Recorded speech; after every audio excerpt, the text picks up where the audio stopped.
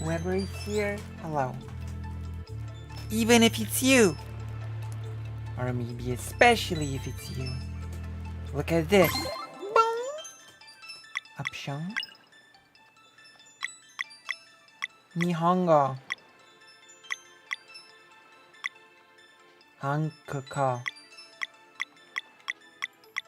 Oh. No Yiddish. Nihongo.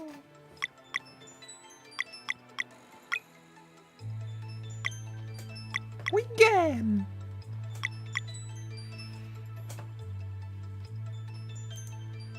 Anybody here? It is time.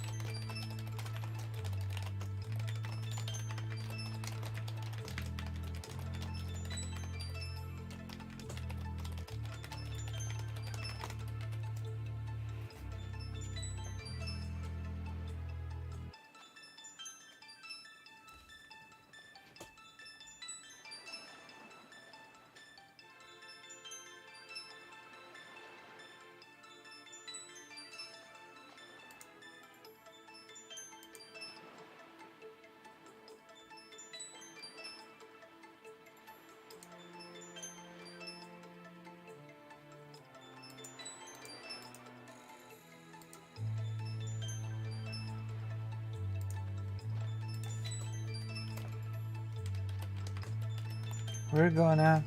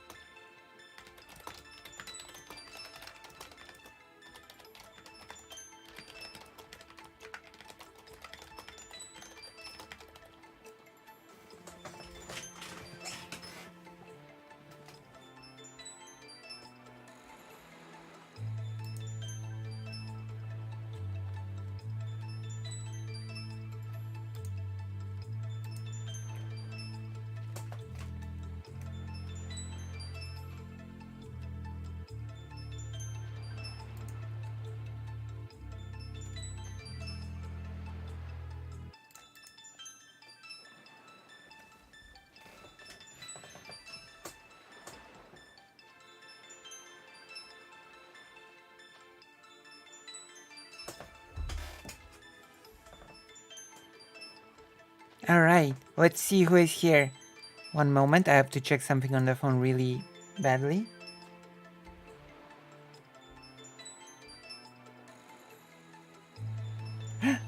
Hello TK, how have you been? How are you TK? Look, this is a new game. It is time. New game. Also join the page. How have you been? I was super tempted to buy this game. Well then, I'm gonna show it to you. And once you see it in its glory, you'll surely be, you know what I mean. Not here, hello! That's right, it does. I played the demo yesterday, and now, thanks to our generous donors, I shall... You know what I shall do? I shall play the full version. We're gonna play as Valere. What cool animation. This is the coolest game ever. I have to tell you. You'll see. I don't have to tell you, you'll see. The coolest, giggliest game.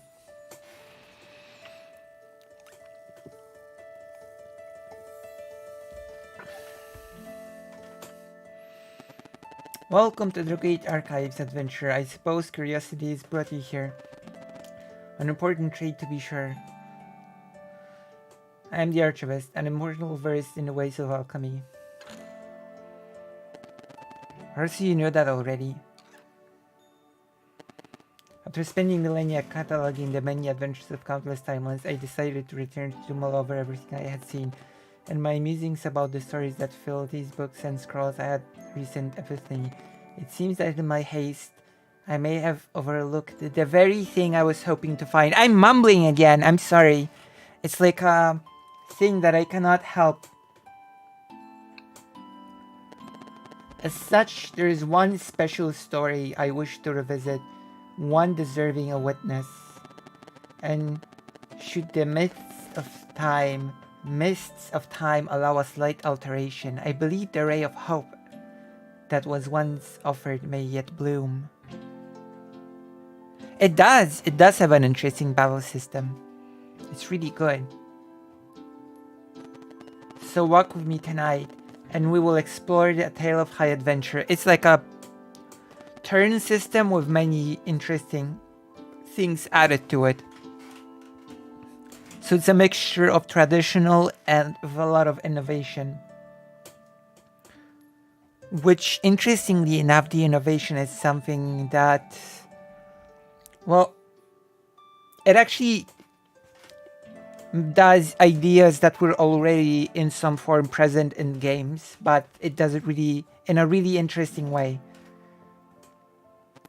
But mostly a tale of heroism, one that I believe will offer valuable insight in the search for a resolution to the throes of the Fleshmancer.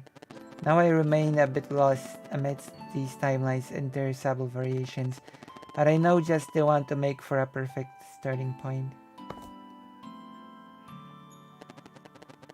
Let us see what we find in here. This person does not respect the books, by the way. Ah yes, our story begins in a world visited by the Fleshmancer generations prior, causing much turmoil and leaving a mark that has yet to be fully cleansed. Somewhere on Evermist Island, two brave children of the solstice are on their way to meet with an immortal spirit. I hope there was a sort of boom recently of indie games that harken to Chrono Trigger. True! I agree. In order to become fully fledged solstice warriors, they will need to learn how to use magic without using magic. It's like a combination of Chrono Trigger but also Grandia a bit. That's what my brother said to me. I might have not played those. We should play more games. Alright, we made it to the mountain trail. So far so good.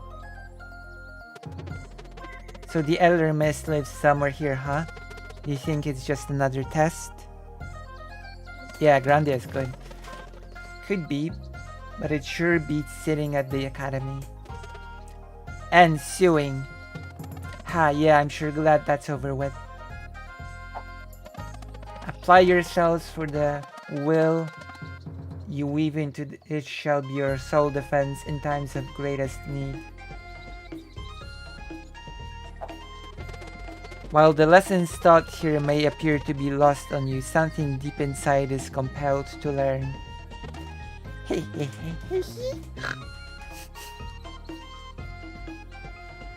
But it's a really good game. Let's make it louder. The soundtrack is pretty good as well. Personally, Grandia 1 and 2 have the best wait time battle system in all RPGs, Japanese RPGs. Trash Greater Rain. My favorite, at least. Yeah, and it might be a hot take, but I actually like Grandia 1 more than 2. Believe it or not. I think the vibe of Grandia 1 was nicer than Grandia 2. We should prepare to set up camp. But I do like Grandia 2. Don't mistake it with me saying that I don't like Grandia 2. I do like it. I just like 1 more than 2. Let's split up and search for a good spot. You know, time for some scouting. I do like the fact that the buildings look like cardboard cutouts. I agree, there's a lot of more depth in Grandia 1. Yeah, it's a great game. We're gonna play it on stream, you know. It's thundering so loud here, I swear I felt my desk vibrate. I hope you'll stay safe. Thunder can be really dangerous. I really like the battle theme in this game, you know? The battle theme really makes me want to do all of the fights all of the time, you know? That's how the transition to she always works, like that. 1 step forward, 2 steps back, right? I don't think I'll ever escape or skip battles in this game. The battle theme is really good.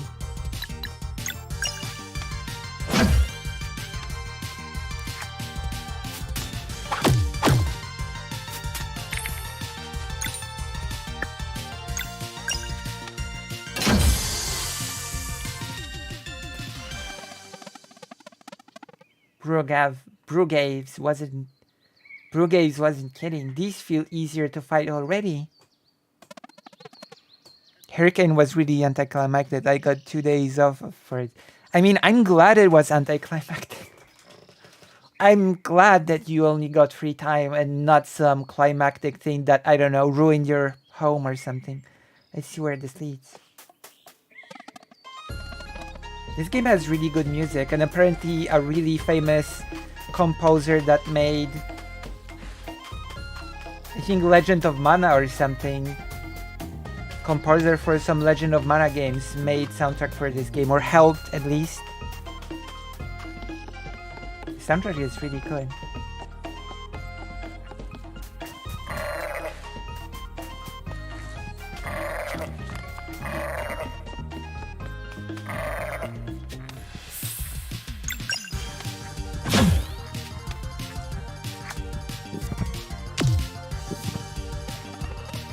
Ouch!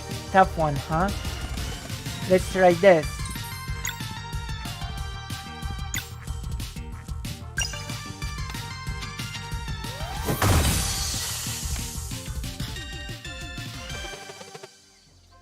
Valerie, found anything?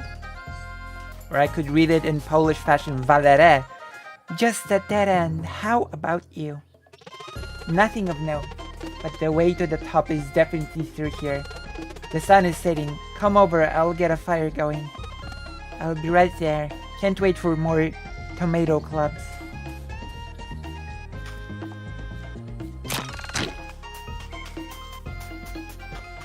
This game is a lot of fun.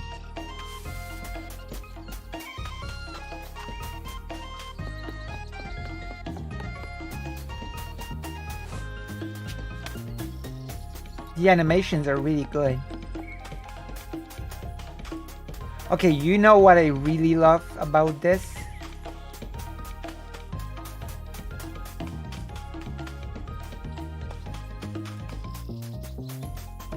And I like the, you know, jumping and climbing.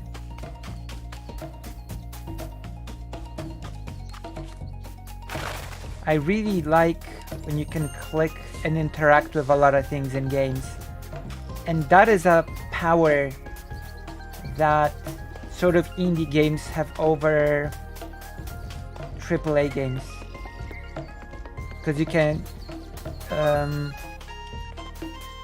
indie games does stylized, really nice graphics and adds a lot of interactivity.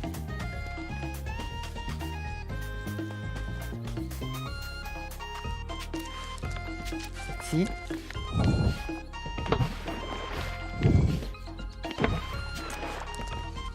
This is just a well-animated sprite goes a long way.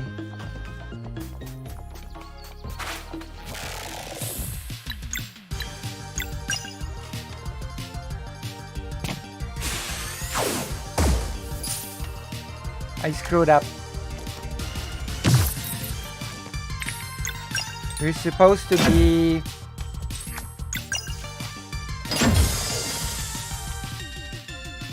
You're supposed to be bouncing. So I messed that up.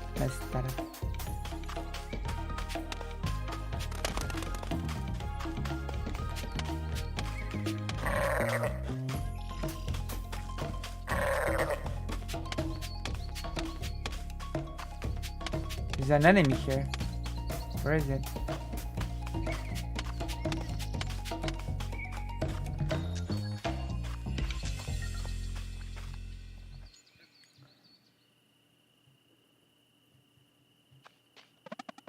Ha!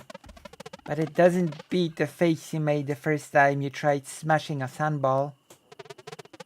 I can still hear the Grandmaster gloating. As I said, whether by paying attention in class or by recklessly attempting to hit a projectile with your open palm, you will learn the first rule of solar magic. To be fair, you did learn. Oh yeah, that one only took once. You ever miss those years before training, just being kids, always daydreaming and getting in trouble? And making mistakes. I'm sorry, Valerie. I didn't mean. It's okay, I understand why he wouldn't want to join us after what happened. It's just... I wish he had said goodbye, you know? After 10 years of not seeing his face, just to know that he's alright. And that we're still friends. Why did we have to get ahead of ourselves anyway? Oh, girl.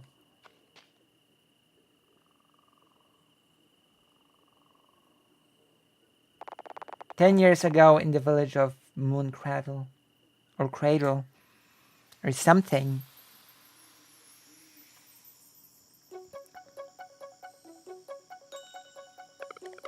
My weapon will be something that hits really hard. And I'll pick a fast one. We'll be unstoppable. Imagine all the wonders we'll find after we leave Evermist Island. I want to see the sleeper." What's that? You've never heard of the sleeper? Stories say it's a giant serpent and it's been sleeping curled up around the mountain since even before there were traveling historians to record it. No way. Sure is, and it's super dangerous too. But don't worry, it can't wake up. Why not? Apparently there's holes in the mountain, and the wind blows through them, and that plays a melody that keeps it asleep. Wow. I want to see it too. It's the bell. Elena and Brugaves are back. Quick, maybe you can catch them before they go to the academy.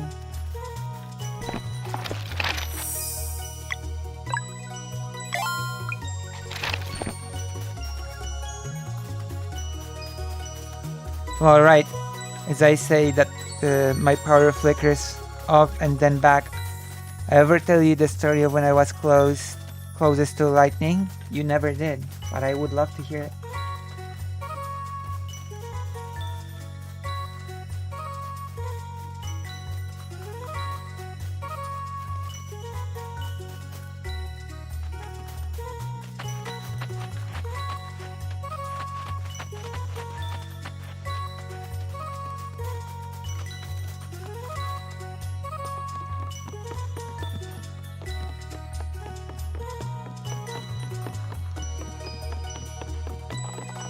Hey there, younglings, are you still playing in that little cave down below?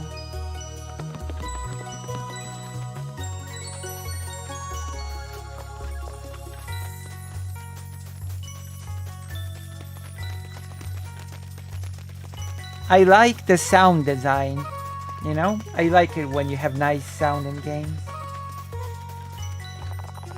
These crops are our main source of food. It's hard work, but I'm reminded every day when we eat together that the effort is well worth it. That's not a big flaw. One time I was doing a delivery for a grocery order, and out of nowhere I heard this buzzing sound faintly, and a moment later lightning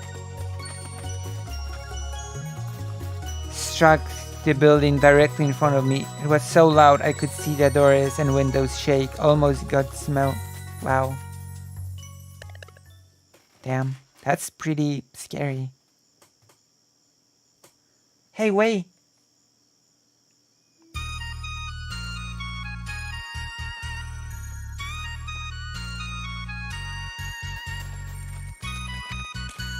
Cute little animations.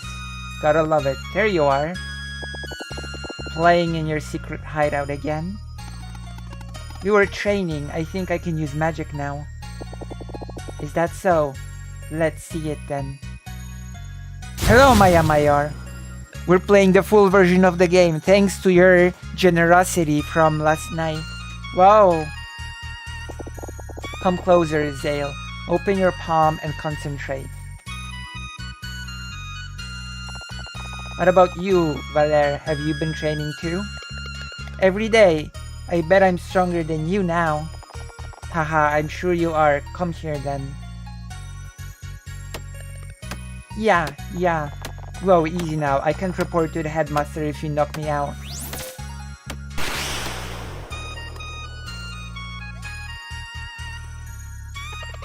That was awesome, Zale. You did it. Solstice Warriors. If you are done with your babysitting duties, I would hear your report. Dots. Right away, Headmaster. Now that I'm seeing it in action, it looks like there's a lot of Breath of Fire in this game's DNA too. Oh yeah, you're right actually. God, I love Breath of Fire. We're gonna play it on stream as well. The whole series. Can we go too? Believe me, once you enter Zen Academy, you'll wish you hadn't. Let's go, Brigades.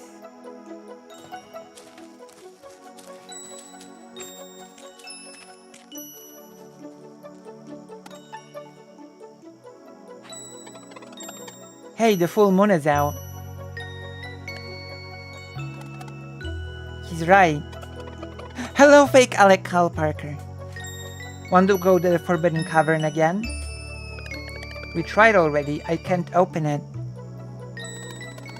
Yeah, but last time we decided maybe the full moon could make the rune more sensitive. I'm sure it'll work. And Marain will be so impressed. He'll take you in for training right away, and then we'll finally be allowed to leave this island. What if he gets mad and delays our training instead? Nah, no way. Well, we can worry about that after I open it. I mean, if I open. Alright, let's go. We're gonna explore the cities now, you know? We're not playing the demo anymore. Plus, the soundtrack is really pleasant. What is your assessment of the game so far, Gigglers? I heard this game is the talk of the town, or rather the internet. Same difference, right? It's like a bar thing. I hope you're not getting into trouble again. Always into trouble. You need to stop trying to open the Forbidden Cave. Never.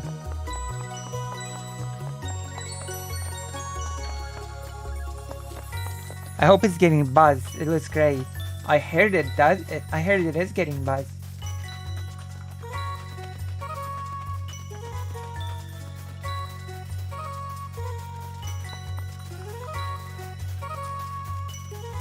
There's another really nice game that I want to play on stream. It's called Chained Echoes.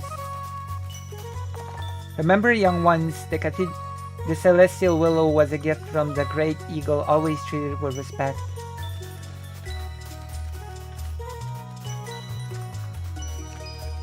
I was planning on buying it at some point. The demo was so fun. And this is the full thing.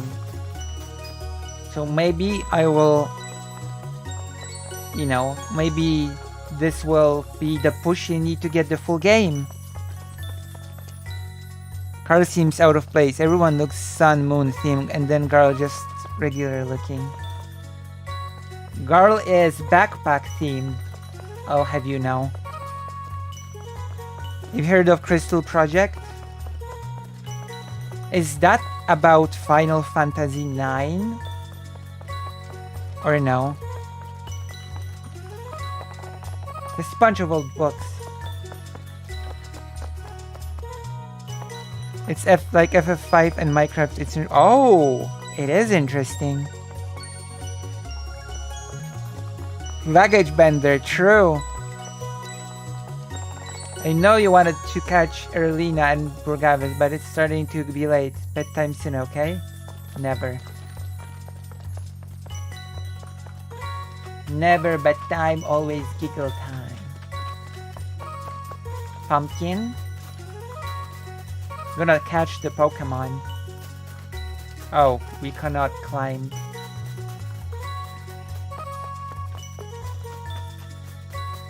Let's go.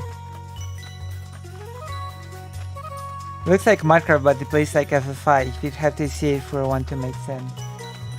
I do want to see it. Can you play it already?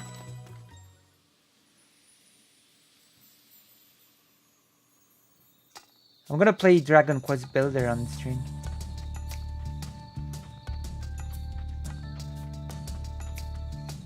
There's a flying city. Oh, maybe I'll play it on stream.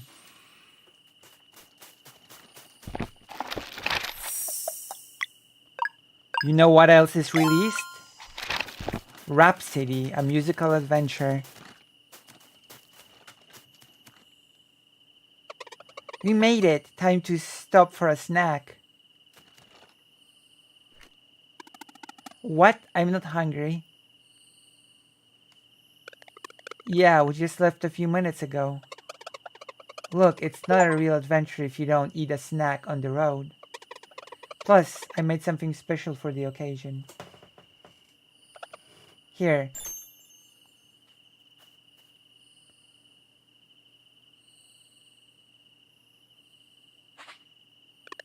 Wow, that's really good. Yeah, no kidding. It's just a sandwich. Glad you like it. It's the jam. I used a bit of sap from the celestial willow. Okay, that's just...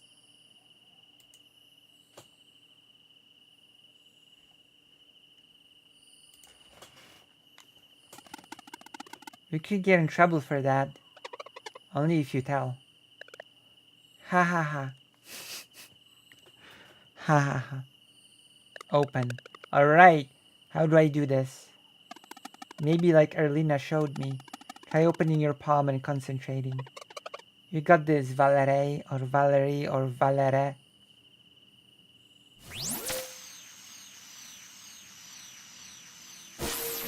Fart from your hand. You fart from your hand.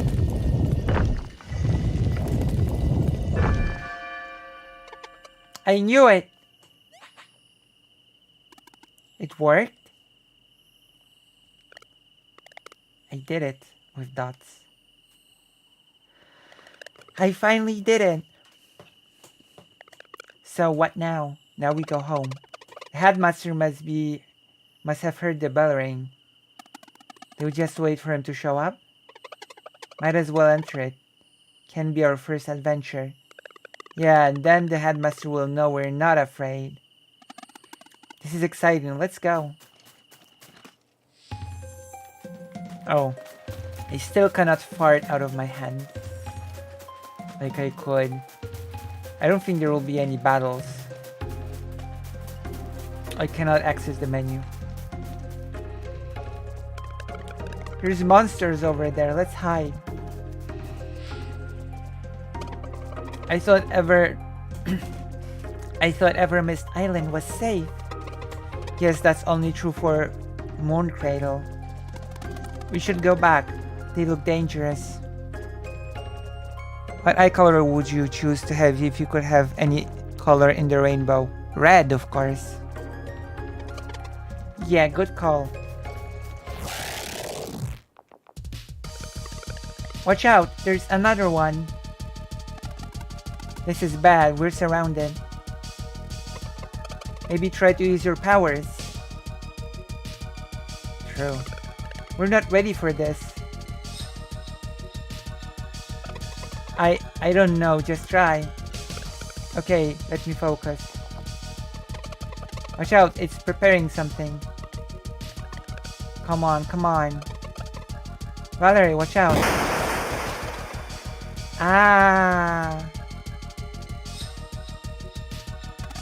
No, Carl. My eye. It really hurts. I can see. There's no escape. It's about to attack again.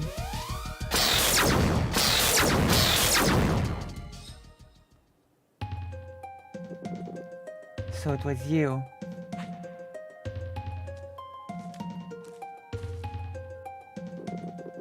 As resourceful as you are reckless, I see. Headmaster, Carl needs help.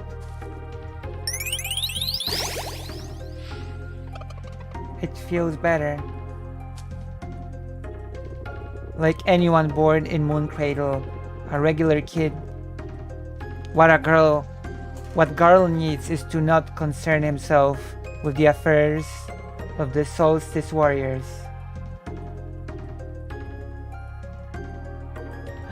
He's just a regular kid.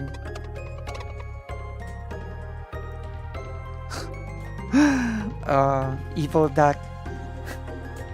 I'm really sorry, Headmaster. It was all my idea. Oh, I took the old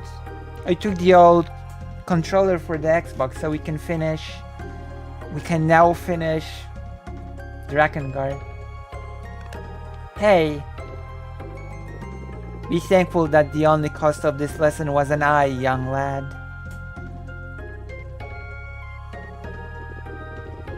As for the two of you, if you are so eager to receive training, I shall oblige. Follow me.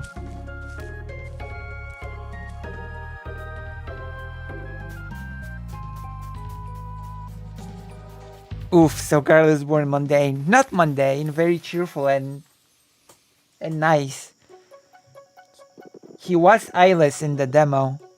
Make sure to treat the wound and soothe the poor kid. This is not the complaining type, but if the pain seems to return, please send for me. Understood, Headmaster. You will not see your friend for a very long time. If you have any parting words, speak them now. Can't he come and stay with us?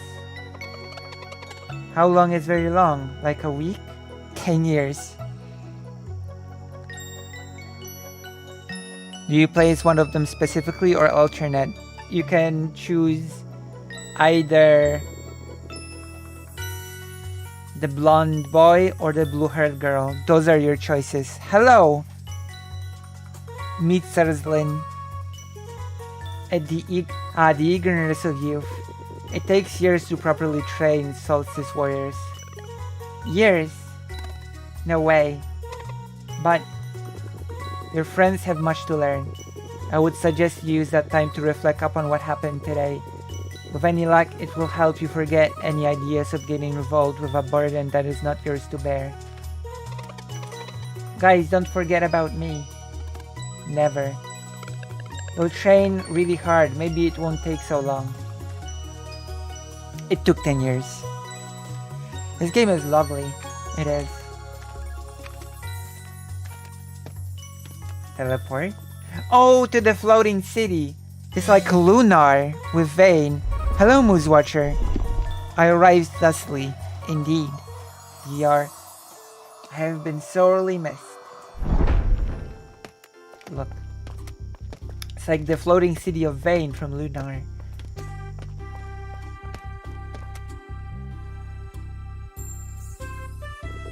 Welcome to Zenith Academy. In this ancient place of knowledge, you will learn everything you need to know in order to become true Solstice warriors. We've been waiting for this for so long. When do we start? Right now. I'm gonna kick your butts. Tomorrow. I believe a proper introduction is in order. Careful now.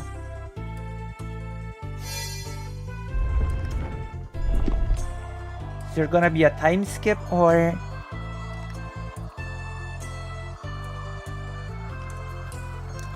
Oh really, it's nice to know I found a community in your channel. Thank you so much for your hard work and dedication. Thank you! To celebrate this, I shall take a sip of the Pepsi, even though Karasu would not approve. Look at this. Got the Pepsi power. I've been thinking since yesterday was extremely generous that I want to do something nice for my brother and my mom. And I think I've just got the idea, you know? Welcome to the classroom in the sky. Wow, it's beautiful. I'm feeling weird resonance like when I opened the Forbidden Cavern. Oh yeah. Wait, I mean... Oh my gosh, it was my yesterday. You were here. You were here last stream. You were here yesterday, I think. No? I reacted to a Chud Logic video. Good on you for noticing that. Getting closer to the stars helps new recruits get acquainted with their innate magic. Are you going back to that today, Lucy? Yes. We are doing part 2. I think it's in the title as well. I was here on Monday. Oh. It's been a while. Yes. I might start having free days on Friday to observe the Shabbat. Oh, sorry, I didn't look at the title. That's okay. If you haven't read the title, it's always fine for me to read it. I just like and then open chat, side chat. Nice. Wednesday and Thursdays. I might have my free days on Tuesdays, Fridays, and then Sundays. We'll find that I'm often clueless when I'm not one to talk. I'm often clueless myself.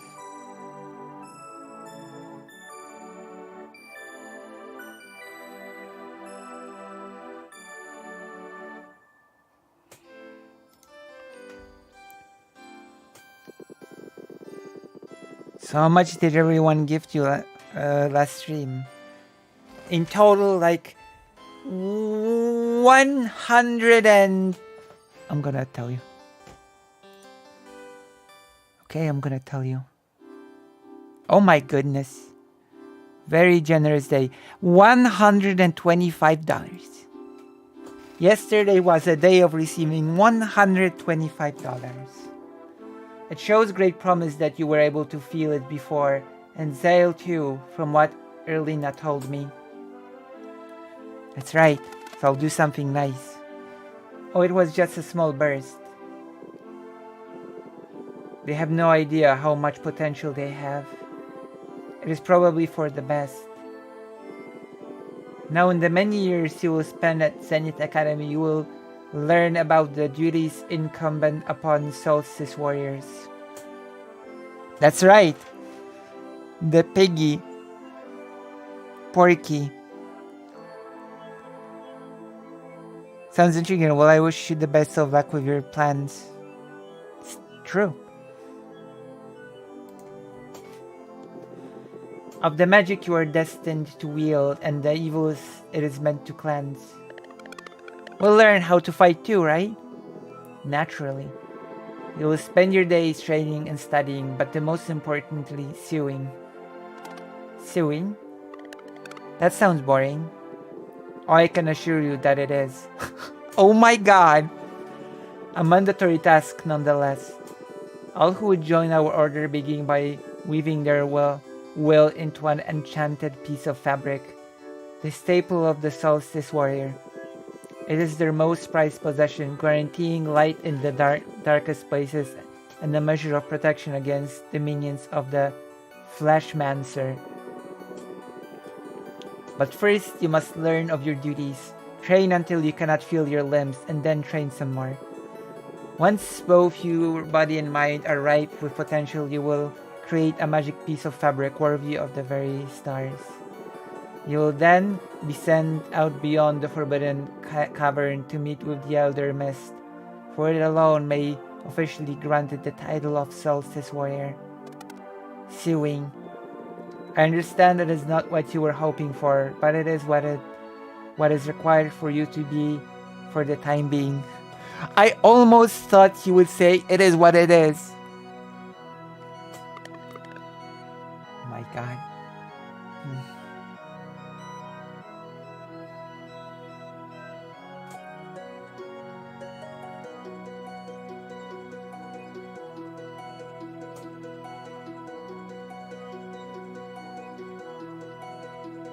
Years of sewing. That will be all for today. You will be spending a lot of time in these halls, so you should make yourselves at home. To your left is training room. You are to go there first thing in the morning. Just above is way to my chambers, so it's not gonna just cut to them being older. It is off limits, of course. And to your right are the dormitories. Just make sure you pick a bed aligned with your innate magic. Feel free to look around, then go to sleep when you are ready. Good night.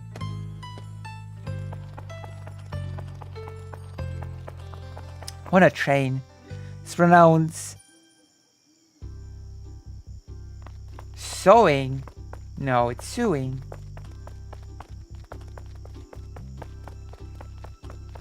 Sewing. Maybe. I don't know. I think both are correct.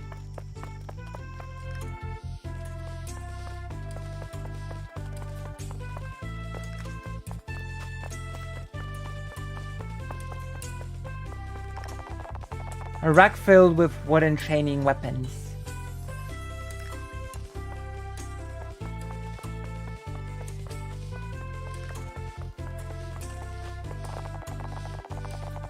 Sewing makes me think of mother pigs.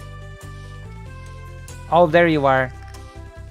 Moraine finally decided that you were ready.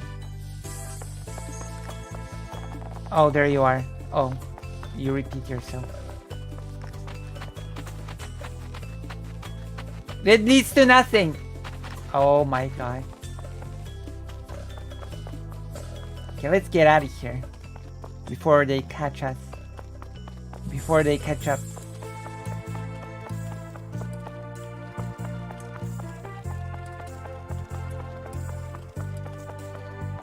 I remember when Erlina and Brugaves were young age, they wouldn't stop running. I feel old now.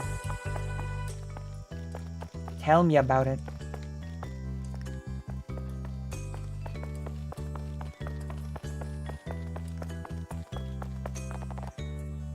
Sewing basics.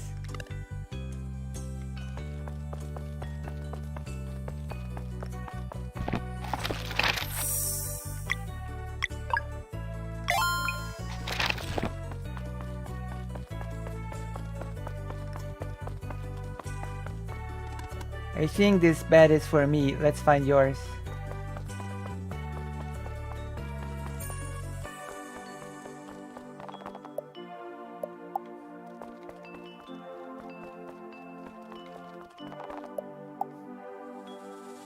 Is there gonna be a training montage or what? the next morning in the training room. Good morning, fellas. Fellas.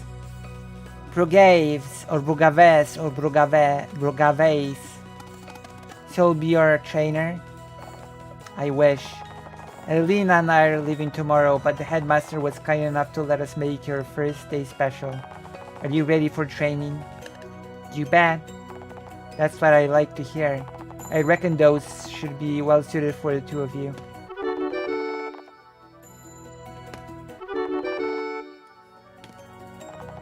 Alright, let's get to work. Okay, is there gonna be a fight? No. Hoof hoof. You got this, Valere, or Valere, or Valerie. Don't give up now. Never.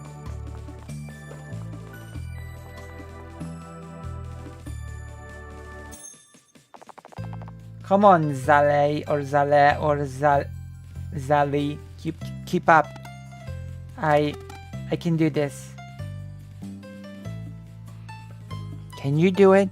Can you do this? 99, 100. That's it for today. You did great. Phew. That was a lot. Feel free to take a break. Erlina will see you on the terrace whenever you're ready. Erlina is ready to see you. She's waiting just outside of the academy's entrance.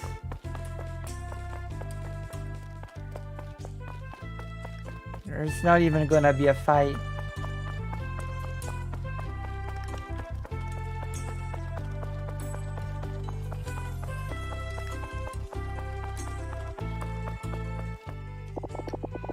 Oh, there you are, ready to learn magic?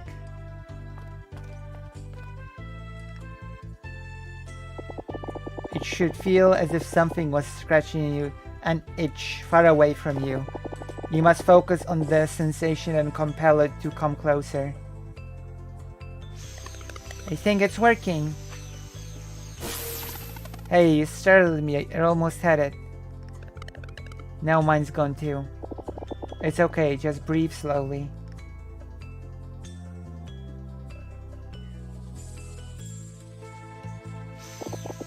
Try to release only when you feel its current passing in front of you. If your timing is true, it will manifest on 3. 1, 2, 3. I think I felt it. It tickles. Right there, you just did the hardest part. I'm sure your training will go well, but one more thing. No matter what the headmaster teaches you, remember that this is your life and... Erlina!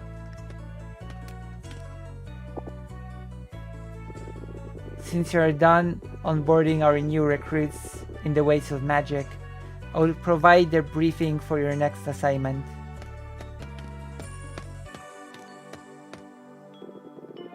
As for the two of you, it is about time you tried that sewing kit. Move along now. Oh no. Okay, sewing kit. And making a magic piece of fabric worthy of the very stars sure is a tall order. Yeah, I have no idea what shape to even make. At least the headmaster said we wouldn't get it right the first time. Well, I'm bored.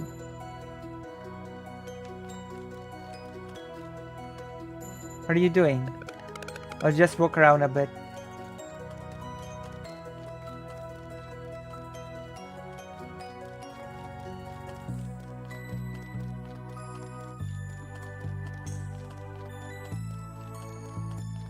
I'm out of here.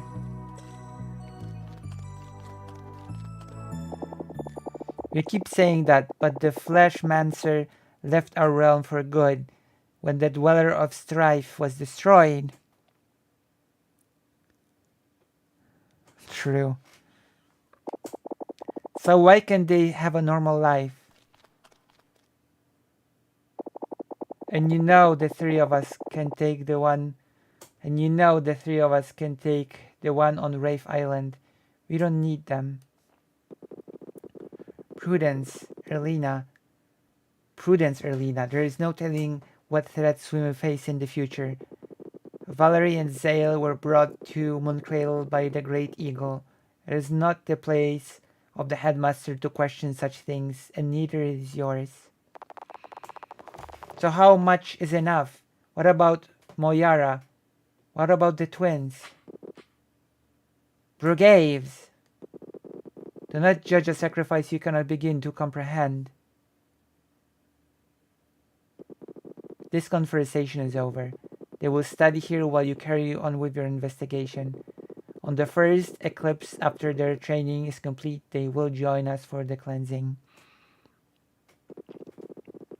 Learn as much as you can until then. Well, I don't understand anything either.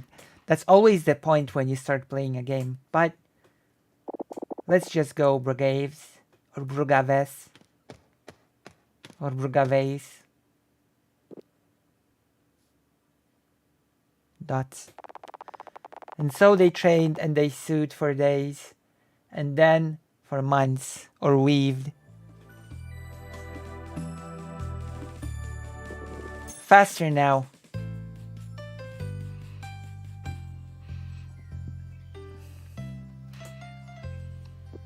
Focused and then release.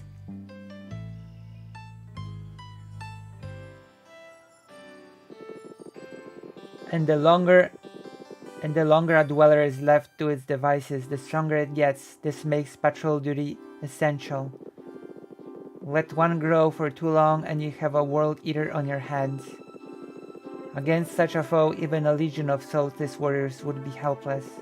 Since delaying only increases the chances of a world eater, cleansings always target the strongest dweller known to us. Headmaster, if dwellers are immune to our magic, how can we fight them?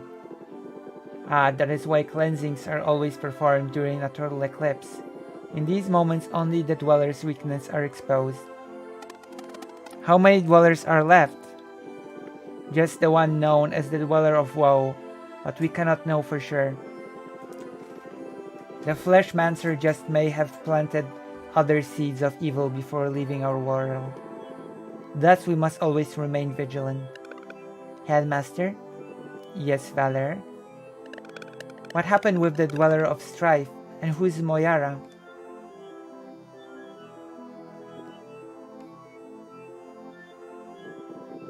That will be all for today.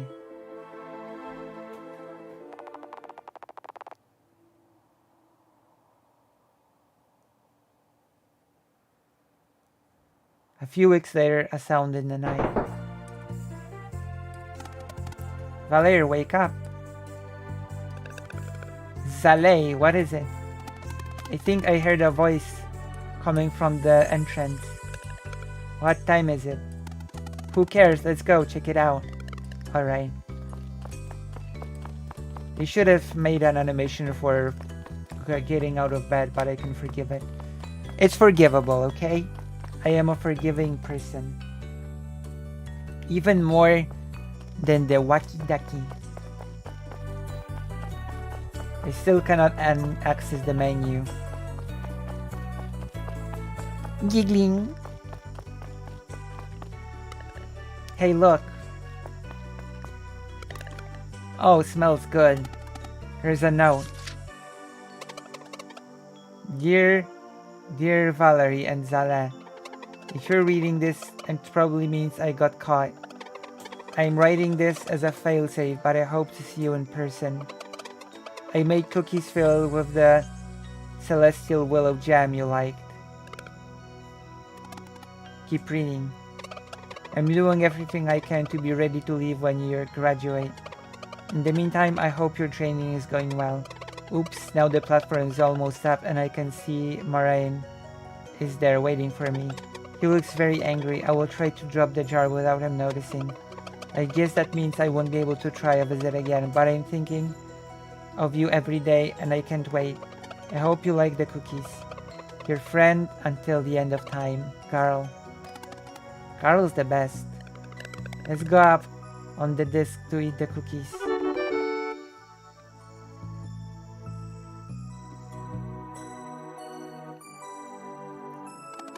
These cookies are amazing. I can't believe Carl was just there. I miss him so much. He seems well, at least, after what happened in the Forbidden Cavern. Knowing him, I bet he smiled it away the next day. Haha, you're probably right. Friend, true.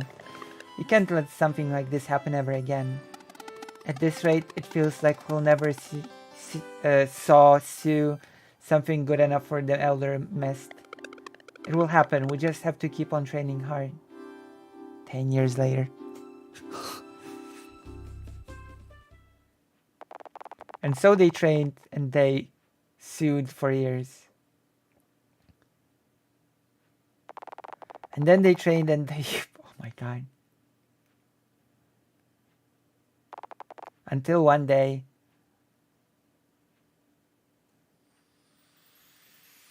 they were ready.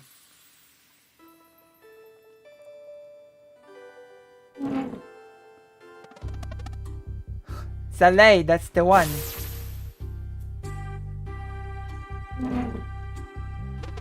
I can feel it too. Hold on. Alright, I think I got it too. Let's go see the headmaster. Now we have the menus. We're gonna fight the headmaster, kick his butt. Let's save. I didn't even think to save all this time. What if the electricity went out? I'm ready. Oh. Oh, it's you. I'm descended from a long line of lucky ones who got to serve directly inside of the academy. Yes, I am. I see.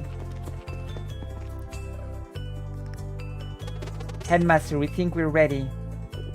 Why yes, the tingling of magic in the air has been building up for a few weeks now. Congratulations, moving forward there will be no more suing. I can deal with that. It will soon be time for you to leave on your journey to meet the Elder Mist. But before we get to that, Zenith Academy has one more challenge for you. Oh, our visitors just arrived. Perfect timing. My, you've both grown pretty strong. Hey, it's good to see you. Erlina and Brugavais are here to help you review the basics of combat. Check in with them. Then it will be time for your final test. Ready to go through the basics of magic? Yes. When enemies prepare spells, you must do everything you can do to prevent them. If you follow your senses, you can try dealing damage of the types that will break their concentration. Simpler spells will only demand normal attacks. Valer can do blunt damage and Zael has slicing. Let's see her break this one.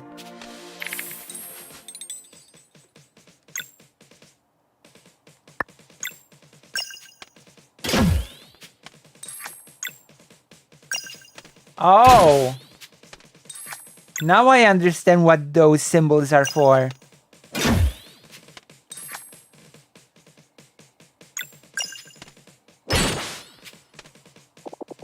Just like that.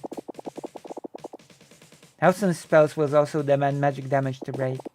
You can control your projectiles now, so let's give it a shot. Zael for sun and Valer for moon.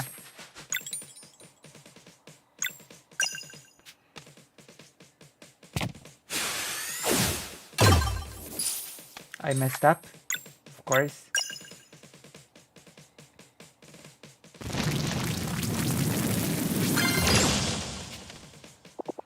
Well done, now you can sense your MP is a bit low, right? To keep up the pace in battle, you must remember to regenerate MP. Let's build it back up a bit. Hit me with a normal attack now.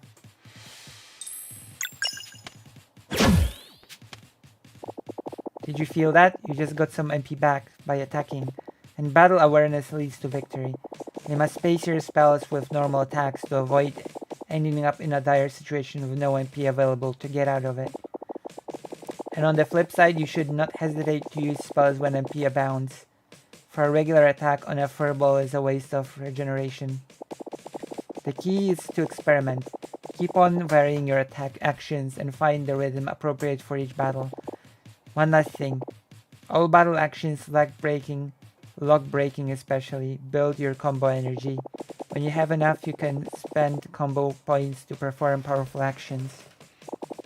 Combos cost no MP and are lost after battle, so you should never hesitate to use them. Moraine told me you came up with your first combo attack. Show it to me.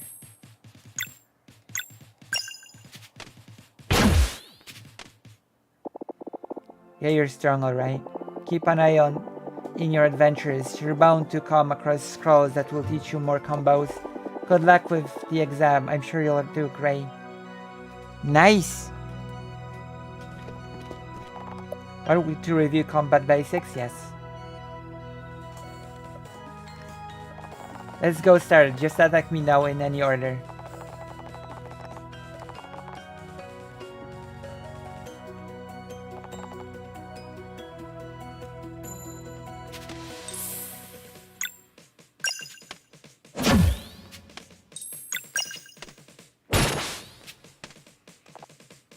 Good. Focus is paramount whenever you perform attacks and skills.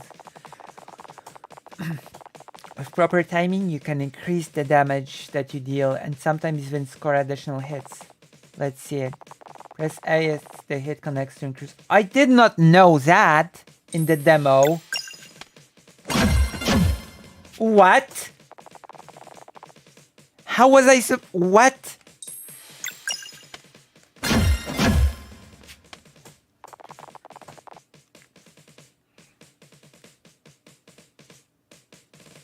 Well, I finished the demo.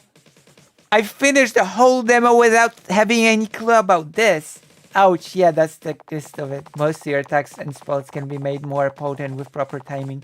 Some also keep going with more hits until you miss. And remember to think of timed hits as a welcome addition when you pull it off, rather than something you're supposed to do perfectly all the time. Nice. The game is already making me feel better about messing it up in the future. So don't worry about it too much. Just keep on trying and your sense for it will develop over time. Okay, now for timing your blocks. Timing your what? Timing your what now? Let's get the full guy on here. What? Excuse me? To be efficient in battle, you must pay attention to anything that starts moving. With proper timing, you can reduce the damage of an incoming attack or spells by block. I never blocked.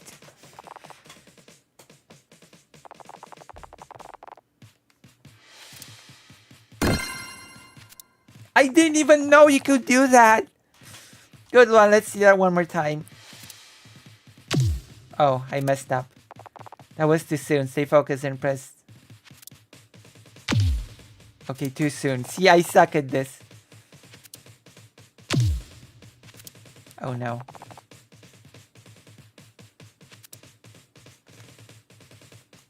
Oh.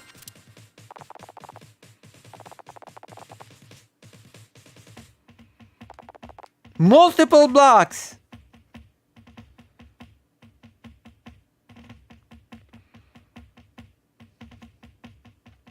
But don't be too hard on yourself. No one is expected to block everything all the time. It's not about getting it perfectly all the time, but rather building a growing sense for it. Just think of a timed block as a welcome bonus whenever you happen to pull it off. Key is remembering they read your enemies and keep trying. Or one more thing. When a party member gets knocked out in battle, you'll need to switch to more defensive mode. Chaos allies will get back on their own at 50% HP once all the kill stars are gone. One kill star is removed at the end of each round. The more you fall during the same battle, the more kill stars there are, so be careful. If all party members go down, it's game over. Fight and survive until Zale returns.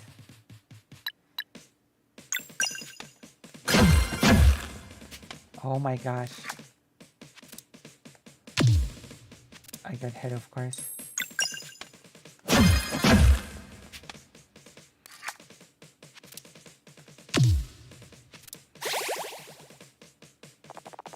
And there you have it. Good work today. I'm sure the exam will be a breeze. Mine will see you to the final test. I'm sure you'll do great. Are you ready for the final test then? Ready? Ready!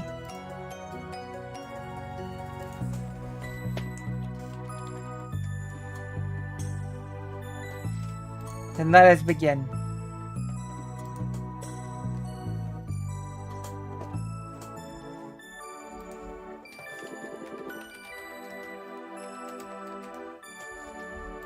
The big day has finally come. Over the years, Zenith Academy has tested you in many ways. It will now test you one last time. Have you prepared your vows? Yes, Headmaster. Yes, Headmaster. Yes, yes. Then speak them now. You go first, Zalei. Okay. Ahem. So that I may use my agility to cleanse the world and protect my companions, I will enter the world as a blade dancer. I choose the curved blade as it will not hinder my speed or reflexes. Reflexes. Welcome, blade dancer.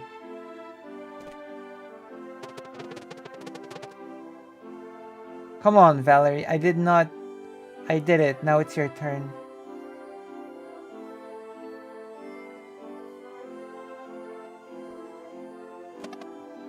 Ahem. Let's see, what did you think of the Headmaster in Transformers? The 4th season of G1? It could have been better. So that I may use my strength to... But the concept is pretty interesting, I have to admit. So that I may use my strength to inspire hope and eradicate evil, I will become a battle monk. I choose this stuff for it won't break no matter how hard I try. Welcome, battle monk. Today you must demonstrate mastery of everything Zenith Academy has taught you. Your final challenge awaits below. Please step aside. Oh, before I forget, here's a little something to keep you healthful.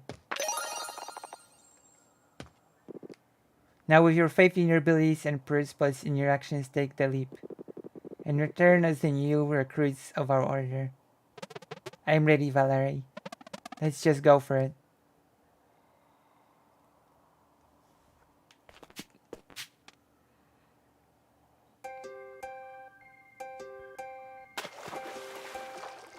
Wouldn't you crash on the water from such a height? Wouldn't you crash on the water like on concrete from such a height? Oh well.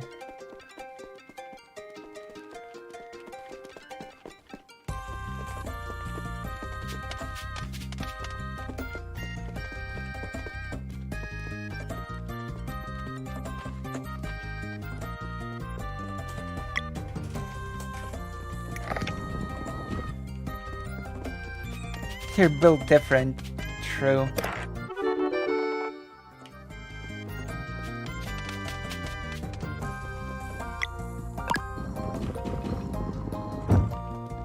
Enemy! I destroy you.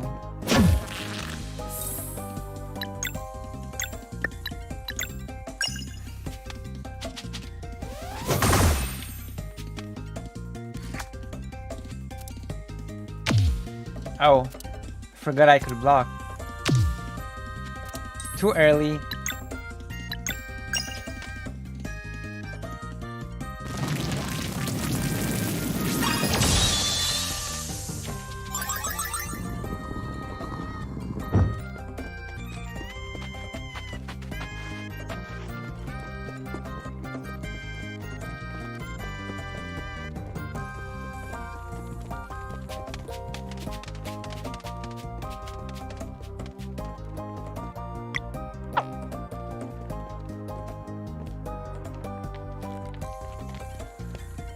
Oh.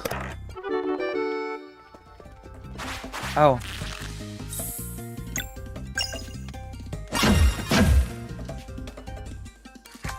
I cannot believe I didn't know you could do these things. There we go! Oh, too late.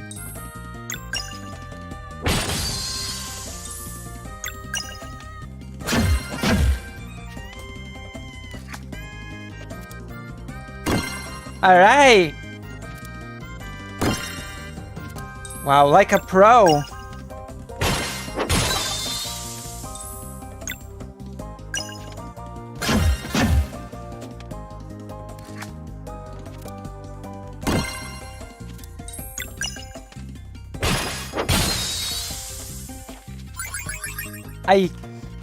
I cannot believe I finished the whole demo without knowing how to block her chain combos.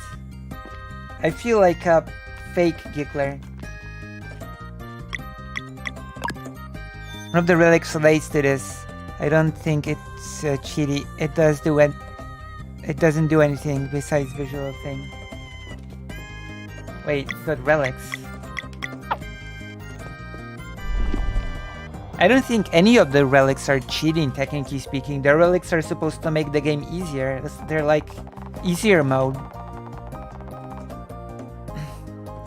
They haven't even been to the other side of the Forbidden Cavern yet. How could they understand? So you don't think we should at least try and explain? You've seen how strong they are, Verd. It'll be a walk in the park. Let's see them off then. Giggling!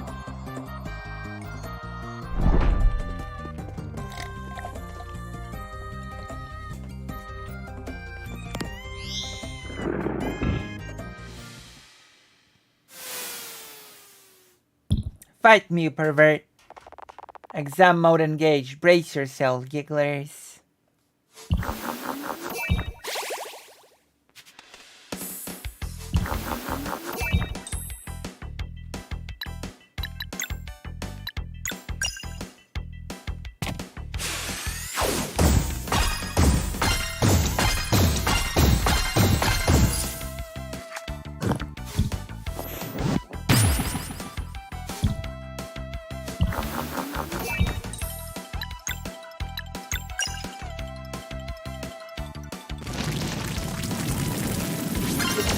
Boom!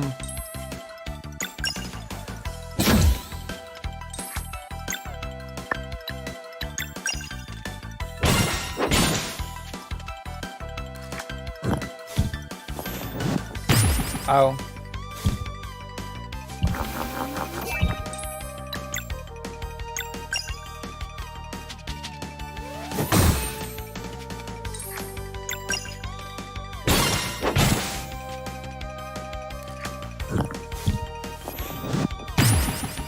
Too late.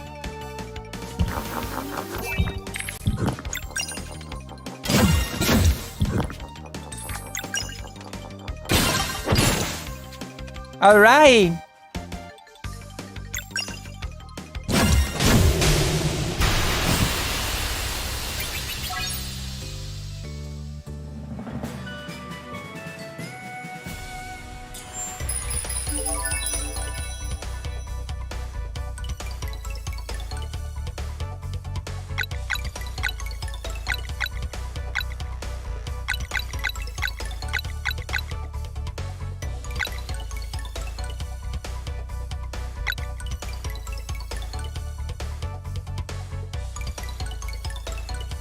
Which one would be best?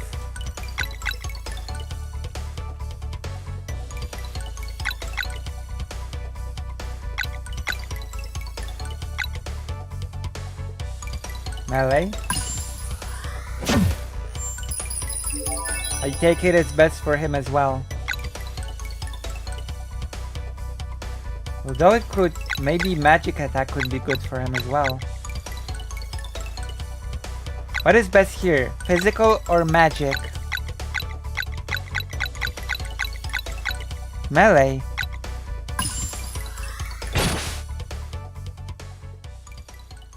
Oh.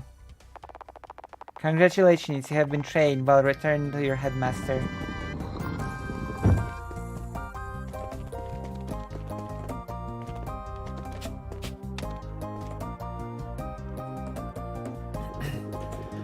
Congratulations, Valer and Zala. You have learned everything Zenith Academy had to teach you. Ha. Hey, Connor! I'm using an old Xbox controller, so we might end up finishing Drakengard today. If you will. It's been a while, Connor. You've just returned for me to attempt to finish Drakengard. Isn't that a nice thing? We did it. In record time, too. You must now learn of our ultimate power, the ability to use magic without using magic. What? But that knowledge is for the Elder Mist to impart. Come, the villagers have gathered to celebrate your departure. Well, ending A at least, true. And then we'll get the other endings. It is on special days such as this that the citizens of Moon Cradle are reminded of the importance of their duties. Where's Garl? I don't see him. Many years ago, Valer and Zale were delivered to us by the Great Eagle. Deliveries on 2 solstices in a row to Boo. A very rare occurrence. Don't know how long I'll be able to hang out though. I'm leaving to buy a suit for my cousin's wedding. Oh, okay. Girl isn't dead, is he? Well, he was in the demo, so probably not. Oh, I remember. Gran was so happy to get to meet 2 more before she passed. I miss Gran. Although we have come together to nurture and protect them, just like your ancestors have done for so many children of the solstice before.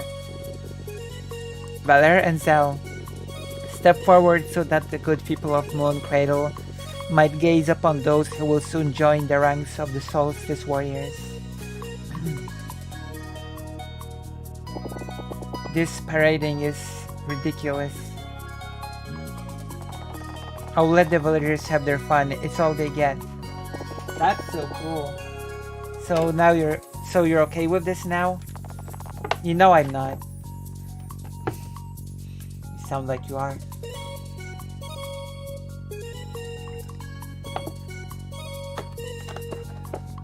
In fact, you sound like a pervert. Just gonna say it.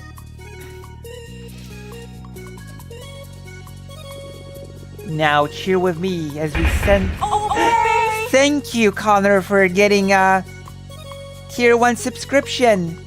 Money. Thank you. Oh my goodness. Thank you, Connor. Thank you. Now cheer with me as we send those young heroes out across the Forbidden Cavern to meet the Elder Mist. Hooray. To the gate. I think I know what will happen. What do we do? I want to see Garl before leaving. I guess we have to play along for now. Fingers crossed that we can come back after meeting this Elder Mist. Fingers and toes. I think I know what will happen. The classic thing. You'll see. Valer Azael, you must undertake this journey on your own now. We will not fail, Headmaster.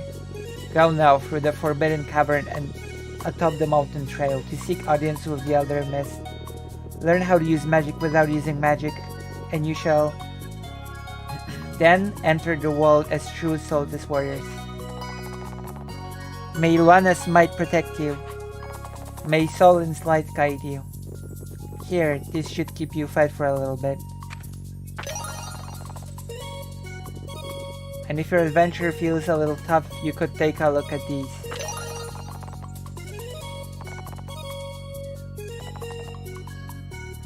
Relics. We'll see what they do. Remember to keep an eye on for merchants selling any valuables you find. Will keep... Wait. Merchants? Now wherever your adventures take you, you must remember your first assignment. After the Elder Mist sends you out into the world, you must secure passage to Wraith Island in time for the next eclipse. And do keep on training for direct clearings. I think and believe he wants them fighting a dweller already. That's Moraine for you. We weren't much older the first time. Couldn't stand being a white name. Also, I'm gonna send you a couple Discord DMs. Don't bother checking them until after stream since they're not time sensitive and you wouldn't be able to act on them until after stream anyway. Ah, okay. Yeah, but we'll find a way. Safe journeys, and may you cleanse this world. May you cleanse this world.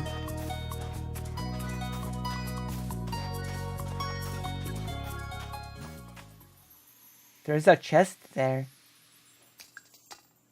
Should I come back? There was a chest there. I hate leaving a chest. It makes me nervous.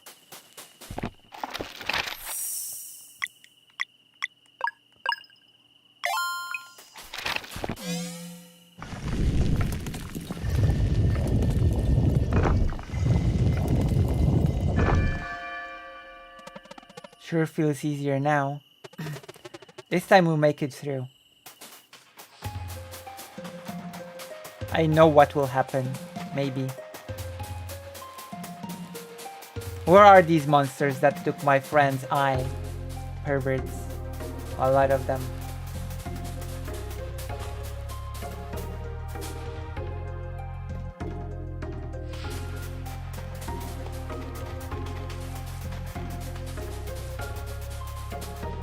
Huh.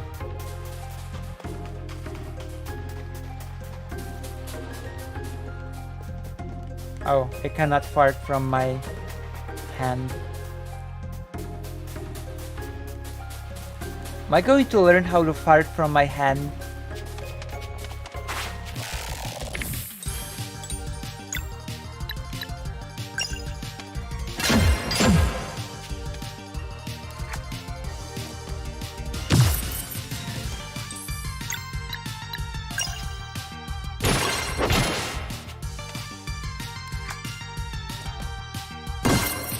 There we go.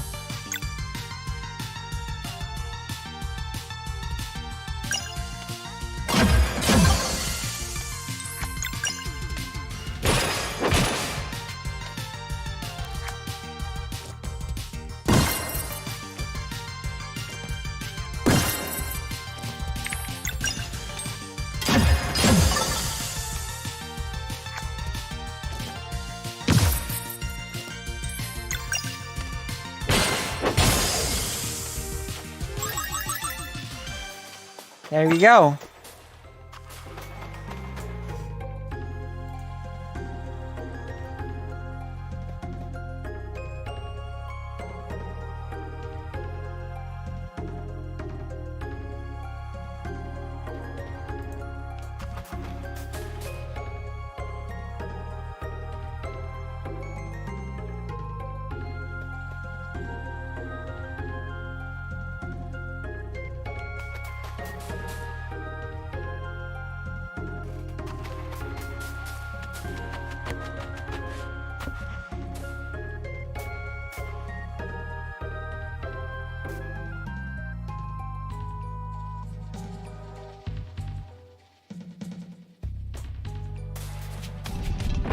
Wow.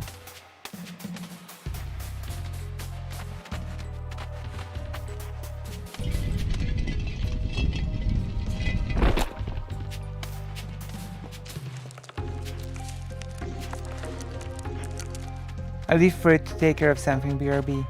Okay. We did it. We might be able to fart just yet, but already we are professional fartsters. Oh, amazing.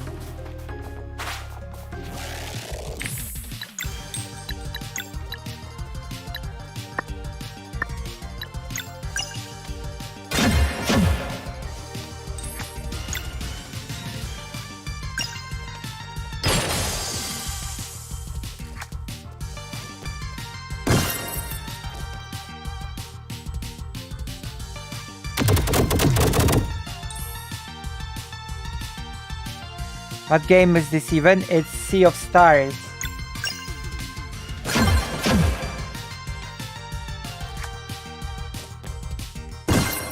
Blocked.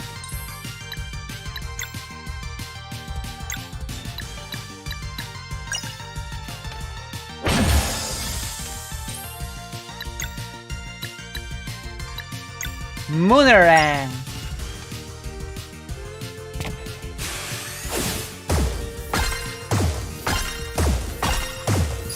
Oh, I messed up.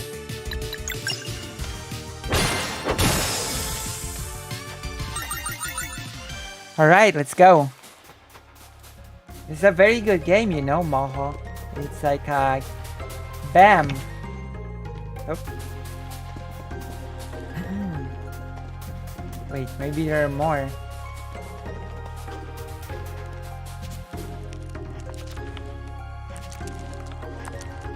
It's locked. Maybe the key's in the chest just up there. It's out of reach for now. Let's look around. Oh wait.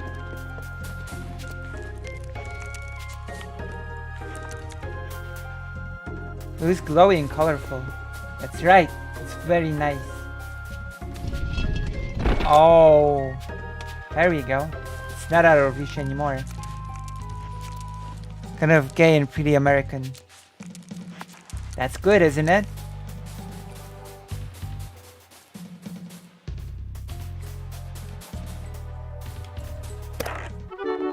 Found one forbidden cavern key.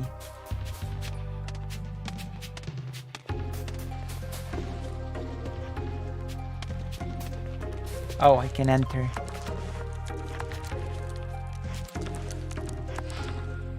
Wait, where's the door? Oh! There we go. Yeah, stuff good. It's true. Forbidden. We did it. We enter now. Found one mushroom soup. Varians I learned combo skill Mending Light. Found one shiny pearl. Wait, what does that do?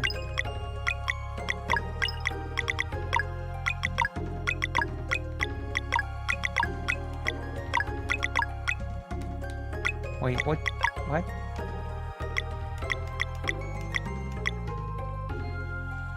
Oh, meant to be sold. Okay, well, let's see relics. Oh my gosh.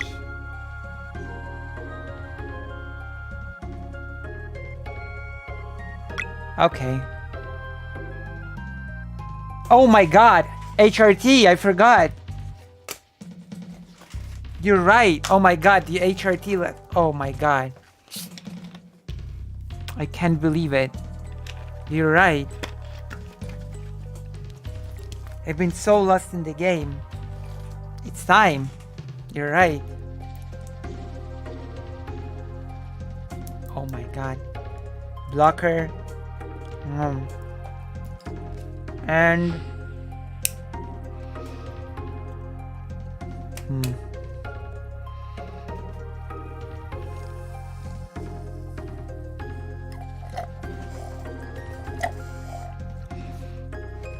okay.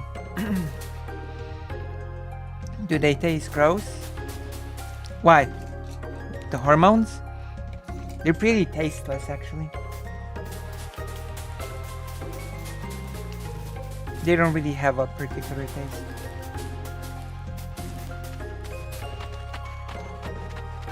Can't tell if that's a still image of a cat or they're just not moving at all. Oh, it's a still image. It's a photo.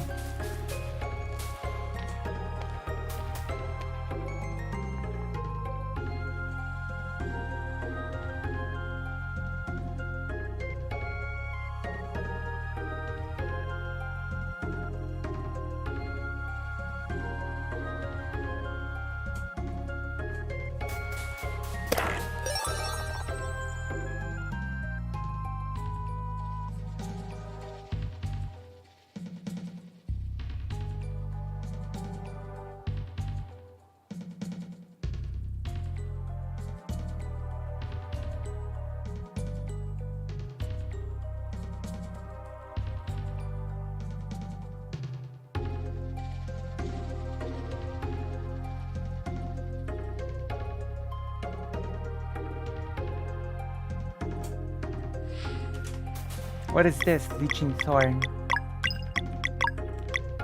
Normal attacks heal for 15. Wow, that's really good. Thankfully, it's the only tablet I can bring us his platform. My Panastol takes terrible.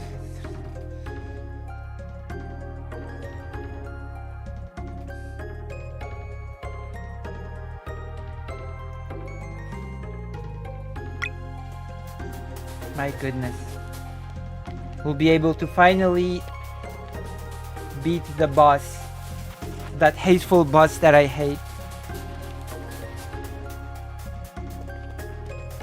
Wait, what did I... Oh yeah, I got the thing. Okay, where do I go now? Oh, here. Enemies!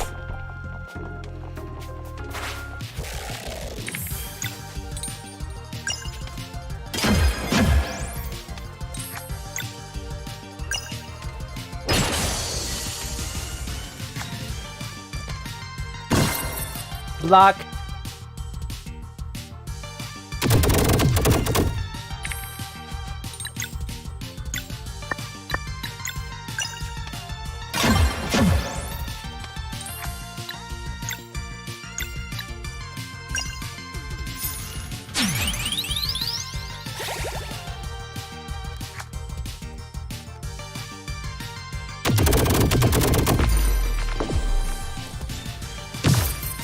Uh-oh.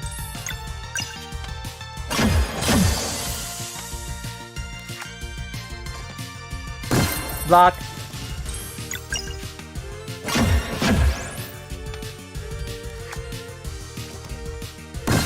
Got him.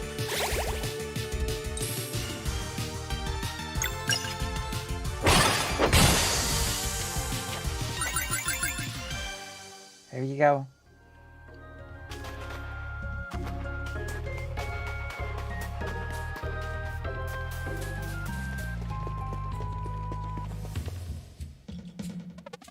The device is broken. We can't activate the bridge. There seems to be a detour through there to the left. Worth a shot.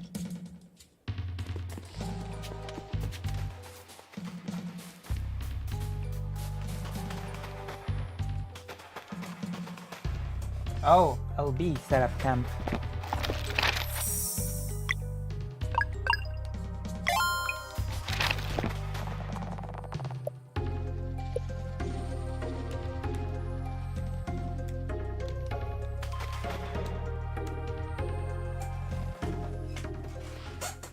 I'm gonna go to the toilet real quick.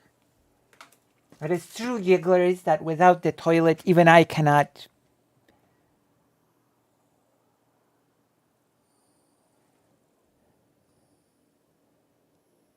Oh. Me? I'm supposed to swallow it. My blocker is called Androcur. And this is called Estrofem. So I was told to just swallow. Swallow. Like a real giggler would. Or should. Do you understand my feelings? Do you understand my feelings? BRB. Don't go anywhere. In fact, get more people in here.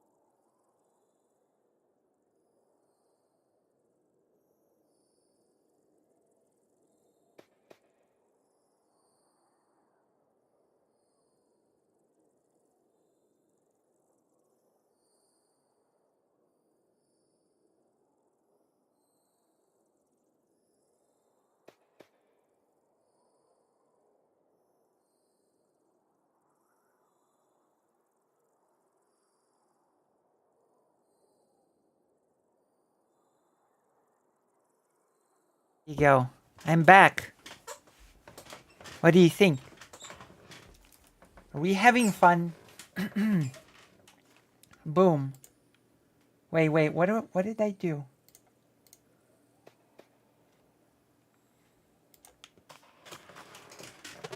Shame we didn't get to see Garl before leaving.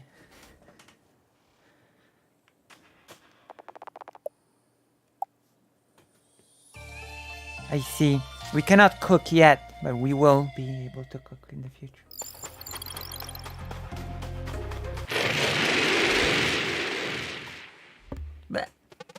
Valere, sounds big. Get ready.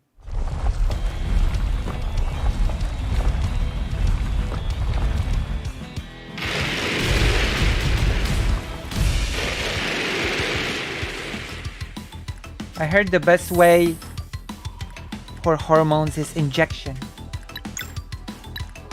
Moonerang.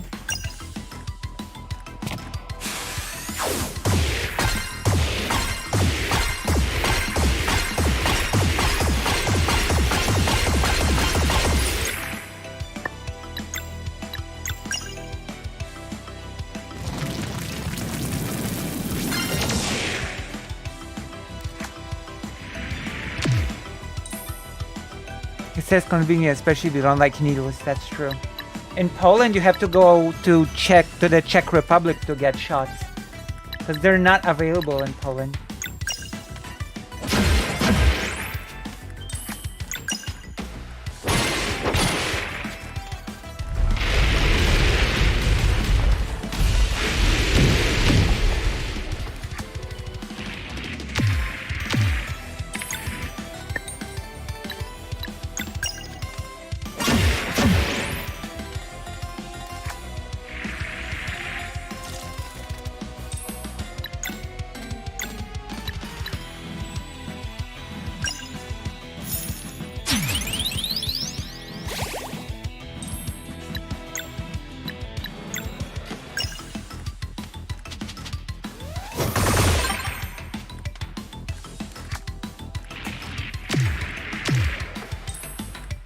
Could not block this one.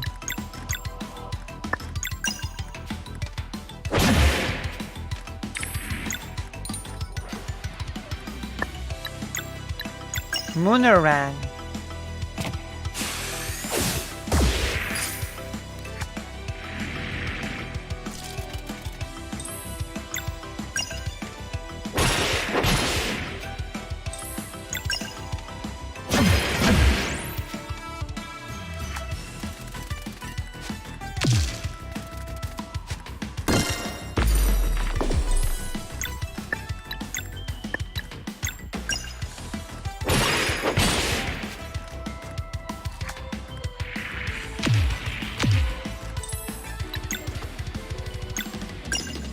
I'm bad at dodge blocking. That hermit is... I should block better.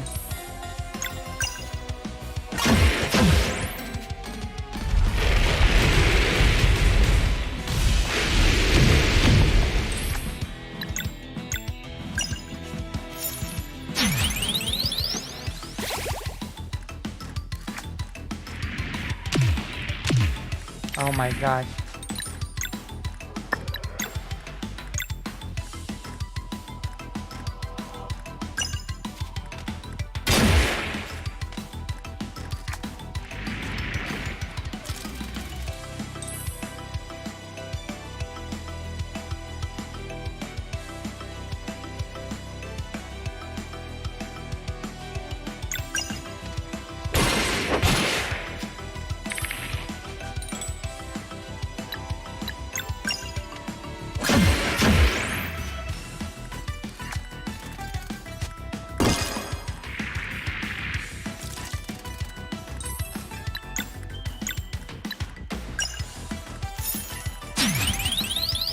Wow.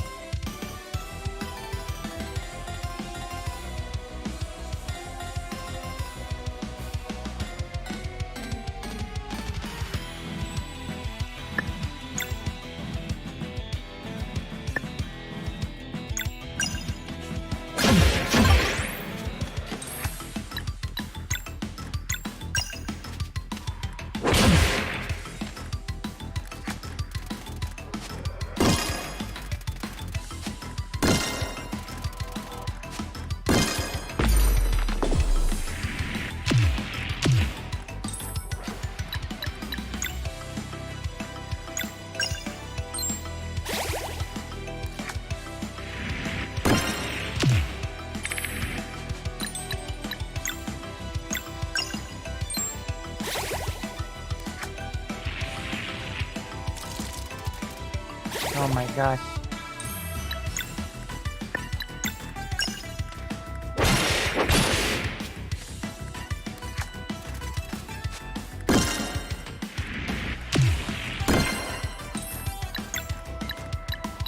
Crescent arc.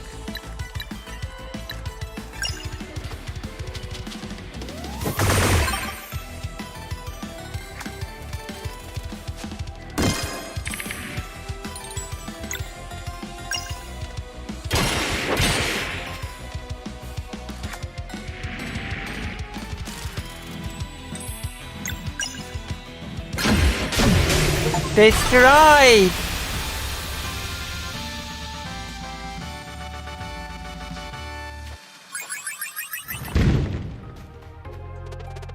Our first big one.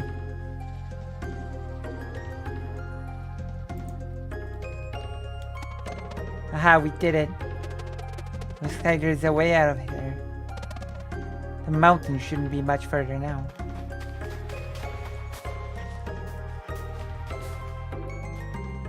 Oh.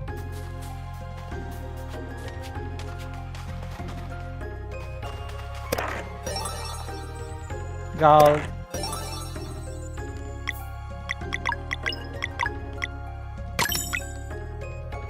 Thank you, Gigglers. Oh my goodness. You're really getting into the game today, huh?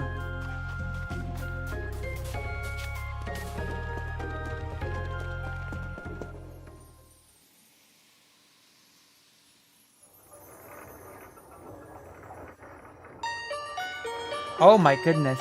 Are these bad guys? 4. Things are starting to move. I am eager to see what these two can do. Eager and impatient too. For now we wait. 3, you know what to do.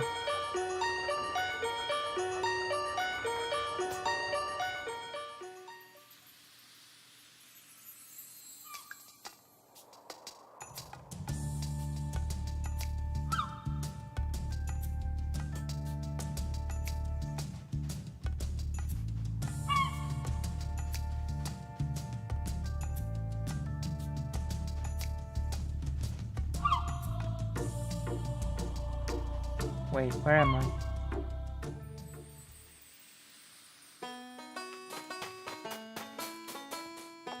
Hey there, were you looking for anything in particular?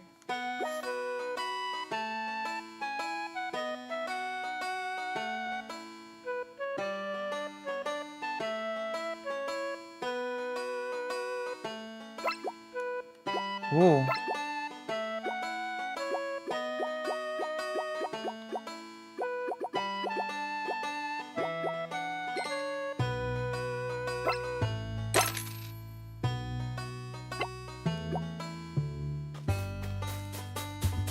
I guess I can fish.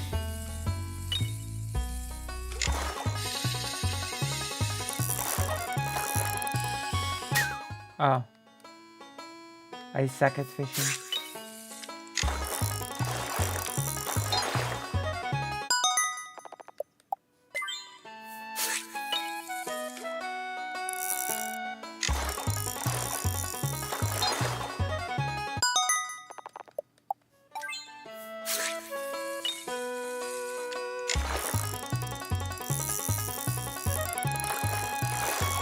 Oh, I understand now. I think I figured out fishing.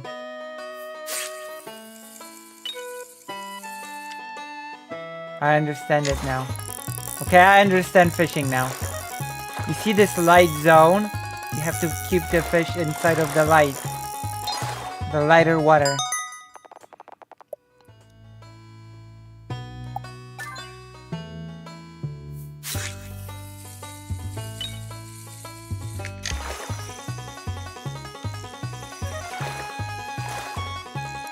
Oh.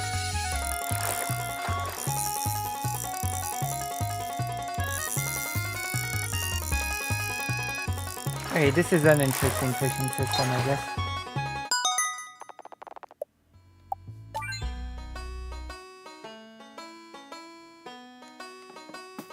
Okay, let's get out of here. We'll be able to cook later.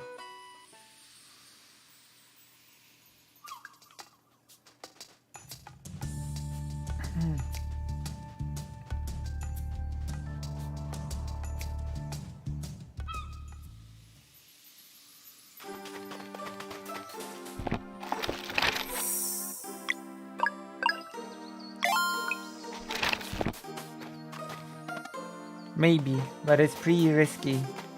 Because there's a risk of rejection. You know? I feel like the best thing would be to grow organs out of your own body. If that makes sense. Alright, we made it to the mountain trail. So far so good. We're back to the start of the game. So the other lives somewhere here, huh? True, we're back to the start of the game. I really hope we'll get a chance to return to Moon Cradle after this. What if we're sent out into the world right away? Yeah, I don't know.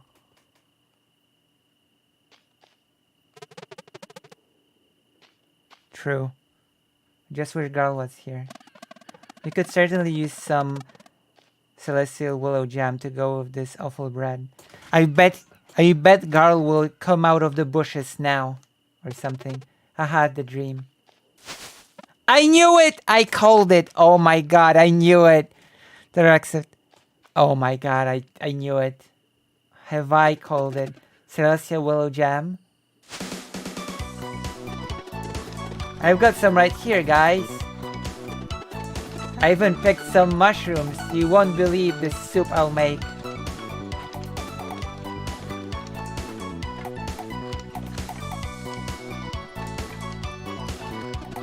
Oh, and I found some herbs in the Forbidden Cavern. They'll do just right. Carl. What? You didn't really think I was going to let you go on an adventure without me, did you? Carl. Ha ha ha, it's so good to see you two again. You look so strong now. Hey, why didn't you show up for our departure? Are you kidding? There was absolutely no announcement. As soon as I heard everyone gather, I went out to our hideout to pack my stuff, but you left so fast. Guys, I'm so pumped for this journey. I know all about survival now. Fishing and gathering and cooking and... What's wrong? You can't actually come with us. We just wanted to say goodbye. We're on duty now and it's pretty dangerous.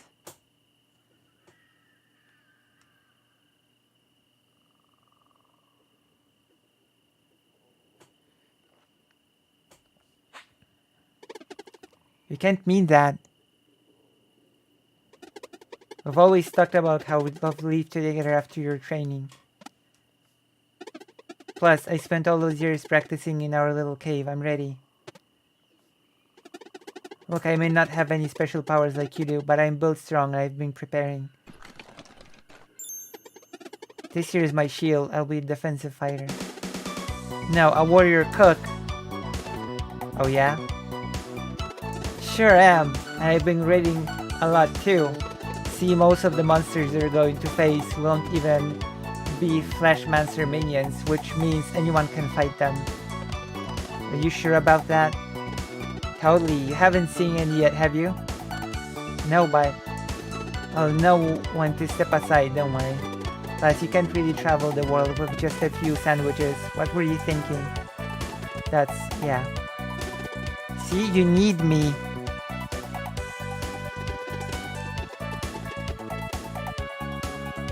Just do your solstice warrior duties and I'll keep your bellies full.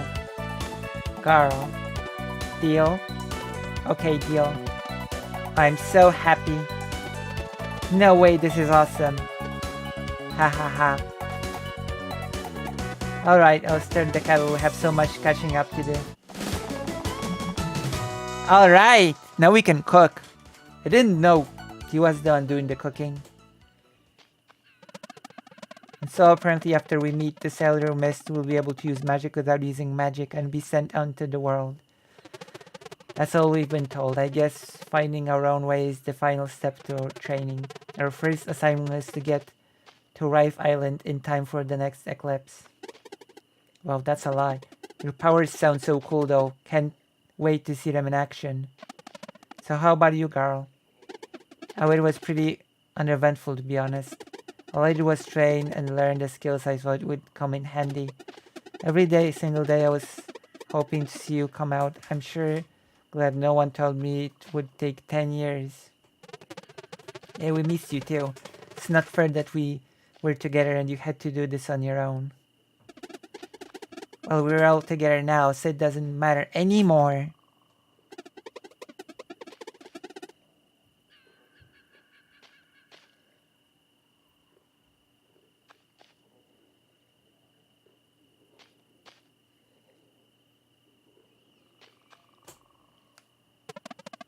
Hey, this soup is unreal, by the way. Right? That's really sad, by the way. Food is one of the biggest pleasures in life, after all. Well, so how much food did you pack? Just enough for a week meals. It's better to travel light, and there's ingredients everywhere if you know how to look. Or where to look.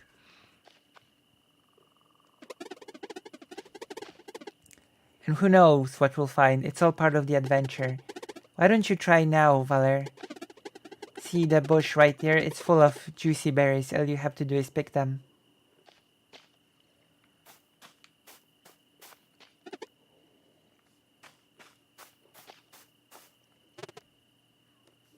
It didn't feel right with that girl.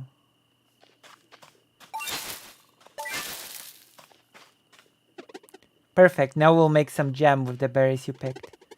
Just interact with the campfire and get ready to cook.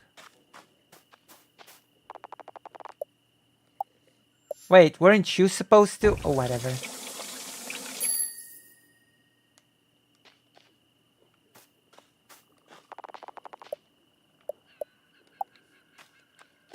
See, you're a natural. I can eat that jam later when we need to heal up. Thanks for the tips, Carl. That's going to come in handy for sure. I'll mention it. I'm ready for some sleep. Same here. And nothing but the stars above us. I'm loving this life already. Kyle, I'm really glad you're here. Hi, I was just about to say that. Me too, guys. I wouldn't want to be anywhere else. Well, good night then. Ah. Oh, gigglers. It's so nice, so nice. Finally, another party member.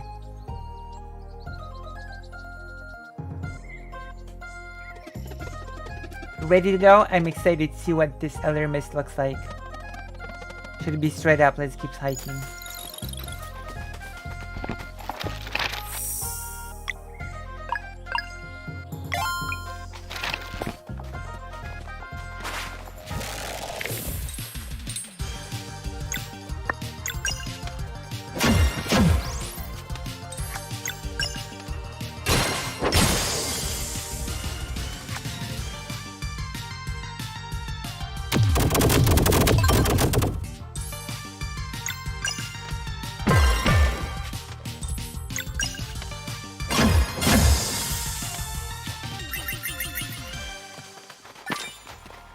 Huh.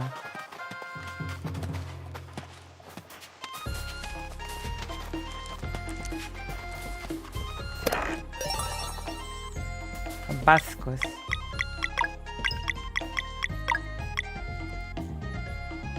Oh, that's cool.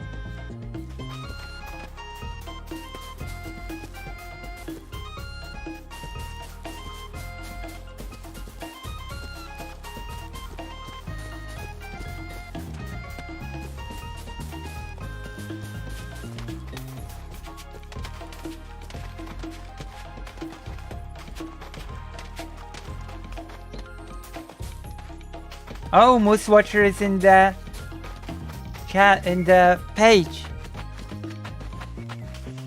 It's true. It's really sad to not feel taste of food.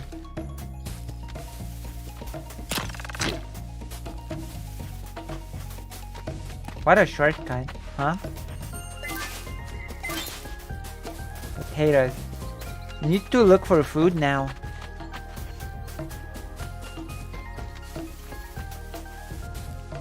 Can taste on the other half at least. Oh, that's good. As I've said, food is one of the best pleasures in life, if not the best actually. I think food just might be the best pleasure in life.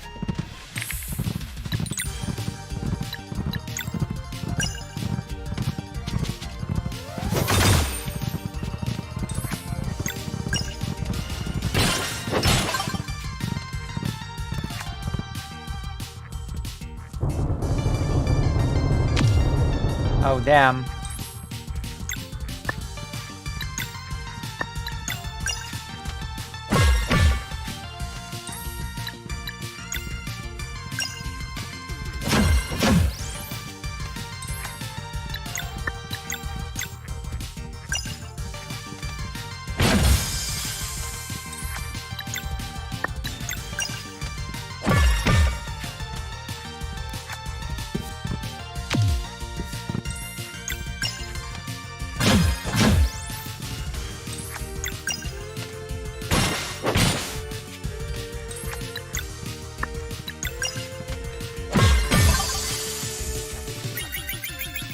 All right.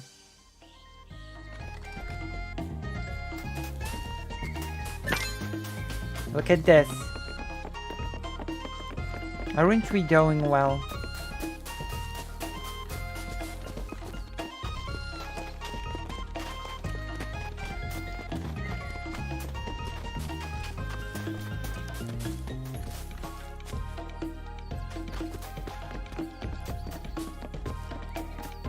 Oh, hold on.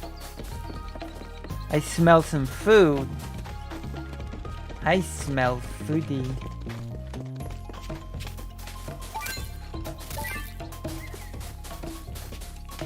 And that's what I'm talking about. We'll be able to cook so much. Are you excited? Mama.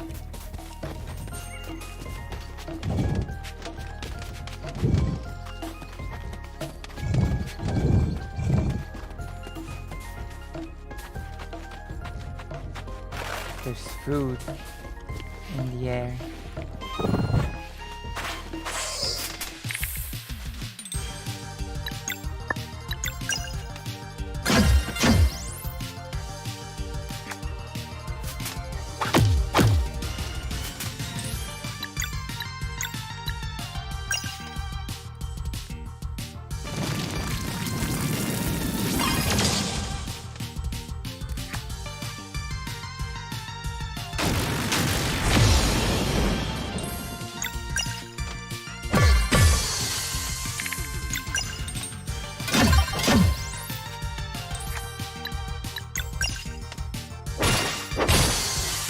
Here we go.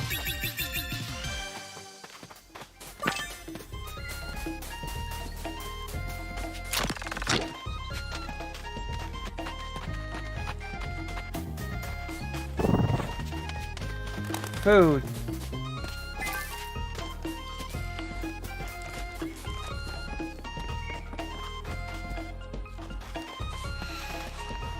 Camp in a safe point.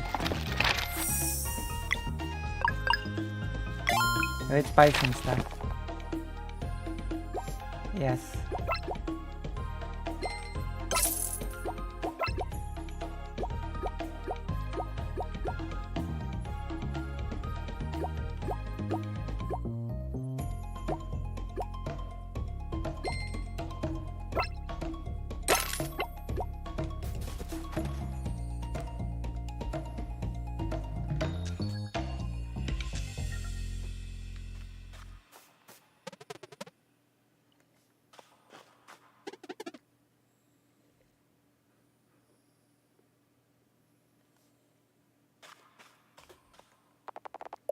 Campfire food is so cozy and warm. Cook.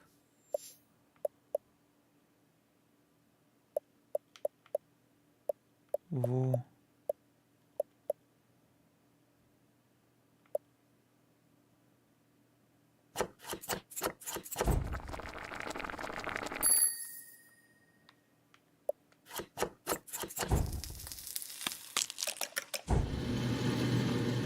You bake bread?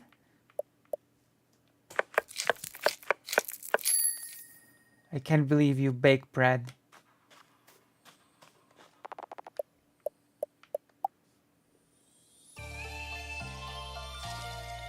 This shocks me to my core. Well, not when I don't bake bread when I do a campfire, no.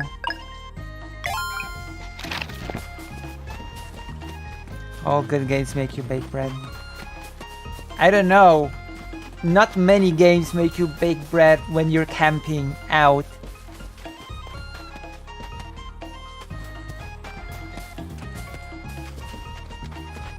Listen, my family used to have one of the biggest bakeries in Warsaw before the war.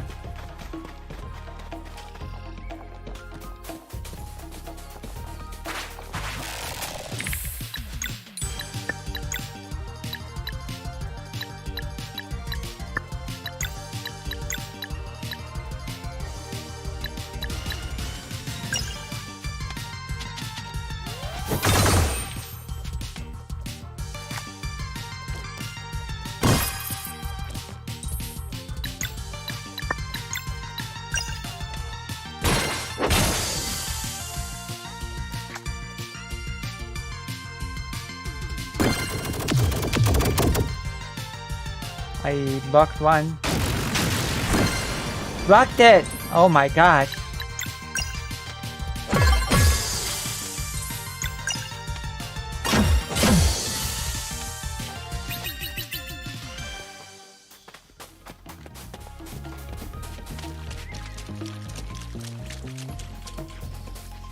Have you not? I've had garlic bread before, yeah.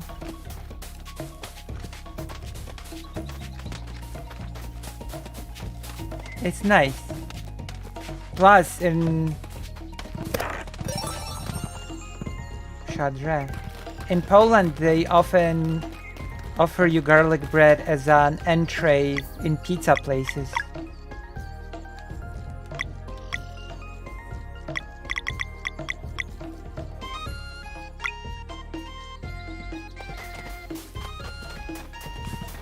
I don't bake when camping.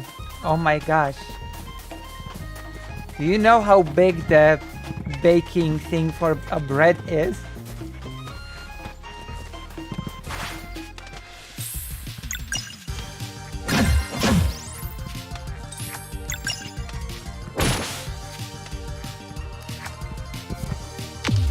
Oh.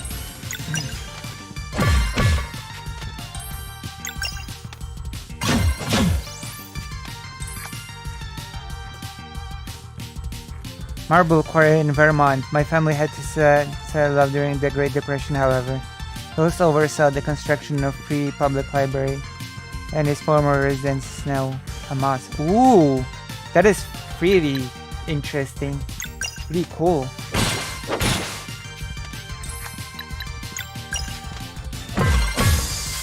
Your great-great-great-grandfather was a real help to the community.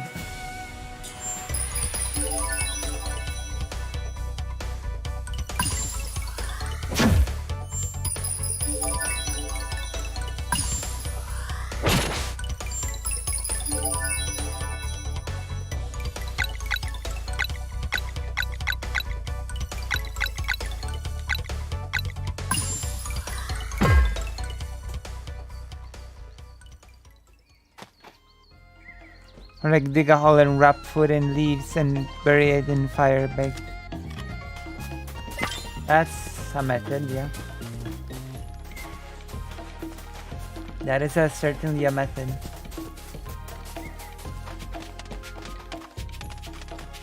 Actually a good method. Pretty good method.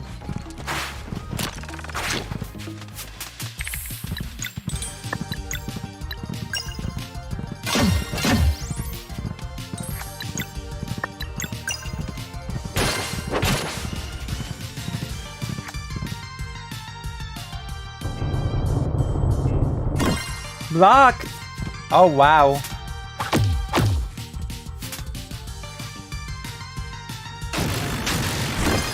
Blocked, even though I died.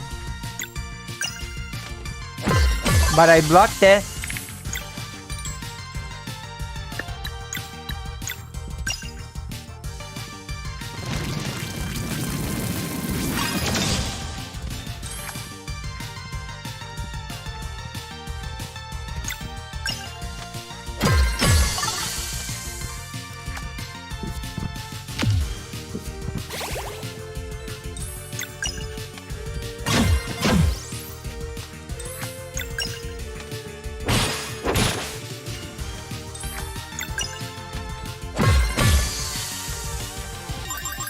we go.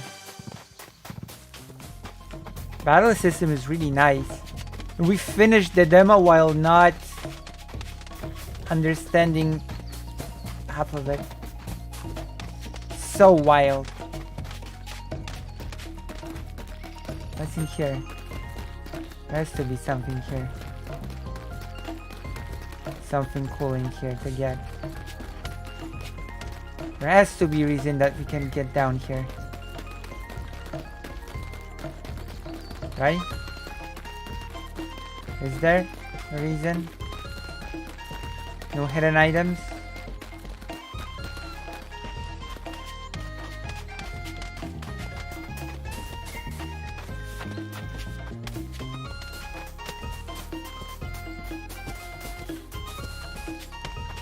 I'm looking for hidden items, hidden treasure.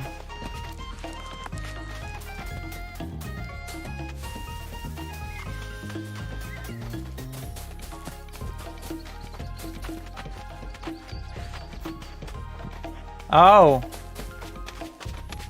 That's actually a pretty good thought. Maybe you do fall here, Ramabab. Oh, you're right. See, you were right. You were right as always.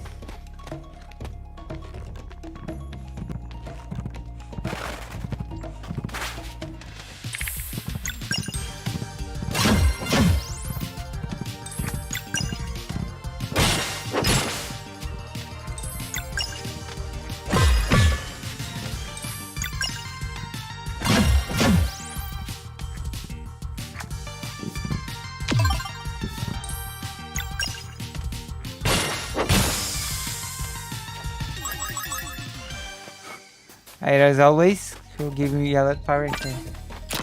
You know what they say. A duck giggles when the thingy wiggles. That happens for real.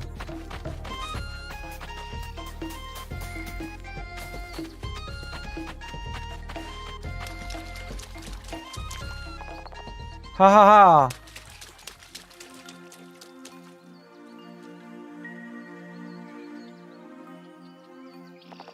Ha.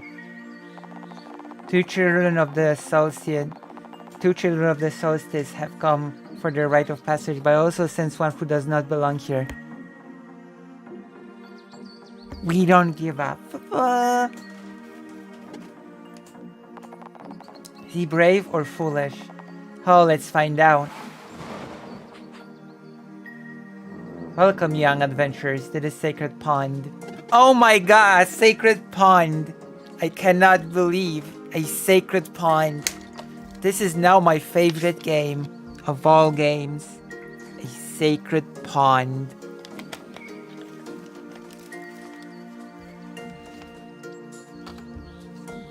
Wow.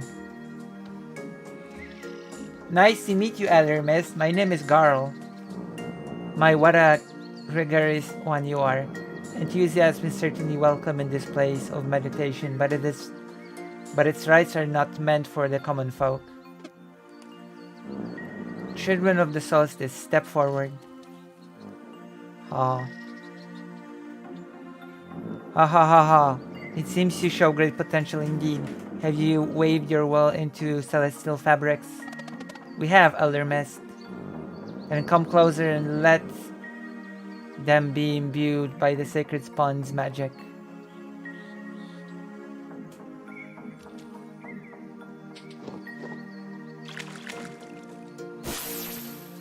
Can I fart out of my hand now?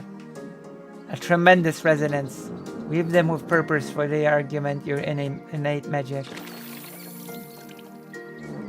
You shall henceforth have light in the darkness places, and protection against the minions of the Fleshmancer.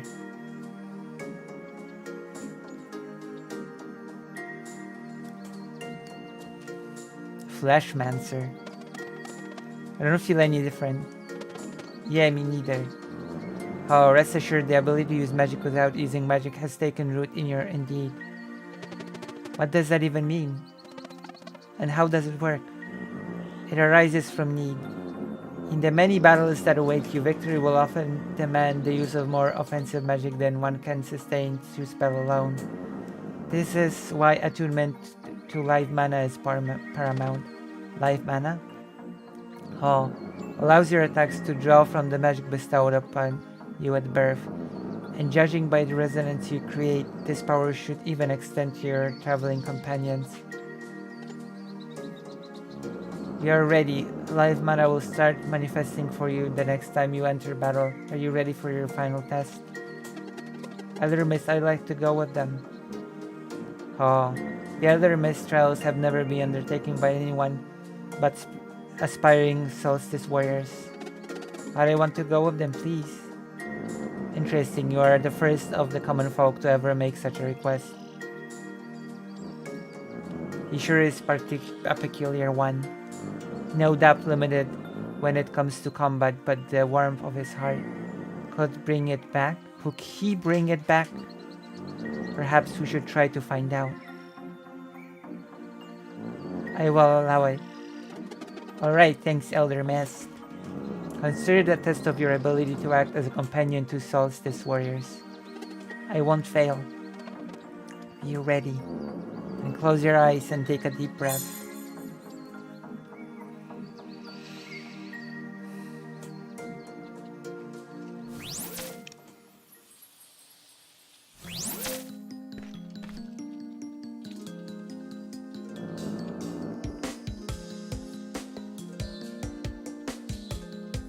Oh, read his book on economics. Indeed.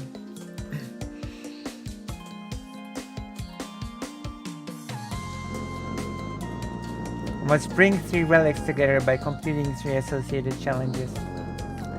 The monsters that will try to stop your immune to physical attacks and the use of offensive spells is prohibited. What? How then? Oh, that is why you must use magic without using magic. Life mana can boost your battle actions with a portion of your magic attack. Embrace this power and new training will be complete. Wow, I have to try that. Trials await. Should you wish to return for a while, simply close your eyes and concentrate next where he disappeared. Godspeed. I think I know what this is about.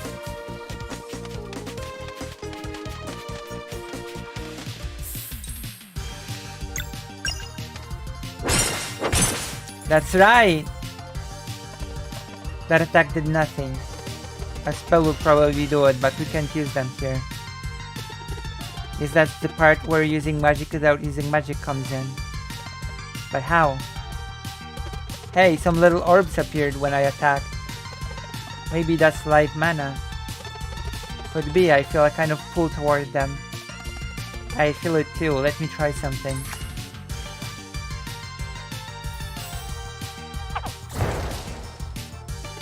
Whoa! It worked, how does it feel? Like power, so if I attack it should do magic damage now.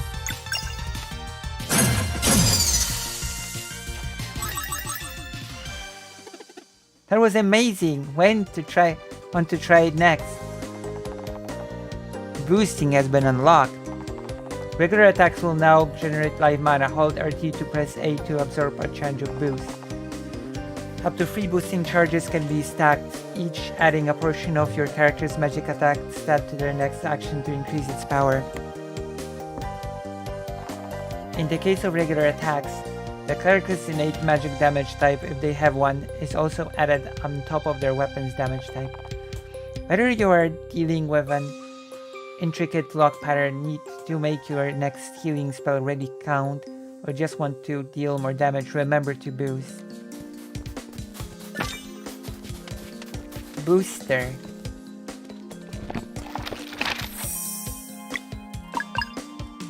What a game, huh?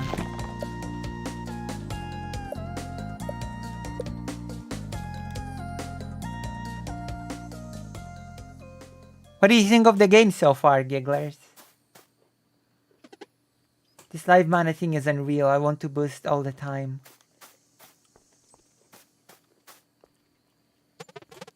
The Elder Mist trials after that will officially be Solstice Warriors.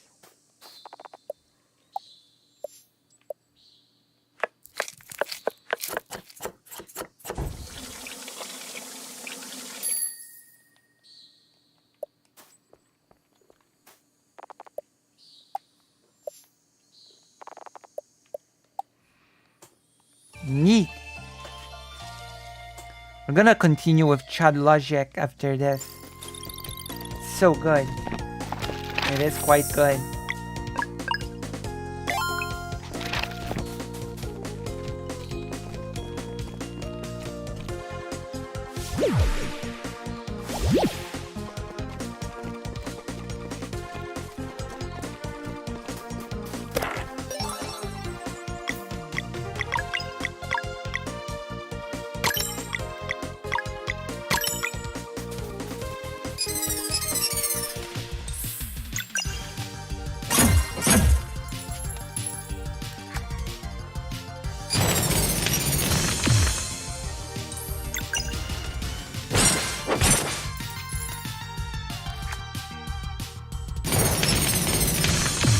Oh.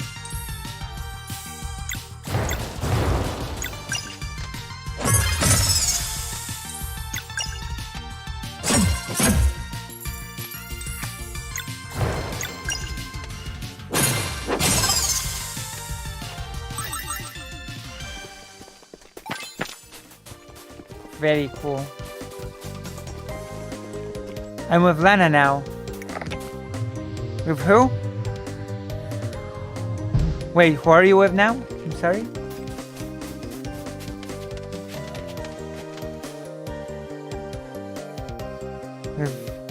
Charlotte come here. Wait, is Lana Lang... Are you talking about Lana Lang, the reporter from Superman? Where's Girl's magic type when he absorbs those? Probably none. Neutral.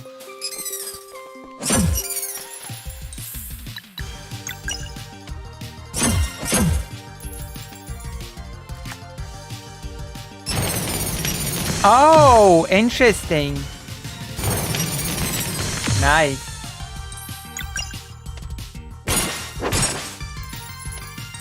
Unfortunately, the girl from Czechia told me really sad things.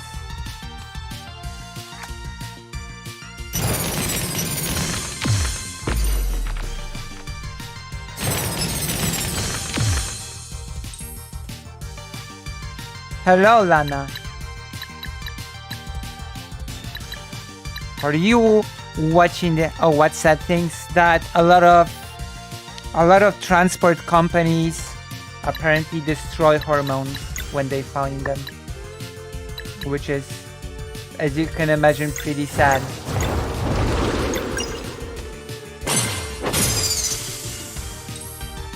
Oh my goodness.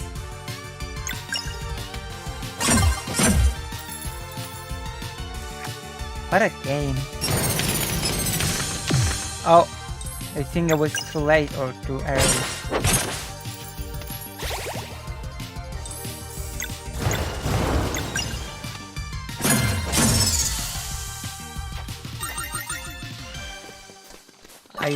I actually have not asked that. I don't know. But they do. Already all companies do that. I don't know, maybe countries consider sending hormones abroad to be illegal or something, and so they destroy it. I don't know. Actually, I didn't think to ask about that. Silly enough of me. I'm a silly goo that I did not even think to ask about that.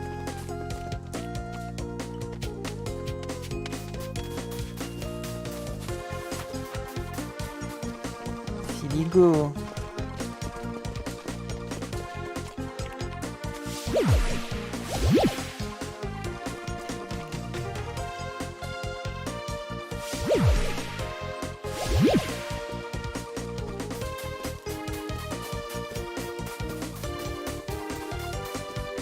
I read some legal obligation that's pretty, well, you know. We are surrounded by many pretty stupid laws, in my opinion, at least.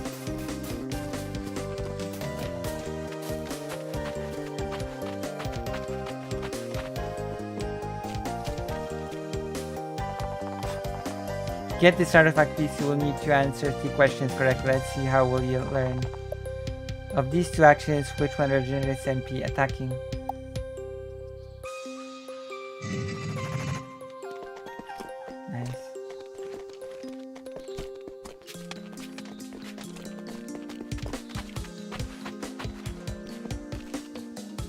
Nice, I've learned well.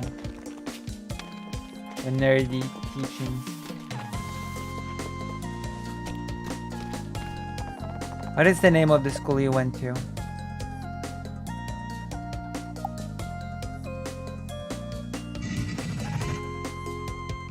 What if I answered incorrectly? We're trying to ban the ADL from Twitter. What? Who? I'm sorry, what? The what? The what? What is the ADL? Mushroom scramble. The what?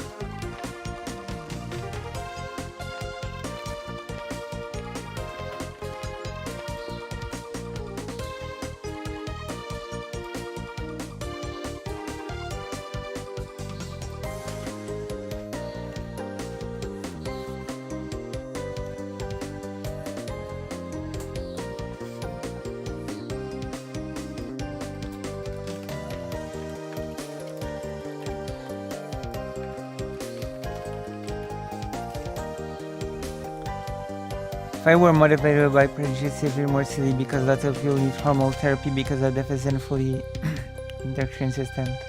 Yeah, it's really ridiculous.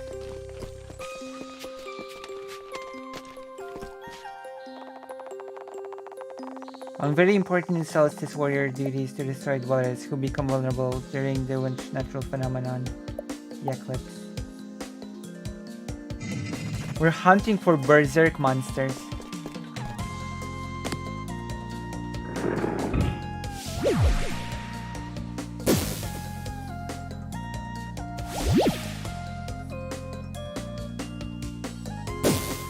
Oh.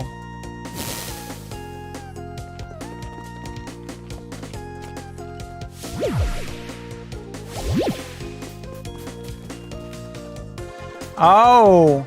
Okay, Lions defend. Okay, who are they?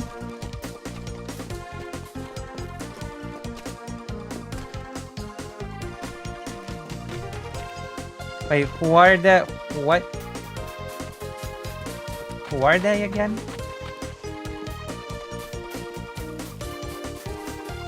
So I must have missed something here. Huh.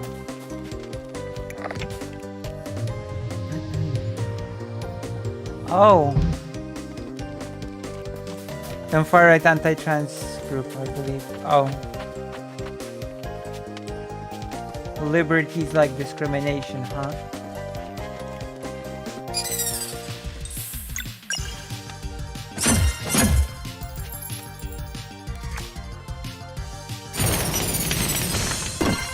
Block. Block.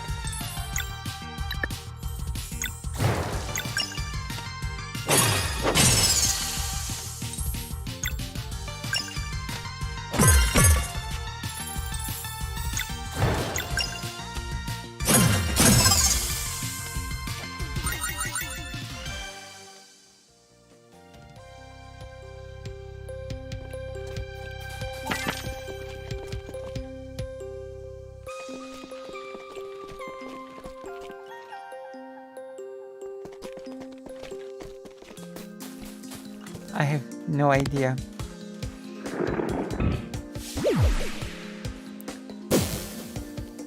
Liberty is freedom from oppressive restrictions. And we liberate people from oppressive restrictions by introducing oppressive restrictions. What is their opinion on Zionism? Now that I'm interested to hear. Give it to me. Give me their opinion on Zionism.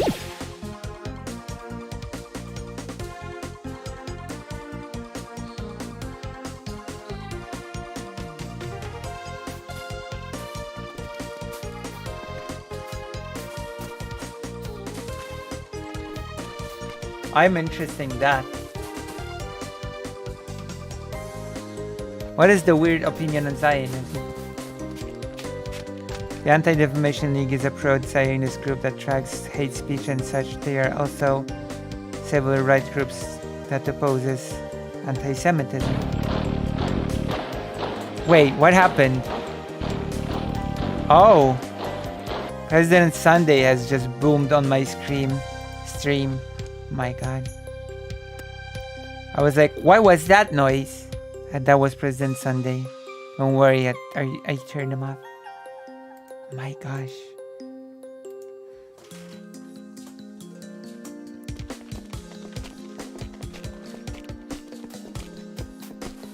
Scared me as well, actually. Command and Conquer Battle Alert. Shiny Pearl. A game that we could play on stream, by the way, if you so wish to see me flounder in Command and Conquer Battle Alert. Okay, I need to know from the chat, are you enjoying the video game streams? Press yes if you do, press no if you don't. I need to know your honest opinion.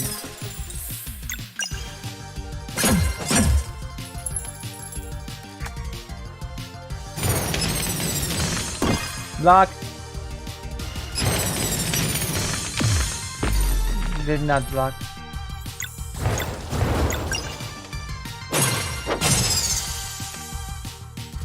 Yes, although anything of unit is good. Oh my god, did not block.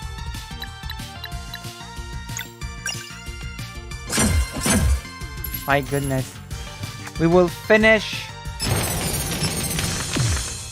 Did not block. We'll finish Chud Logic today.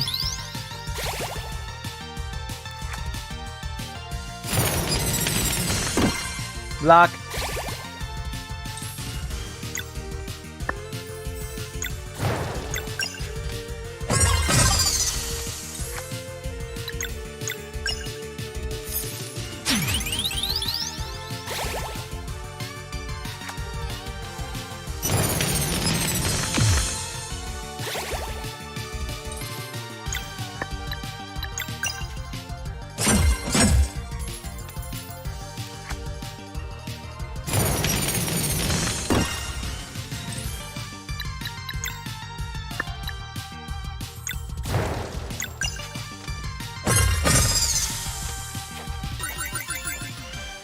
I have a question of most important to ask you, chat. What are your tea preferences? Oh my god. It depends. For me, it depends. I'm not a picky teer.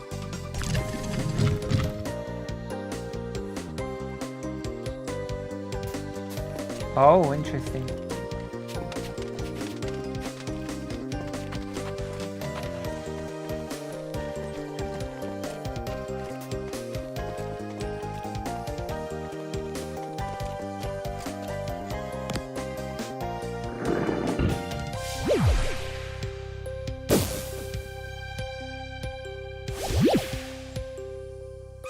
I drink it when I visit my mom.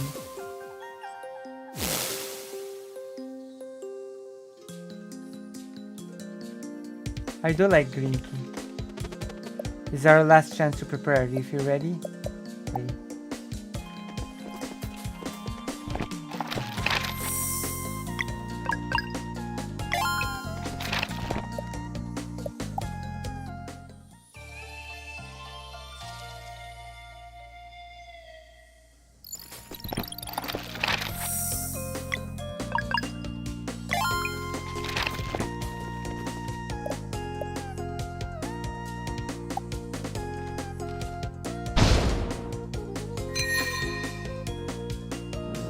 Ha ha ha.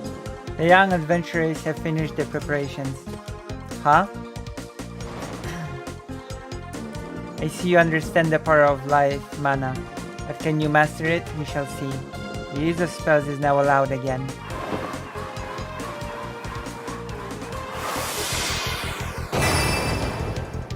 Oh my god! Face me, children of the solstice.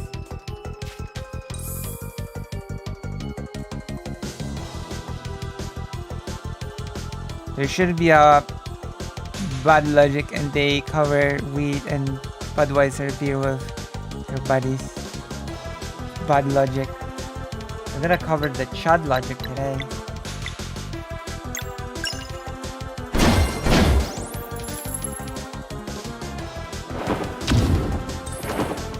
Oh my gosh.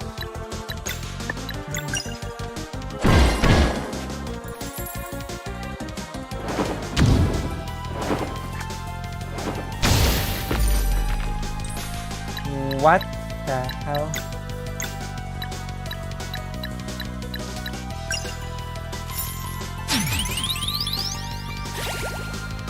What?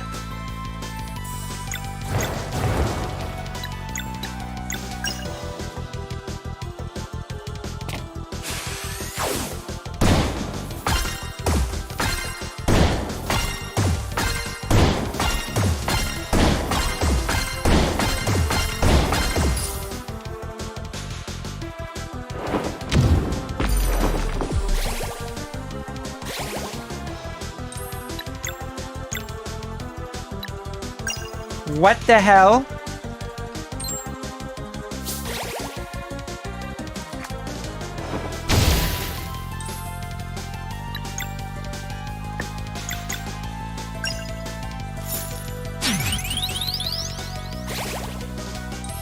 This enemy stuff.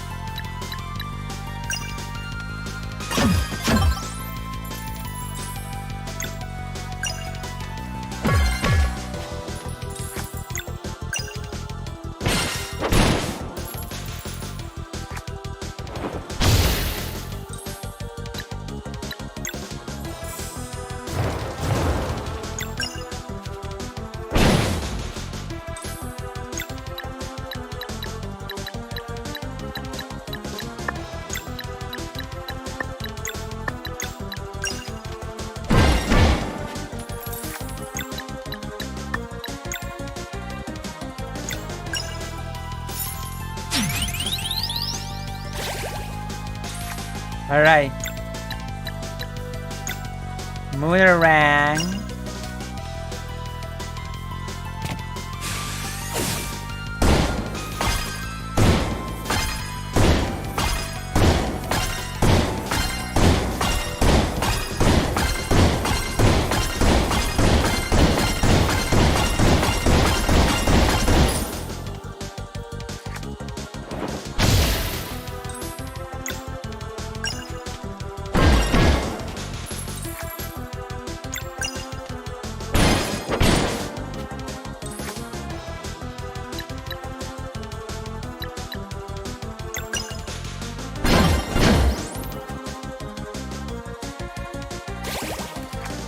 Uh-oh.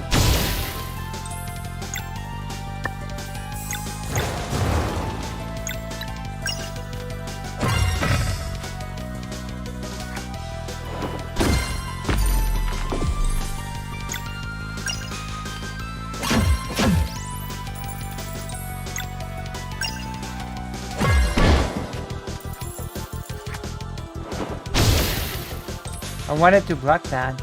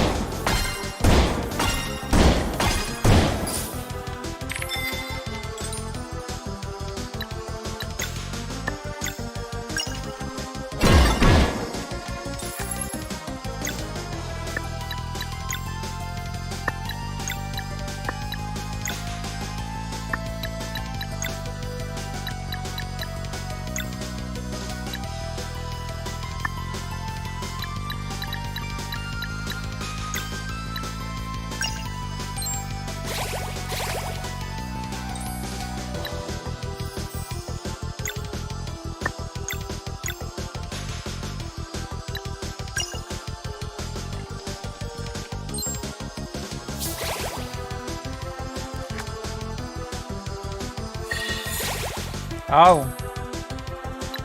Let's see.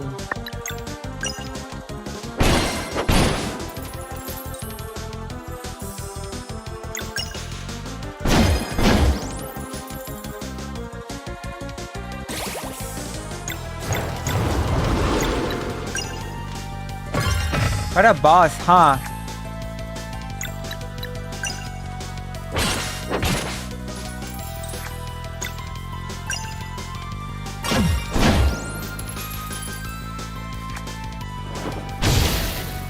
too late.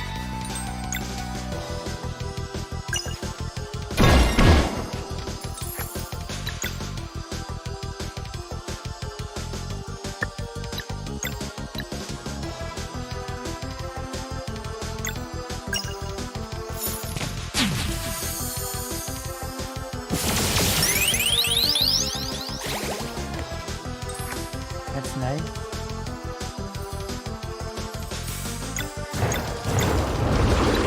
Still, Moonerang.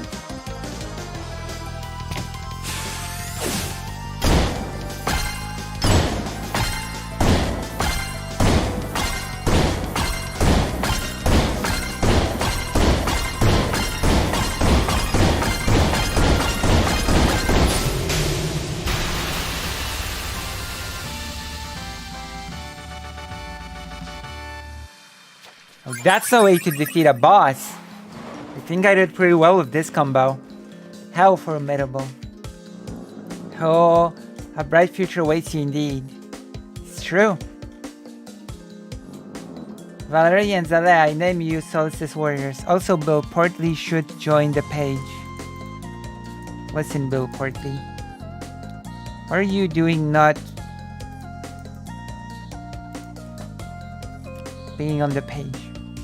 We need to be on the same page. I name you Solstice Warriors. I knew it, you're the best. Ha, there it is. We did it. I have consulted the mists of time during your trials. When you are ready to leave this place, find me back at the palace pond, and I will tell you of your respective prophecies. Then you will be sent out into the world. Don't take too long now.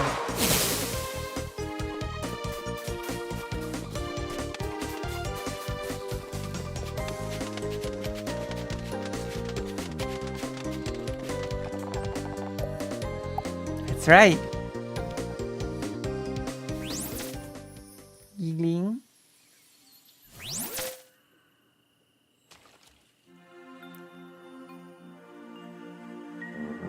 Good morning. The time has come to begin your journey. Morning, but it's the middle of the night. Ah yes, I suppose your friends should address that. Address what? Bring us the dawn. You can do that? Oh, all it takes is for you to stand on the celestial room. And then what? Something inside of you knows already. Right this way.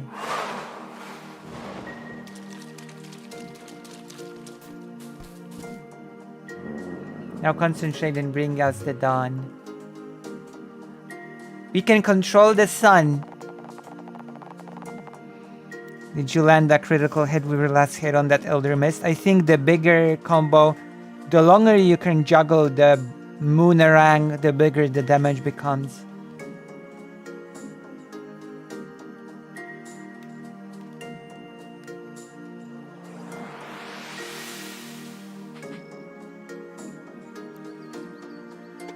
How did you do that? That's the coolest thing I've ever seen. It also collapses and destroys the whole ecosystem. It also collapses and destroys, you know, the notion of time itself. It wrecks with dating. It's impossible to date anything because, you know, you can just do that. Very useful to destroy the sense of time. As you boosted the spell, I did. The tides become mayhem. True. Are we the protagonists or are we the baddies?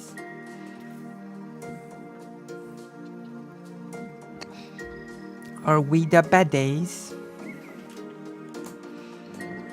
Ha ha ha. That part is always easier by simply going for it. Now in your travels, you will sometimes find mechanisms and seals powered by magic runes that react to time of day. They were put into place by Solstice Warriors who came before you. Some conceal artifacts meant to help future members of the Order such as yourselves, while others seal away evils that were too powerful to confront. Whether or not to look for these artifacts and challenges will be entirely up to you. Now your journey can begin. Come and meet the beyond this chasm.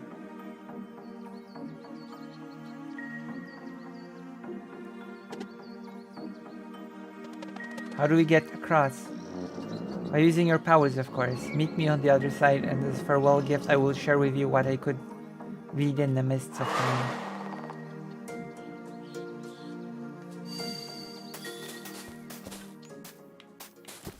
Try what?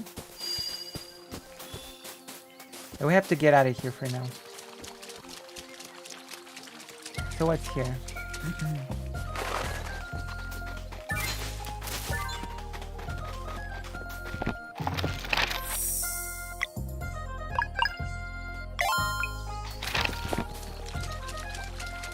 Now, the chat has a choice. We'll see how much you like games.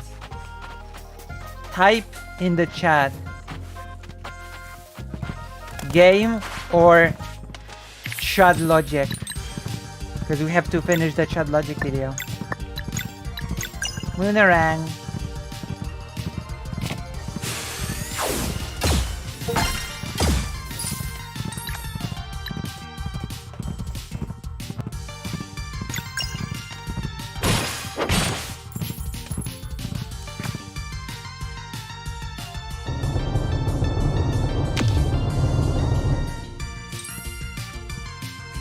Oh.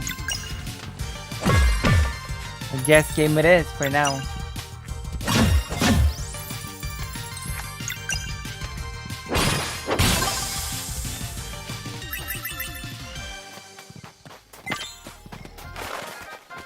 What's in here?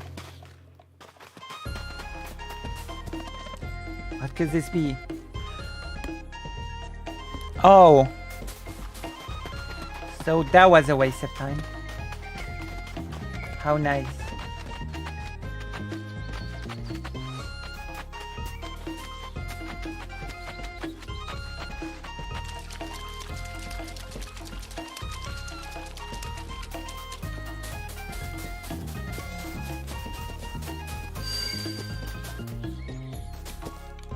What am I supposed to do?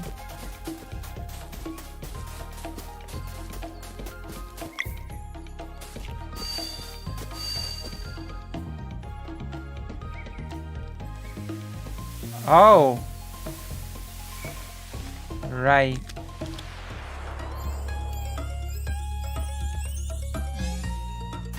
How cool.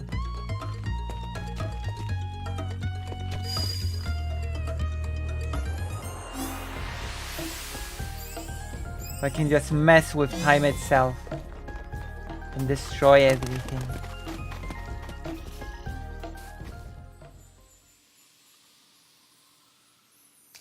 Boo, he sucks. But fake Alec Kyle Parker. Ever missed Islands Landing? Okay, let's listen to the prophecies. Oh, look, this looks like a thing.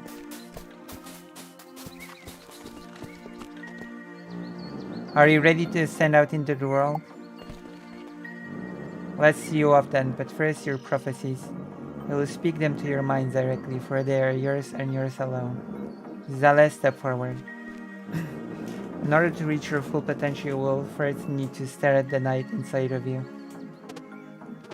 Thank you, Aldermest. Valere, approach. When the time comes, we'll be the one to create paths on water. Understood. Carl. I get one too? Awesome. You must be mindful of your limitations during this journey. You got it, Elder Mist. I keep some plans. Carl, this is not a conversation. Oh my bad, carry on. The mists are unclear in your case, but it appears your heart might be warm enough to soothe a long-tormented soul. Okay, I'll do my best. I have now learned everything I could teach you. I am sending you to the Sleeper Island, where you are fated to meet a crew bound for adventure. This is where the demo begins!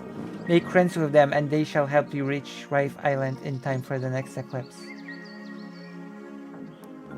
To activate the giant, give it To activate this giant, give it the name Extol to be sent to the Sleeper Island.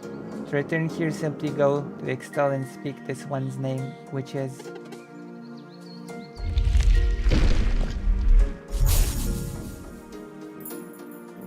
Well, I suppose we won't be seeing each other for a while. Huh. Oh no, we don't know the name!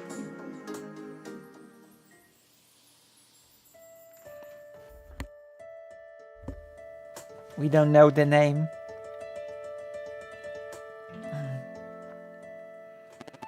And so it was that Valer and Zell were sent out to begin their journey with their best friend, the warrior cook in Tao. In their quest to get to Rife Island, in time for Eclipse, they would soon come to grips with two very powerful wizards. One by anger beset, the other of life bereft of life. Bereft of giggling.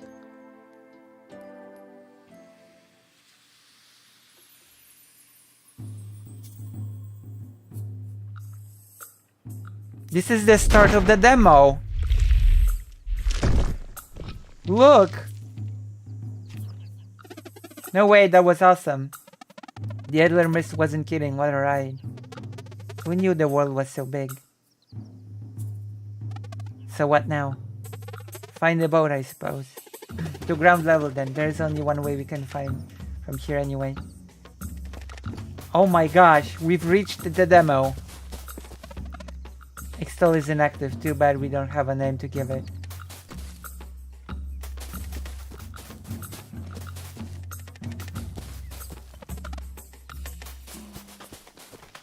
I mainly keep succulents, although I do have some small potted trees, not quite bonsai, at least in the traditional sense, and Rajo Congo. Look!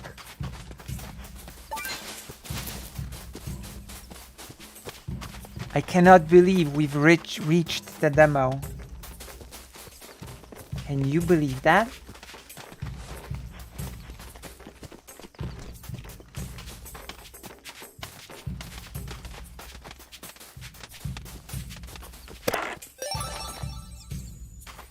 $90 gold.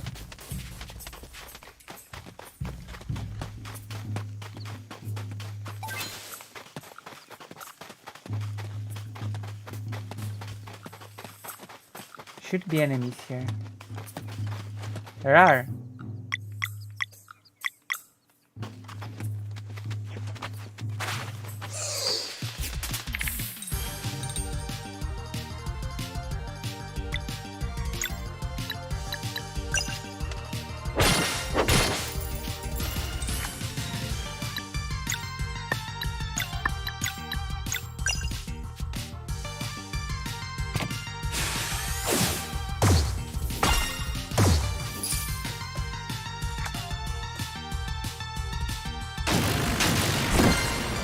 Block.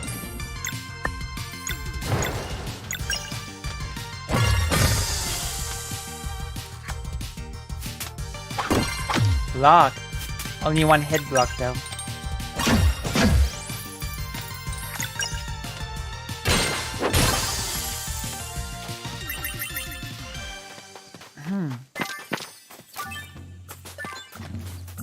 Wow.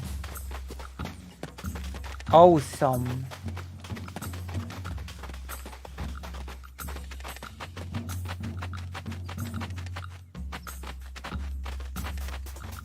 We're back here.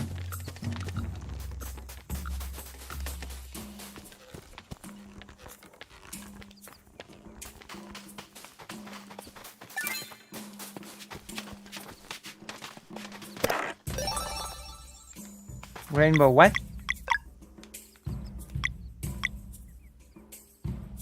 Oh.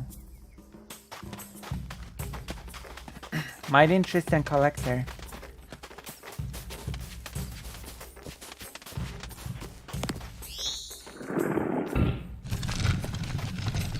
Okay, we got our shortcut. We already know this place from the demo.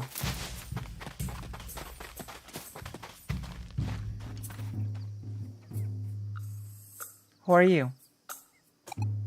You've also from the demo. I remember you from the demo.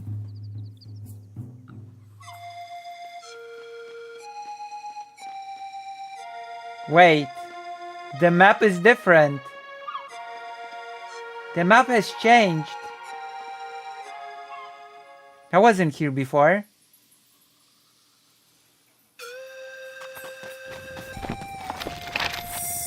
I was not in the demo.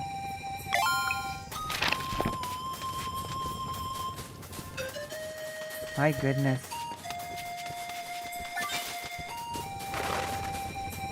Who are you?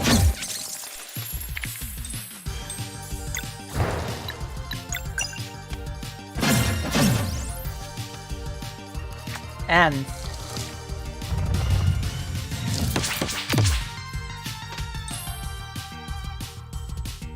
Oh. Damn.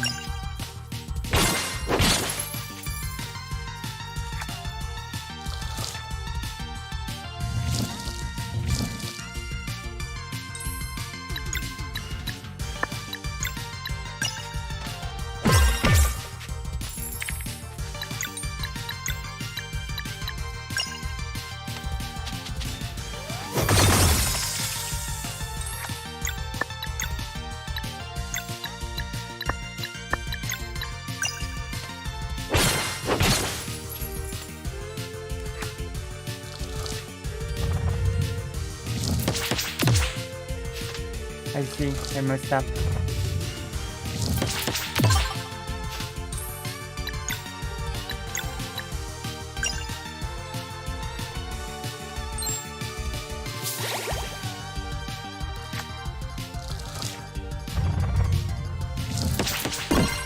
Block.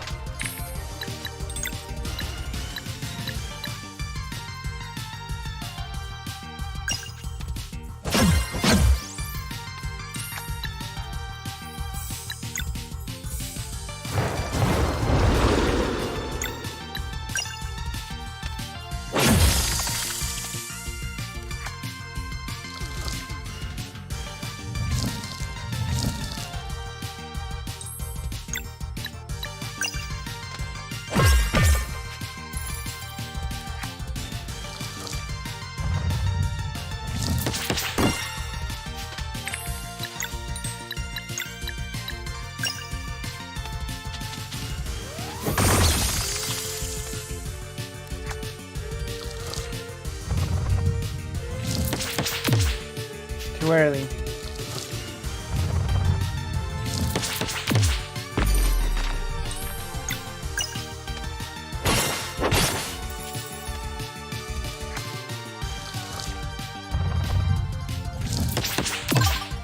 Too early.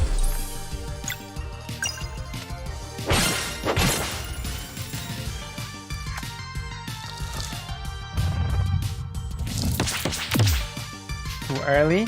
Oh, I'm dead.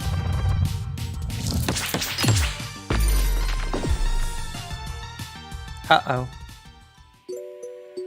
Okay, our first game over of the night. I can't believe this.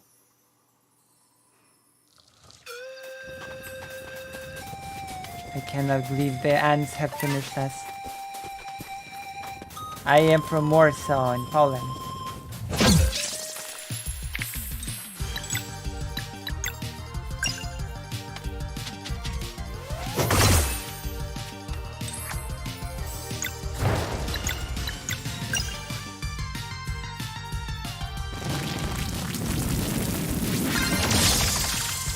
There you go. Fried ants. Messing with me. I'm gonna show him.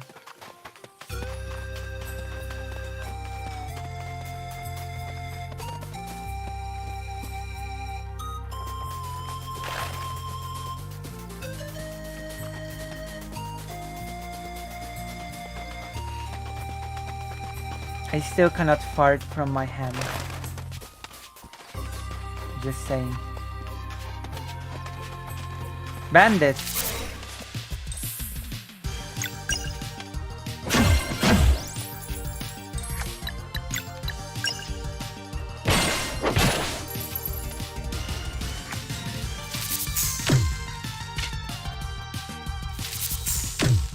Oh my gosh.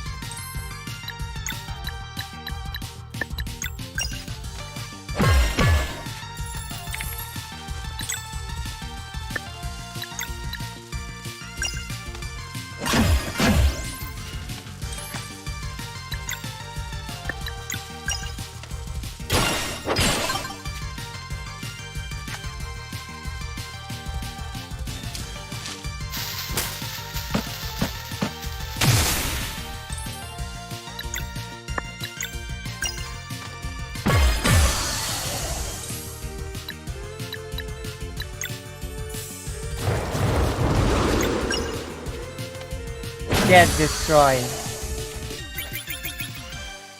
Get wrecked. What a pervert. Can you believe this? Can you believe the indignity? I personally cannot. The perpetrate.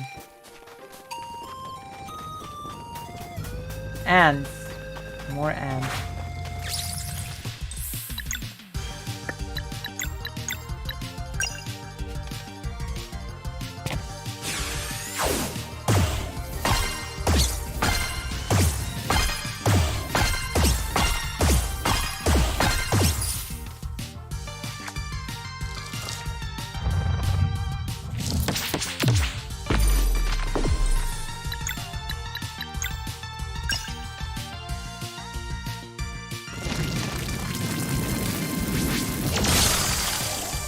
Hi.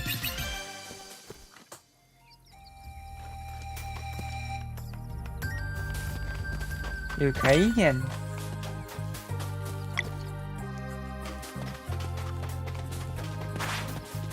I have not learned any Polish though.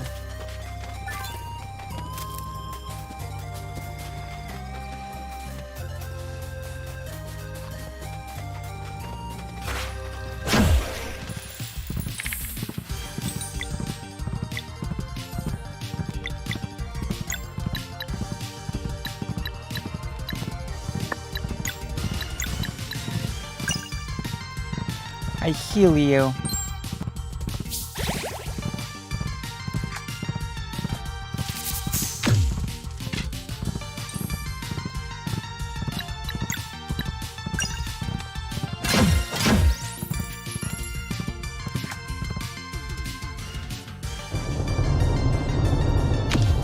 Oh, too late.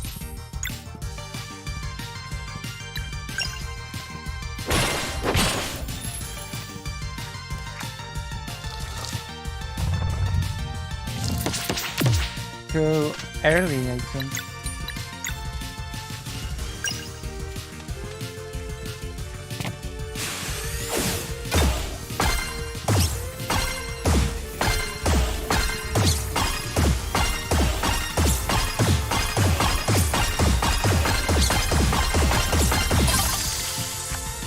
There we go.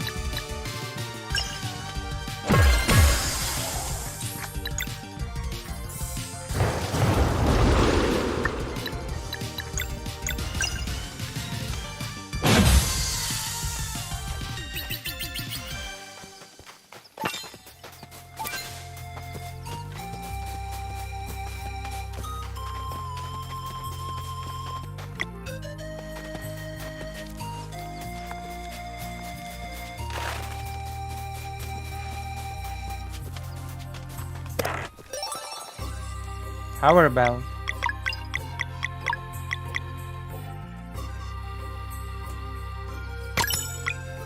I've never been to the US.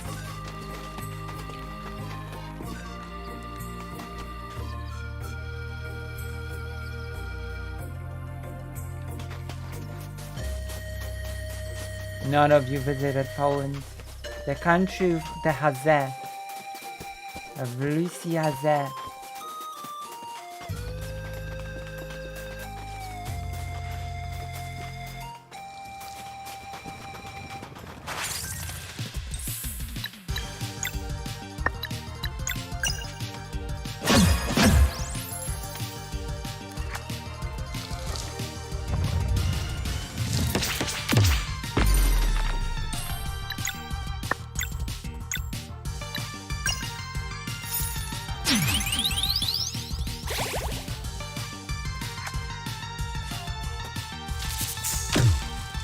I wanted to block that.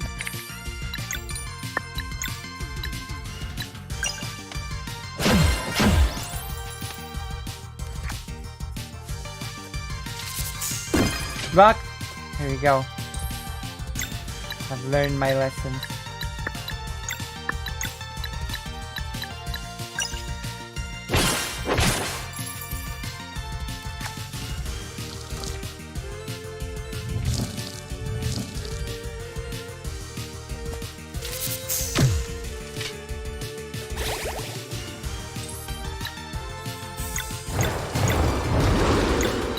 Moonerang. I hope to visit Poland one day, although I also really want to visit the Netherlands and Northern Germany if I ever get the chance.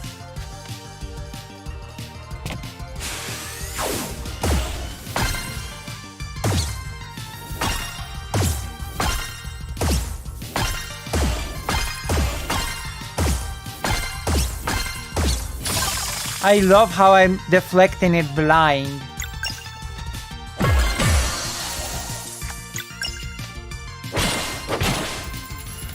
That feels like a flaw in the design.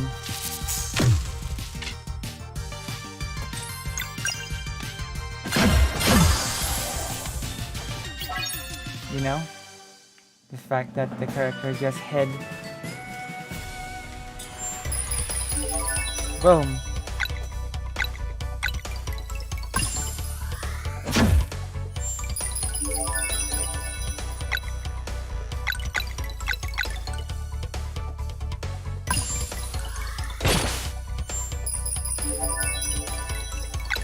Ooh.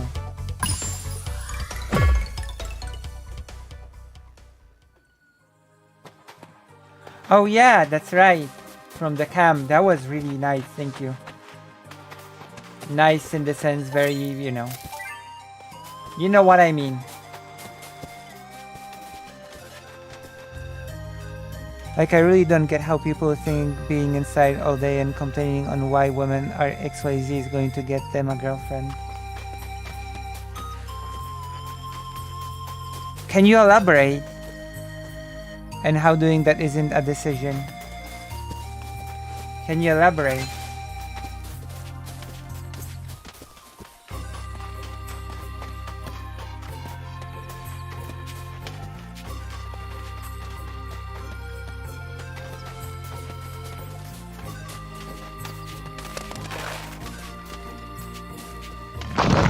Oh.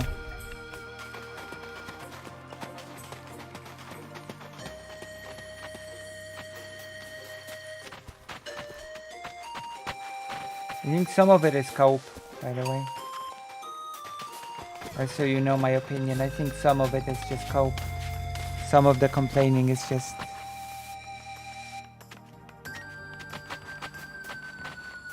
considerate. Yes.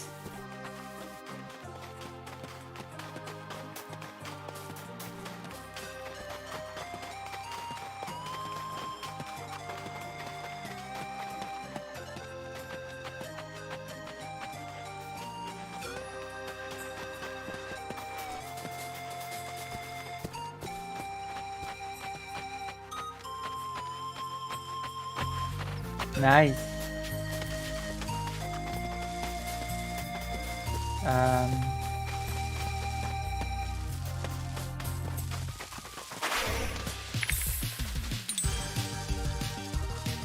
King Orange. Hi, remember me for the last 3. Yes, I remember you, King Orange. Welcome. I remember you. You should join the page. Join the page, King Orange.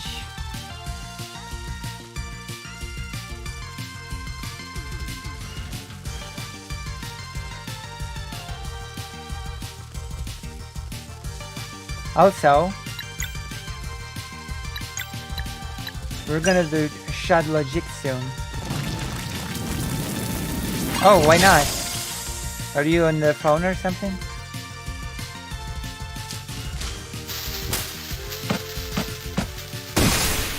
Block. Uh-oh. Uh-oh.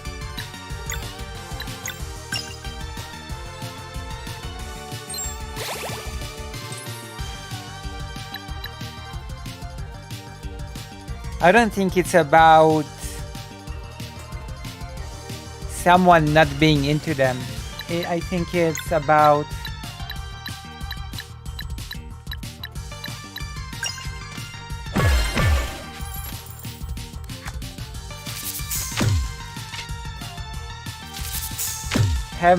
having trouble to interact with people. A lot of the time, those sort of troubles aren't, oh, I'm doing super well in my life overall and I just have trouble getting a partner. Oftentimes there's more into it than that.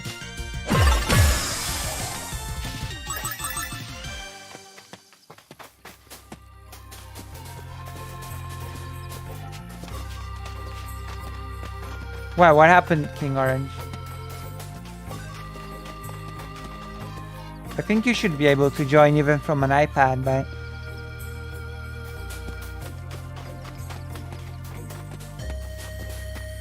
it's not always their personality being bad. Like some of them just have genuine problems connecting with people. Some of it is poor mental health.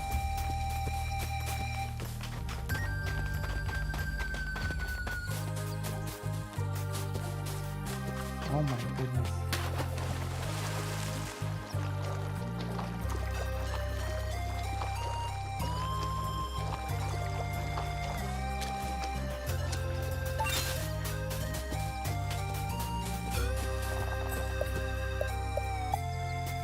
It's true.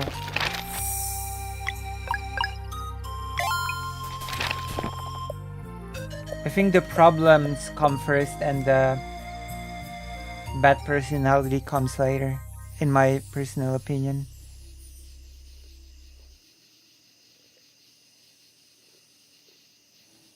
Right. I think so as well.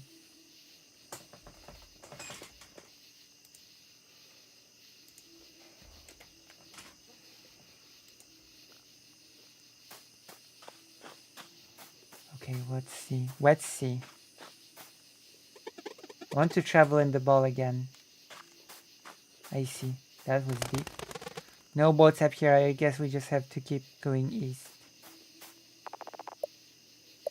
Clock.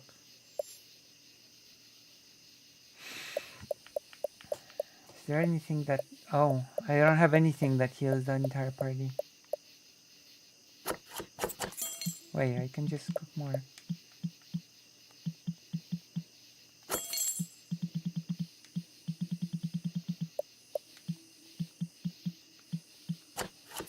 Wait.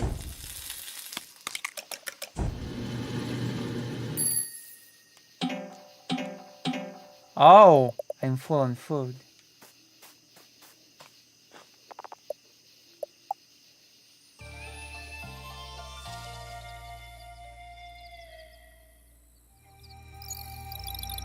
Sometimes it requires therapy, in my opinion.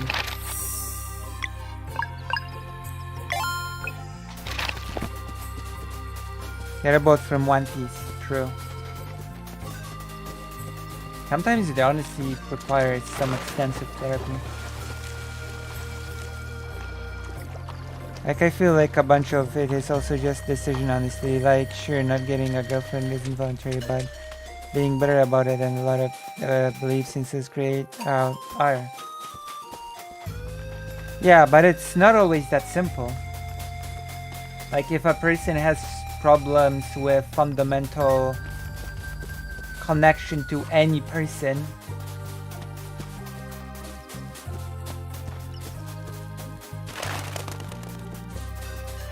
like it's not about just not being able to find a partner. They cannot form friendships, they cannot, you know, it gets complicated.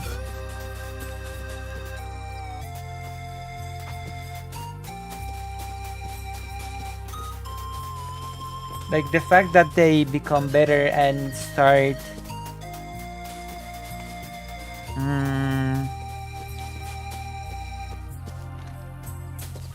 and develop some toxic and bad beliefs is more like a symptom than a cause.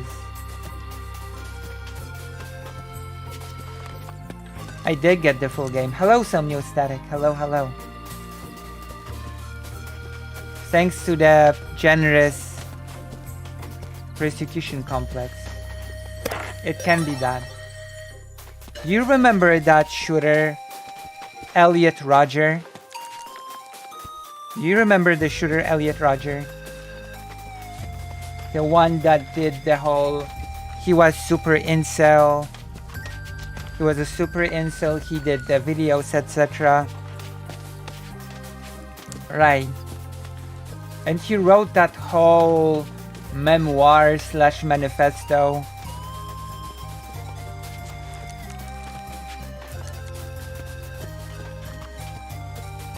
Yeah, but if you have a really deep-seated problem, then it's easier said than done to just make friends, right? You know?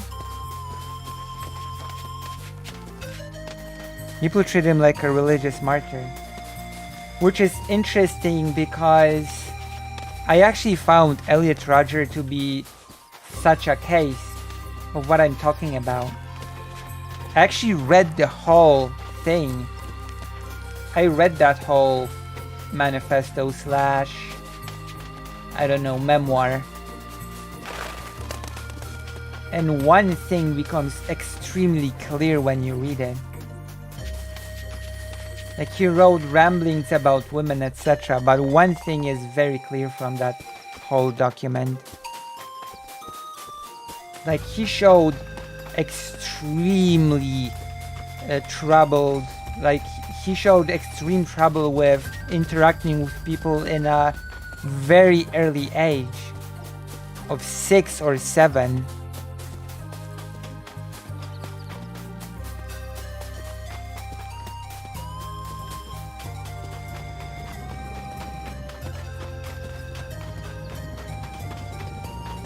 He was a really troubled person, and the incel thing was just the tip of the iceberg for that person. And I fear that the incel behavior is the tip of the iceberg for many people, you know? Like I really feel like it's like years upon years of compounding bad mental health.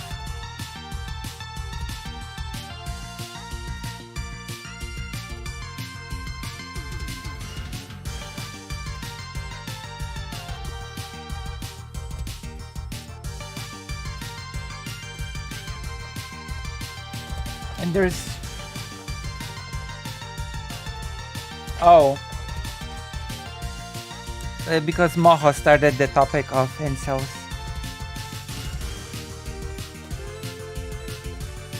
Toxic masculinity stories? I'm afraid not.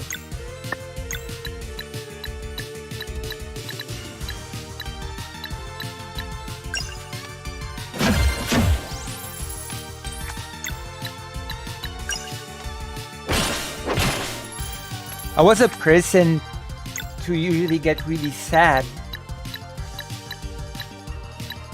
I'm a person that gets more, a lot of, you know, to the point where sometimes my best friends, Juan and Huyên, would preemptive telling me something with don't get sad or something like that.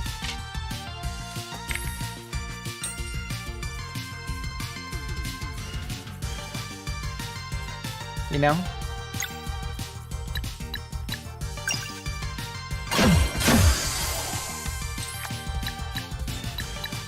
But it's also important to understand that different people react to things differently.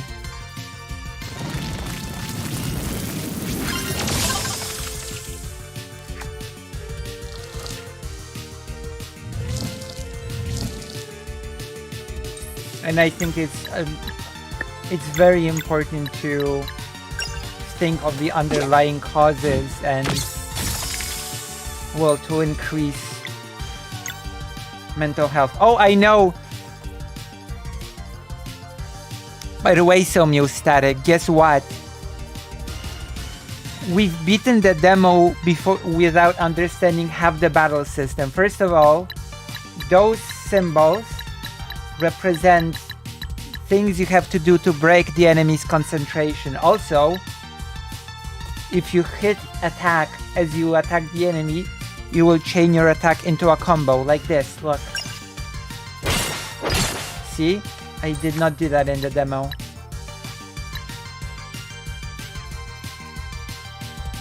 Also, you can block enemies' attacks if you hit. Yeah, you can block enemies' attacks when they attack you.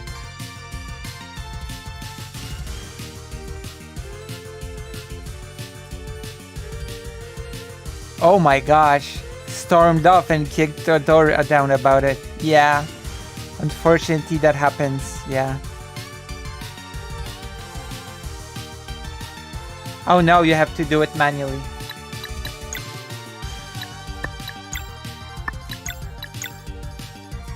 This adds magic attack to your attacks and boosts your stuff.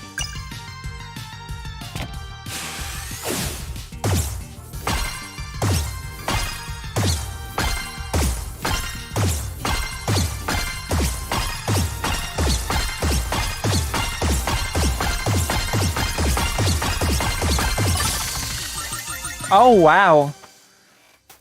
Maybe you can make a short of me doing those combos pretty well. I defeated a boss with the Moonerang.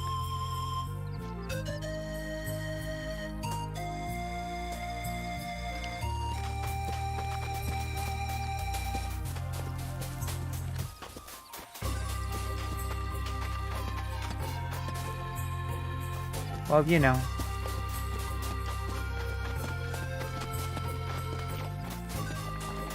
I think a pretty important thing is to treat other people as well, you know?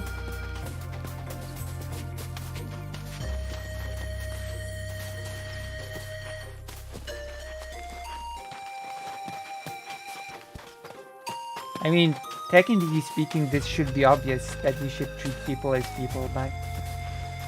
well, you know.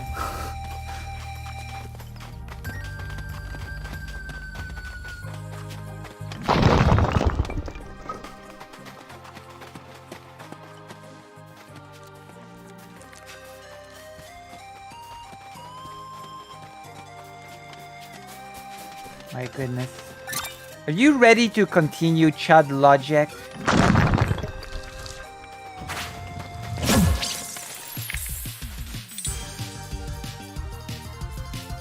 Also, the cost of the Moonerang is higher than in the demo.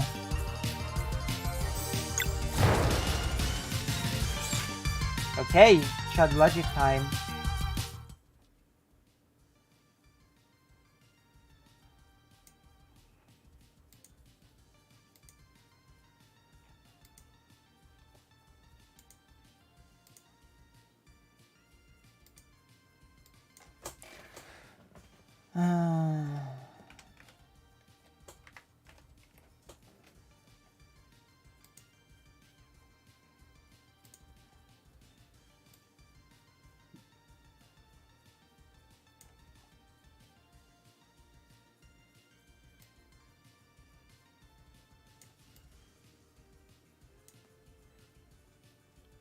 Chud Logic.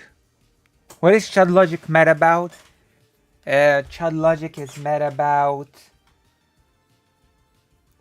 Vaush attacking Anna Kasperian for no reason. And yes, I'm just the messenger. I'm not expressing my opinion right now.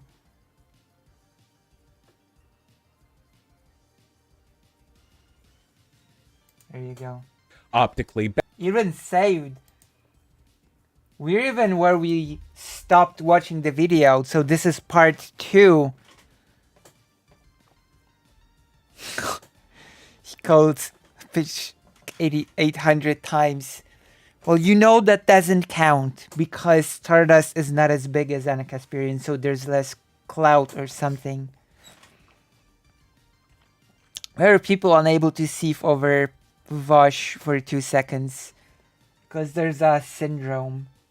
There's a derangement syndrome over that person.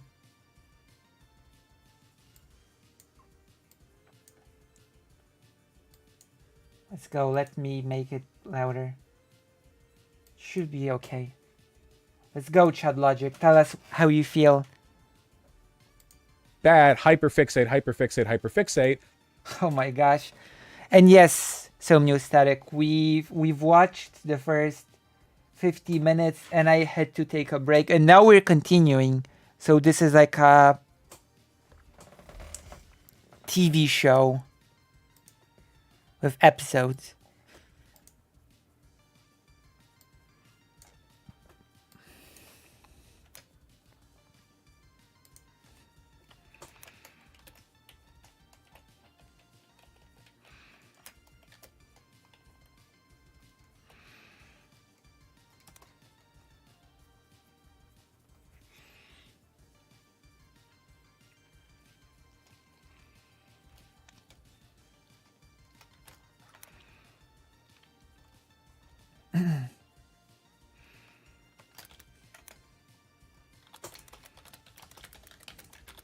I'm changing the title to be more appropriate. There we go. There we go. We've changed the title. If you were here yesterday, then you get the joke. You know if you were here yesterday. Hey, don't say that. I wanna study the Torah. Listen, don't say that. The Torah is a beautiful thing.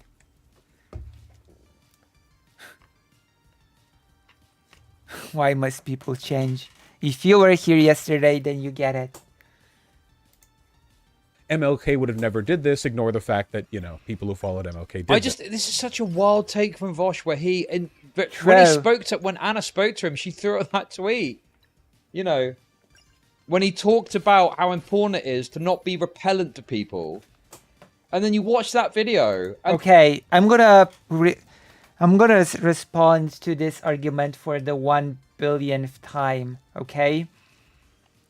When Vosh talked about being repellent, this is like the definition of repellent. No.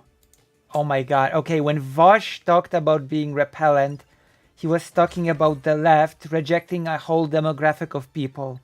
And he meant young men, okay?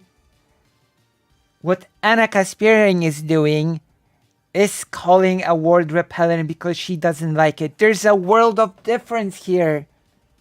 Oh my god. I guess I can cells as well, yeah. I wish I could change into a more confident person. You can. And you will. Do you have any lessons in university that are on campus or are they on Zoom?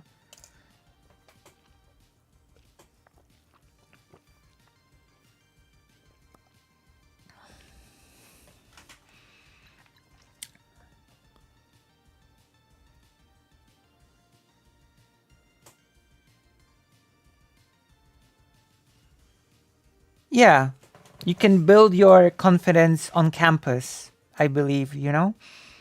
Slowly, bit by bit.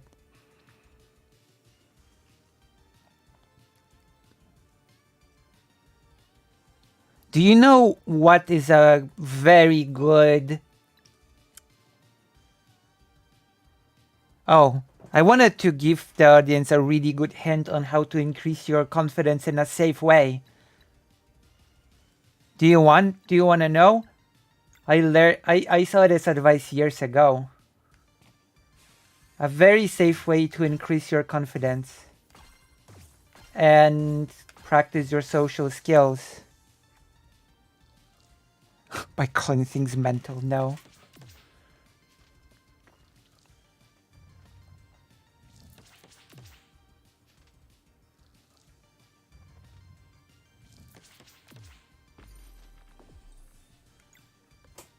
By going to a store and asking the person working there to recommend you stuff and turn it into a little conversation.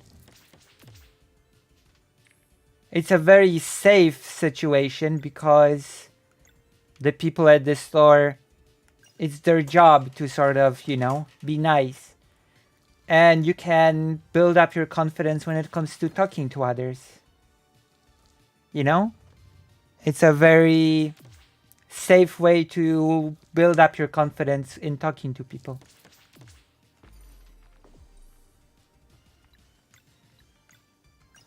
Is that a good... Like asking where groceries are? Yeah, you know? Does that feel like a good advice?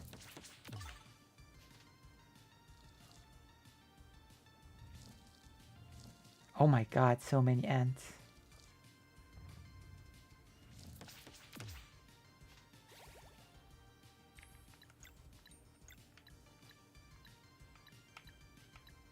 What do you think?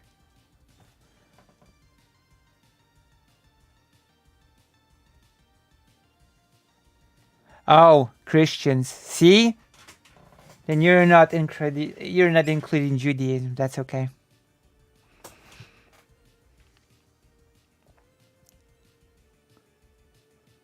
That's okay then.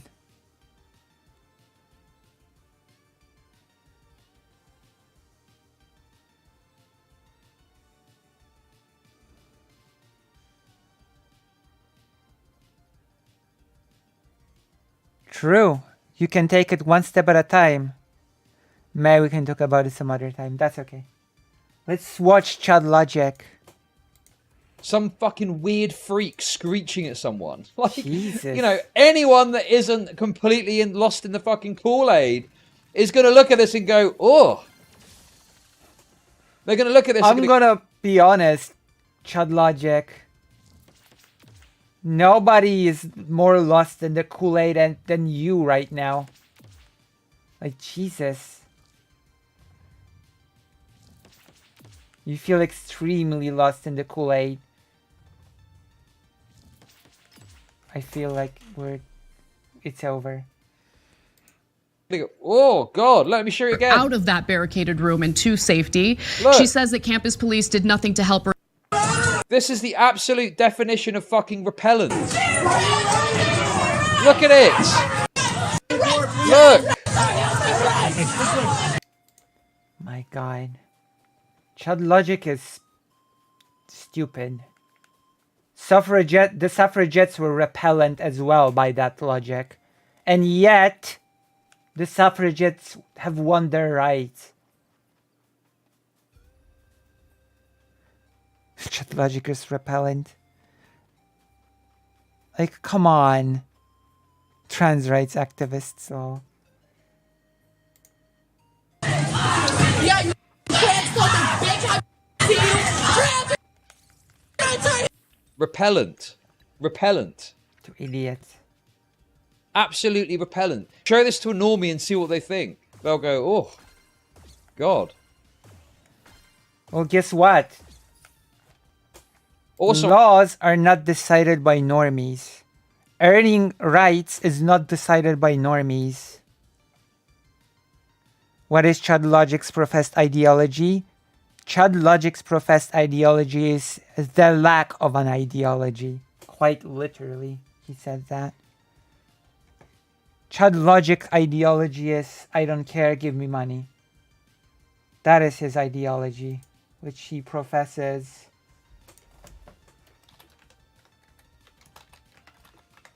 With a passion. Oh, I have to change the title again. I have to change the title a bit.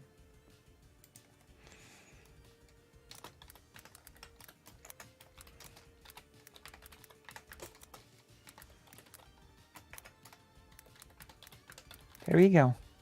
Title changed. Is it visible for everyone? Same thing with crowd. Like, most people are scared of driving or taking new language for the first time to someone, but after you do it enough, it becomes normal. True. Yeah, you have to practice. He used to call himself a lefty and a Marxist. Vortex Anna, who is really to blame. It's Anna. Like, Chud Logic is really approaching this from a childish perspective of who attacked who first, which is missing the whole point. So I wonder if this is what the Samuel L. Jackson thing looked like. I wonder if we went along screeching like a banshee at people. Anyway. This. Really stupid. And then, yes, as people are pointing out, Anna Kasparian, like a coward, deleted this tweet and then retweeted True. Destiny defending her, which is ever the death knell, the sword of Damocles for being a Destiny agreeing with you, hanging over her. It finally fell, but she took the cowardly This is the choice. ultimate guilt by association shit. Someone I don't like agreed with you, so therefore it's a sword of Damocles holding over you. No, that's not what Vosh said. Even here, that's not even what Vosh said. Oh my god. Like, this is why I said yesterday that Chud Logic, like, I hate to say it, Chud Logic is just stupid. What Vosh said here is if Destiny agrees with you of all people, then that speaks to what you're saying. It's not guilt by association. It's not casting even guilt. Oh my god.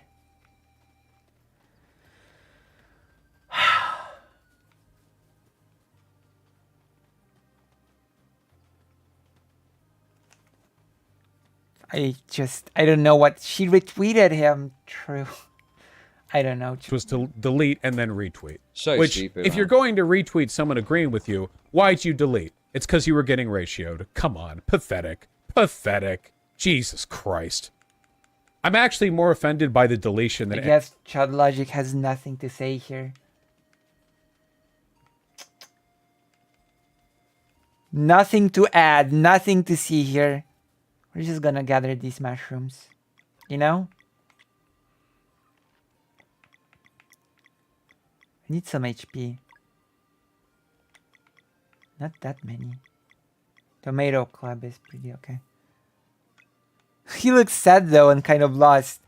This is how Chud Logic looks like when he has nothing to say. Oh my god. Anything else? Just... Hey Gigglers, don't you see the new title? Come on. Sam Jackson. Yeah, because Vosh talked about a situation in which Samuel Jackson locked people in a room for 3 days and one of the people was MLK's dad. That's why Samuel Jackson was mentioned. By the way, have you seen the title? Look at the new title. Gigglers, come on. Let's be nice. Refresh. The title is different. Refresh and let's, I don't know, do some nice things. That's right. The new title is Happy Birthday Somniostatic.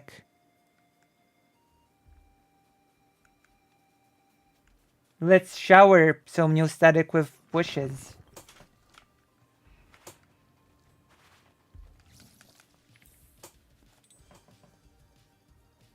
Let's do it.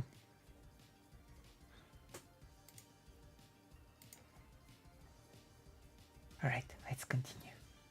Of our favorite... It's another thing that Favorite speaks to me of streamer. grifting, you know? Or, like, at least insincerity. The idea of, like,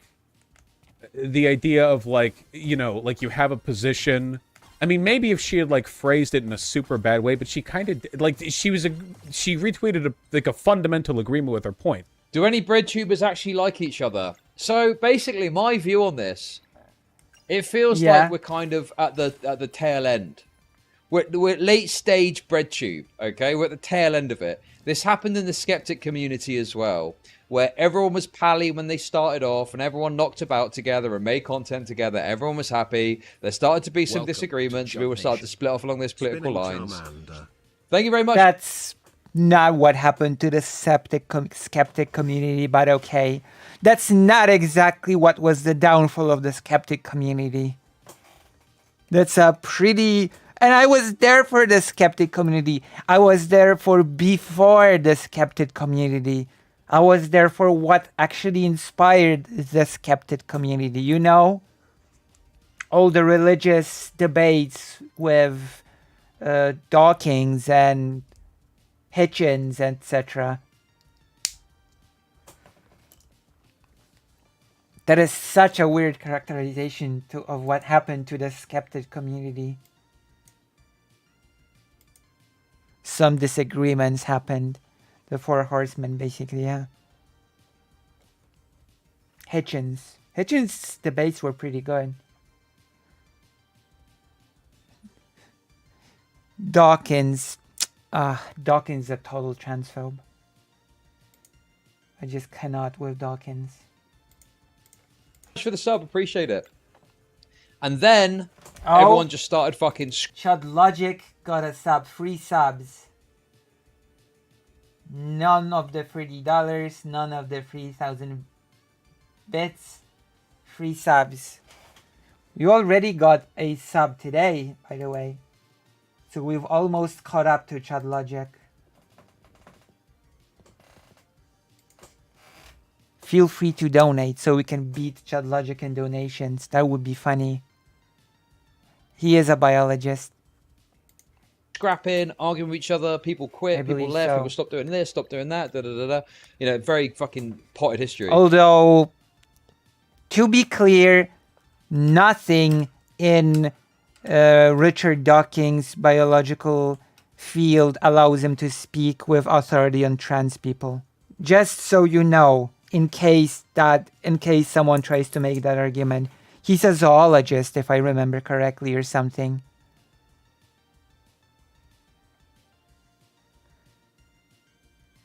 So, you know.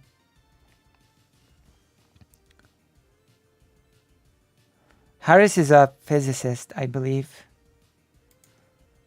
And then you got some people that will be able to continue to go on out of the mess that's left. And there was also that other physicist. I don't remember what his name was. The one that was accused of sexual assault or something, sexual abuse. God. Trying to remember his name. I forgot. Was this physicist? Oh God.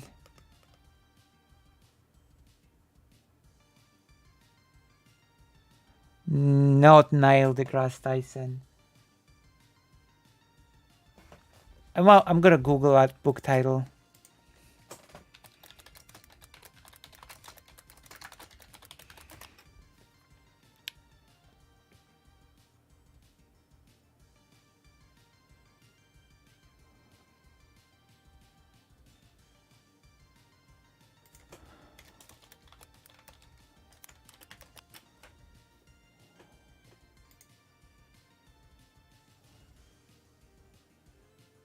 Lawrence Krauss. There you go.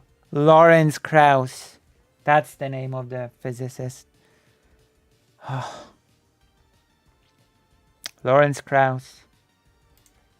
Build their own thing, and other people that will fall by the wayside. Some people have become more extreme in their politics. I don't think he got charged. I know he was accused. I don't know if he was charged. I know there were accusations floating around. I don't know if he got charged, to be fair. There's a lot more kind of race huckster shit now than there was before. I think Cornbread Tube is a good example of that.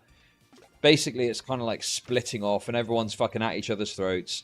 Everyone hates each other, and then there'll probably be some new fucking format of content that comes out within the next couple of years.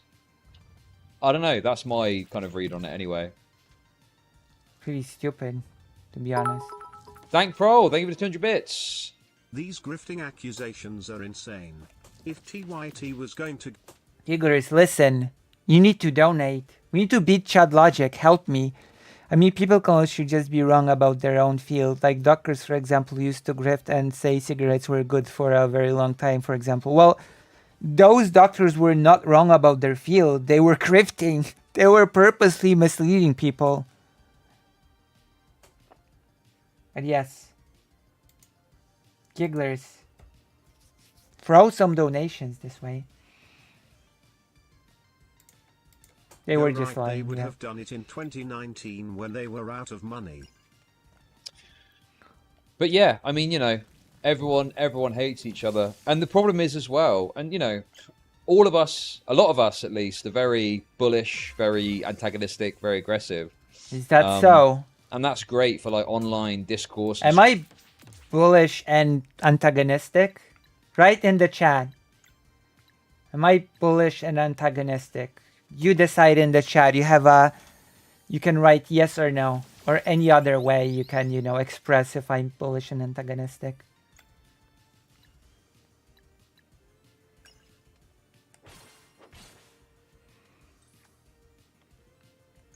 But then Chud Logic would say that this is why I'm so small.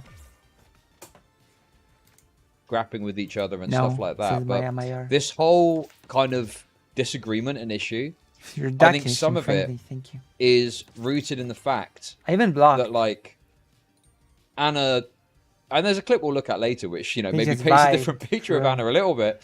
But in many ways, Anna is from a kind of different aspect where, civil disagreement is kind of perhaps the way forward rather than this kind of bullish attacking each other and calling each other retarded bitches, So Anyway.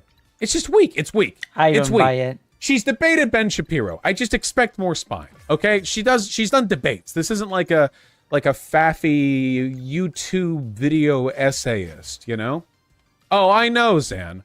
So, Oh God. in addition to God. this Twitter kerfuffle, Anna God. Kasparian, feeling perhaps politically disengaged, wandered and traveled To the Parth Adam and Sitch. to meet with Adam and Sitch. Hi, Zan. Xanderhole is sadly not in here. Xanderhole could drop by from time to time. Hello. Thank you for the tier 4 subscription. This is all absolutely mental. Anir just wants to have a civil disagreement. True. Thank you, Somniostatic. Thank you. It's true. Absolutely mental. It's true. I feel like a lot of anti-trans suppressed doctors like that are similar now because writing a hit piece on why them trans is unhealthy for XYZ reason is more profitable than working on some random study like 1,000 people at most are going to read. That is not a bad point, actually. That is not a bad... Because most honest scientists don't do studies for clout. They do it to, further science. with great intellectuals, where And some she do it might for clout. find sympathy for And her they write views. She went to This is Adam and Sitch. the Adam and Sit show. Hi, Zan. That I was wrong about the Daily Wire thing. Now, I make predictions on the show all the time, and I have never been wrong before. So That's a whole clip, man. He's sucking on a vape. Come on. people, I've been making jokes about you might end up at the Daily Wire. That's not true. No. It's funny because I'm going through something very real. Nah, she's These guys are obsessed with me. Oh no, these guys are insane and they're obsessed with me. Yes, my biggest positive memory of these guys Adam and is Sitch. them spending an 8-hour stream talking about me, not having me on during the stream, then inviting me on the nanosecond I ended my stream. Also, I met Adam Friended in person once. That one time I did the in real life meetup with Destiny and Modern Day Debate, and all Adam Friended to do was uncomfortably stare at me while I did setup with Modern Day Debate James. Like I didn't know he was going to be there, and I entered the warehouse room, and he was there, and I said hi, and he was like, "Hey," and that was it. Hey. And then I just talked Modern Day Debate. Yeah, I feel like this is they're obsessed with me. I mean, you're like one of the biggest lefty political content creators. Obviously That's not a justification to obsess over someone. That is such a weird thing to say. they're probably going to talk about your takes and stuff like that. Yep. I can imagine Adam doing There's a difference between discussing someone's stakes and obsessing over someone. Trust me.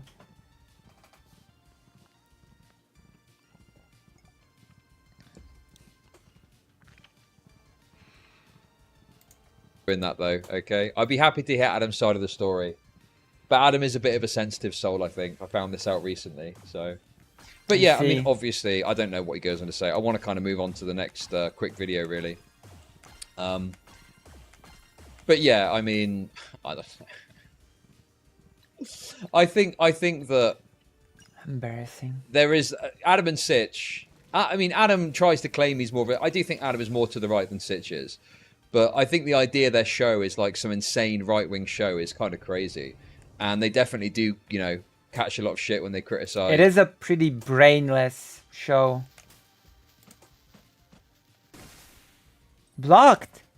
It is a pretty brainless right-wing show. Maybe not a crazy right-wing show, but a pretty brainless right-wing show. I'll bet. The righties too, so they are kind of more of a centrist podcast, I'd say, more than anything else. Centrist. We've already discussed the centrism. Anyway, what else have we got? We don't want to dwell on this too much. So we got. Have we seen that one? Okay, so we got. Anyway, back to the point. Propaganda 101. We're taking our eyes off the prize. So the point I'm trying to make. Believe it or not, centrism. In many cases, centrism ends up being right-wing propaganda 101. And I'm not even joking right now. Centrism, in a lot of cases, is just right-wing propaganda 101. And what I'm trying to get across, obviously, is that, you know, Vosh has released over a period of months numerous videos kind of criticizing Anna, which, again, is fine if he wants to do that. Seems like he's got some issues with some of the stuff Anna's done. Again, that's fine. But this narrative that Anna, out of nowhere, has just turned on Vosh and attacked him as part of, you know... Nobody says that Anna has just turned on Vosh. That's not even the part people discuss a lot. More like Anna has turned right-wing. Of course, a misleading description. We've suffered through the first 50 minutes of this. There is no narrative of Anna suddenly turning on Vosh. Anna turning on Vosh, quote-unquote, is insignificant. What is significant is Anna turning to the right wing. Or rather, the Young Turks turning to the right wing while we're at it. You know, Hitler claimed to be a centrist in his Munich speech. He said Germany needed a centrist party to guide it forwards in the future or something to that extent. You know. As part of a shift Everybody to claims the right to or be whatever, a centrist. is right just complete nonsense. And Vosh is very clearly and very evidently, you know, taken the gloves off in dealing with Anna over the past few months. So what's this one? See? For Chud Logic, it's not about the substance of what's going on. It's about who attacked who first.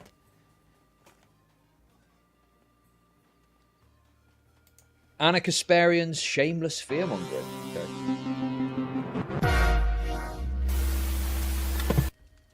While we're on a bit of a TYT hate train, just a little bit of one. You know, I wanted to take a look at something. Somebody emailed me this. Now, I've been an advocate for drug decriminalization for a long time. The basic argument being that if a person is a drug addict, treating it like a criminal issue is a really dumb idea, because addiction will make you do dumb things to get your high, and it just means then you do that and then you go to jail and you don't get medical help, and it's just like a lose-lose. Like, nobody benefits from this, right? Whereas normally, not for everyone, but for a lot of people. Okay, when does he get to talk about Anna? You just say... Anyway, I don't want to get too sidetracked. We've spent way too long looking at these videos. So we released another video, Anna Kasparian's shameless fearmongering, which presumably was about her take on homeless people, I would imagine. But obviously, by all means, watch the video. TYT can't stop moving right. They're out of control. What is this? HuffPost delves into the many struggles facing Justice Democrats, the progressive group that... So, and then there's this one here. Anna Kasparian isn't moving right. Ben Burgess post-cringe. So he also was critical of someone that was defending Anna Kasparian too, right? Okay. So the basic point I'm trying to make is very simple, okay? The narrative that Anna, out of nowhere, has just turned on Vosh and is attacking him as part of a crusade against the left is not correct. Vosh has definitely got some fucking body blows in himself and has absolutely, you know, criticized and gone after Anna for things that she's said and done over the past few months. And that's further to, you know, them having a kind of amicable relationship previously. There was even one video we saw where they had some disagreement, you know, and yeah, they won stream together in January this year. Totally fine, no problem at all. Obviously, there's nothing wrong with disagreeing and taking issue with someone. Does seem that, like, the moment that Anna has kind of gone off about trans stuff, which is to say, you know, has made some points of disagreement. Yes, the thing that Vosh is principled about. We already went through this yesterday. With or defended Jesse Single, someone who he thinks is a transphobe. It seems like that is way too much, you know? So it's like, he can have contentious takes. Yeah. Throwing an entire group of people under the... In fact, Vosh is consistent here. Vosh is actually consistent here. I'm gonna let Chud Logic say what he wants to say, and then I'm gonna translate it, okay? It seems like that is way too much, you know? So it's like, he can have contentious takes and get defended from Anna when it suits him, but Anna is a contentious take, and it's just... Sorry, you spoke out about trans issues. That's it. It's over. That's what... So, Vosh's contentious take was, we shouldn't throw away a whole demographic. Vosh's contention with Anna is, hey, we cannot throw away a whole demographic.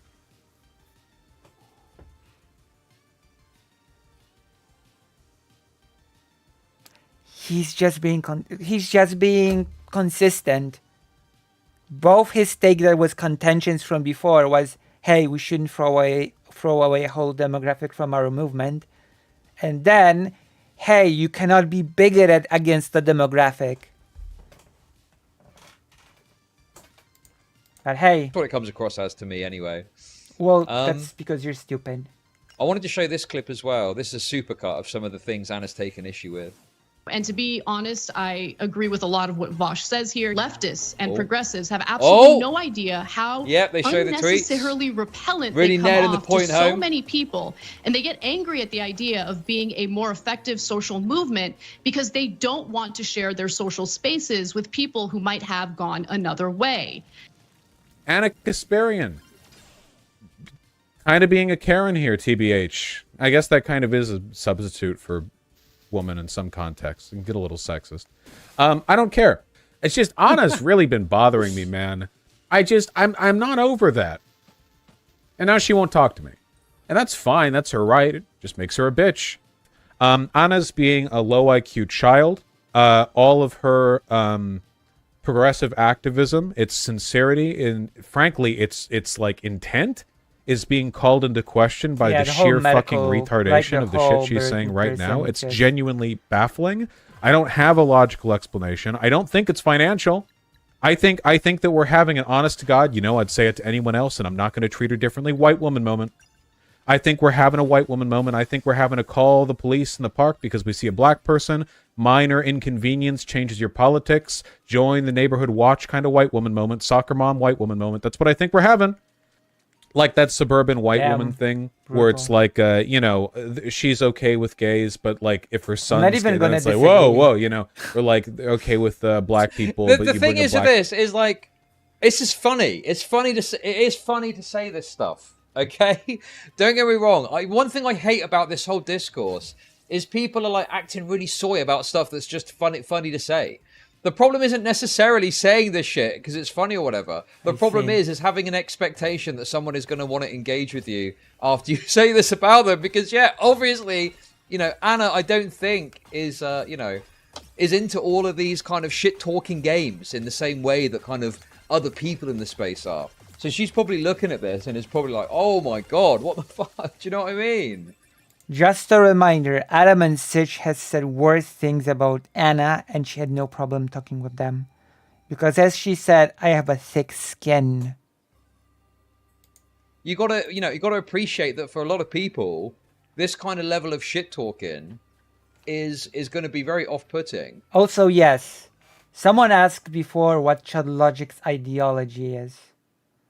Chud Logic's ideology is this funny or is this not funny? That's Chud Logic's ideology, quote unquote. Especially more Is kind of this thing normally funny? aligned kind of aspects. But Yeah. on top of that as well, No. the thing to bear in mind is Vosh is really popping off on Anna here. He clearly thinks that he's got, you know, some level of criticism that's justified in some areas, which is fair enough. But like, you know, this is someone that you've spoken to in a friendly fashion. Like, you've been friendly with this. And Anna, when you have been at the bottom of a dog... Things change, Chud Logic. And I will repeat what I said yesterday. Yeah, he was friendly and he wasn't as aggressive before because the disagreements were not as fundamental.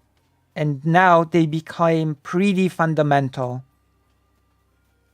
Is this thing funny or is the drama juicy? True.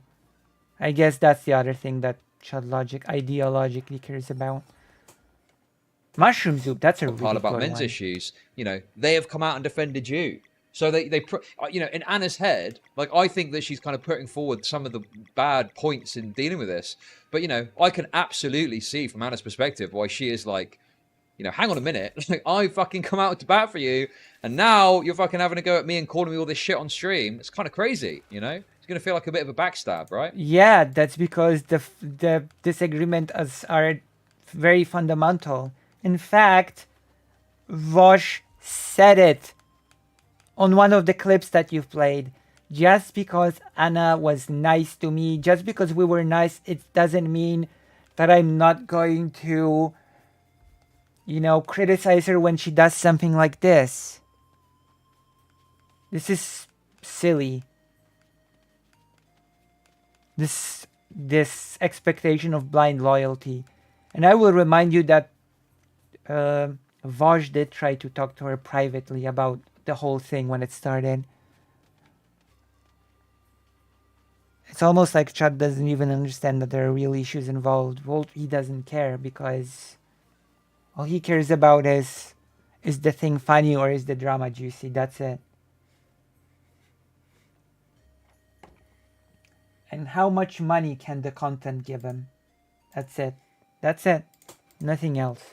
Black guy home, the daughter, and whoa, what, like that? I don't know. Look, there's someone over there. Apologies, I didn't expect a cutscene.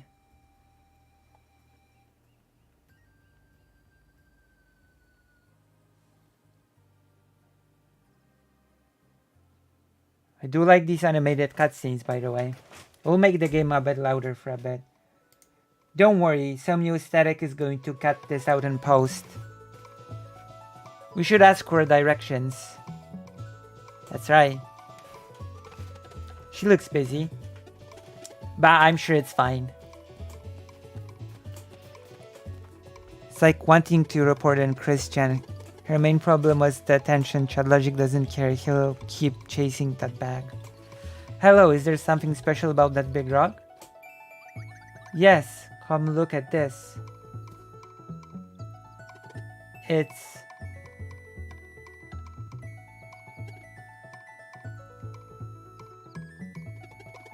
This looks like... Nah, must be in my imagination. So what are those? Fascinating is what they are. These runes are the oldest forms of writing known to us. Who's us? Traveling historians, of course. Or at least what's left of them. No way you're a traveling historian. Nice to meet you. My name is Garl. Nice to meet you too. I'm Tekas. Or Teeks. Teeks. So are you friends always this quiet? Ha ha ha. Nah, Valer and Zale are fun. They're just being sealed away to study in the sky for too many years.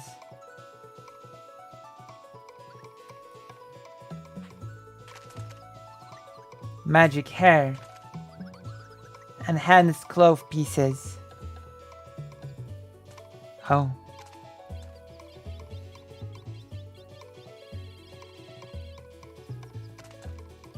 It's like an icon in a game when you flash it really quick.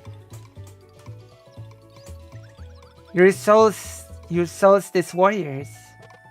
I knew it. Adventurous spirits, fated to unravel mysterious unknown, fearsome in battle, and encounter countless forgotten artifacts. A traveling historian's best friends. I mean, oh, someone's excited. Haha, and we thought Carl was something.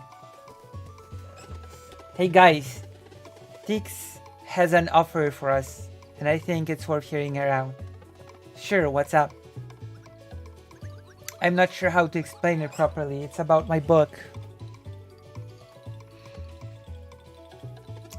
Why don't you eat with us tonight, Tix? This place is perfect to set up a camp. Oh well. Don't be shy, we're happy to have you. Yeah, plus you have to try girls cooking. Okay, thanks. That's it. One stew coming right up.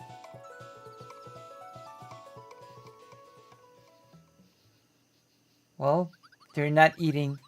Thanks again for the food, Carl. You really are a pretty good cook. Glad you liked it. You're welcome to join us again anytime. So you're the very last traveling historian.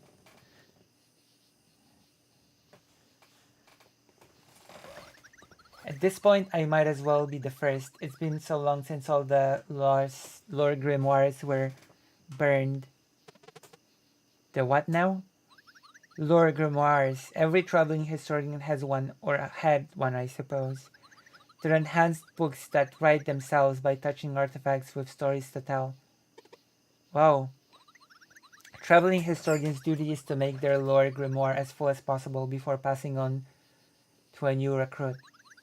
There used to be a guild and a whole bunch of us, but now there's just this believer here. Which leads to what I've been meaning to ask. Shoot. Well, you see, the best thing a traveling historian can ask for is adventurers who keep an eye out for them. I don't have a way to pay you, but if you wouldn't mind grabbing any artifacts you stumble upon during your adventures, I'd be happy to share stories with you. Sounds fun, but how will we find you if you're always traveling? Don't worry about it, I'll just drop by your campfire whenever you're out in the open. It's the perfect setting for telling stories. Story time by the campfire, sign me up. Great, just bring me any artifacts you find and we'll see how my Lord Grimoire reacts. How many stories do you have so far? Just the one. I was empty when I found it, but that's okay by me. I plan on discovering enough to fill an entire volume. That's the spirit. This first story wrote itself when I stumbled upon a very old pirate earring. That's when I knew I was holding a real Lord Grimoire. They were thought extinct. What's the story about? A ghost pirate ship called the Vespertine. Oh, I can read it for you if you want. Feel free to ask. Okay, we already know this story. Reminds me of Breath of Fire 3. Actually, someone already said today that this game feels a bit like Breath of Fire. Okay, I'm gonna go to the toilet real quick. Don't go away. In fact, get more people in here, okay? Get more people in. Get more giggling happen. I mean, doesn't everyone say they're just having normal opinions?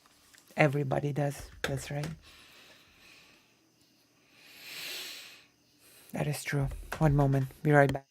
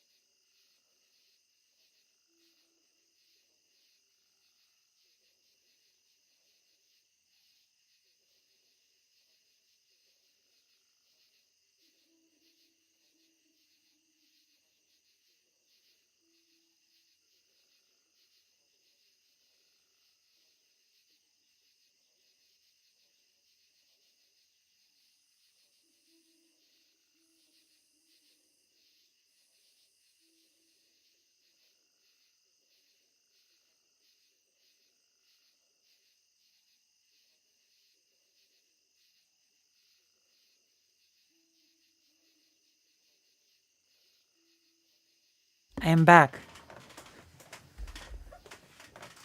I see Sea of Stars Ballast this time, reminder of everything I love from the Mario RPGs. Okay, we're gonna get out of the camp and then we're gonna continue with the Chud Logic thing.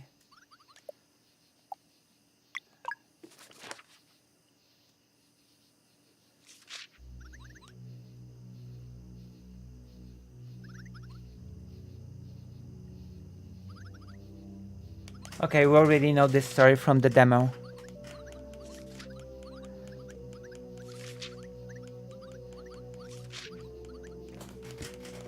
Wow, that's a legendary composer, you know? That's a pretty legendary composer. Yasunori Mitsuda. Very legendary. Part of the dream team that created Chrono Trigger. There's probably a way to check.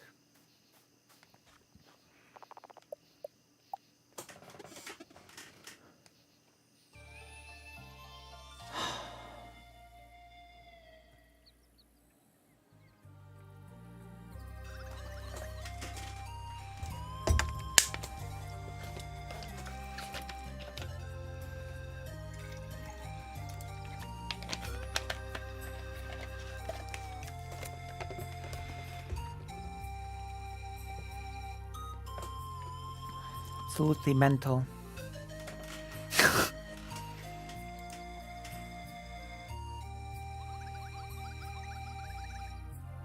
Oh yeah, that's Chud Logic.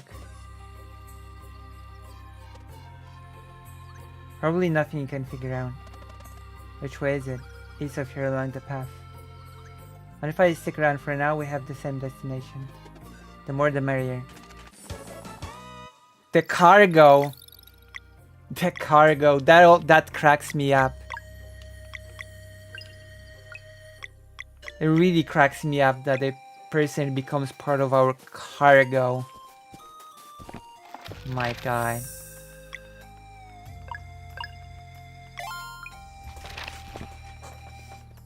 Also, I should have made the game bigger. Apologies. I didn't think of that. I should have went to this view. But I'm too silly to think of things like that, so...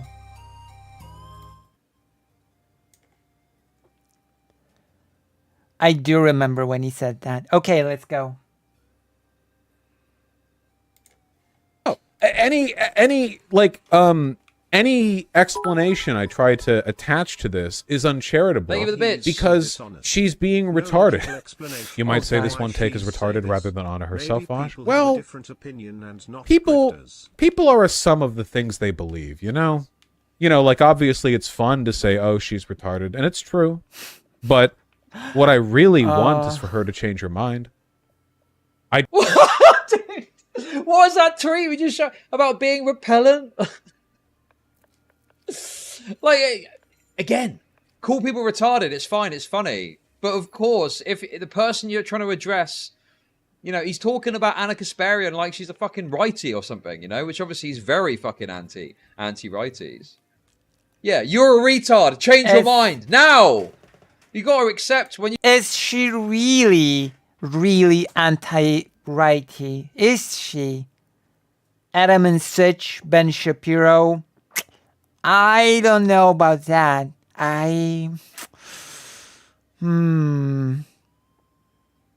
Someday people will understand the Arsler isn't worth it. True. I'm not that big on slurs. When you call someone a retard, you are kind of dispersing with you know, a lot of ground that you're going to potentially... You want to hear something really, really weird?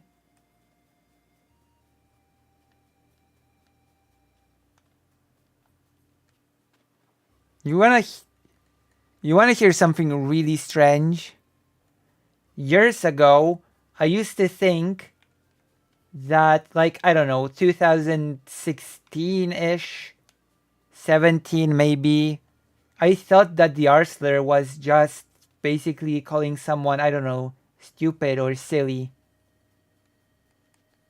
Like, I was not really aware of that whole history of the slur, you know?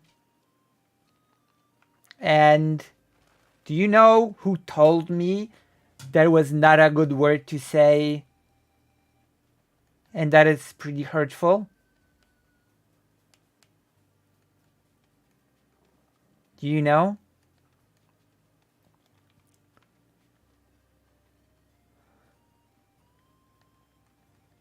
It was it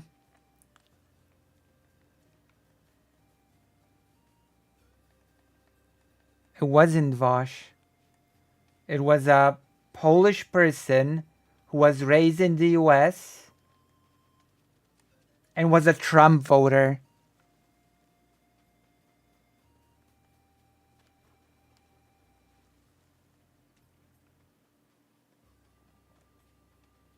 Really, a Polish person raised in the US was a Trump voter, and a right-winger told me that I shouldn't say that word because it's like it's a hurtful slur.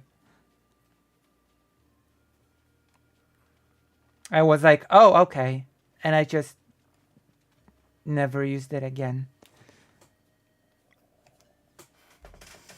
I just never used it again.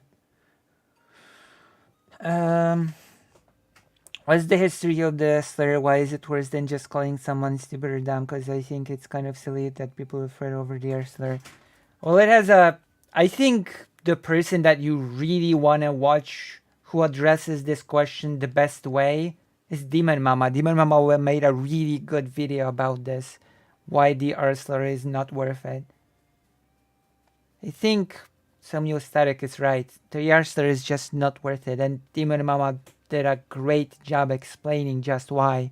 The stigmatization that is connected to the word.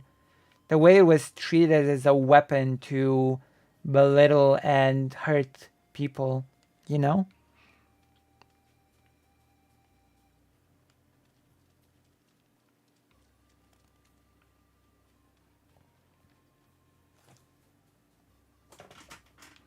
And I agree with Demon Mama on that topic.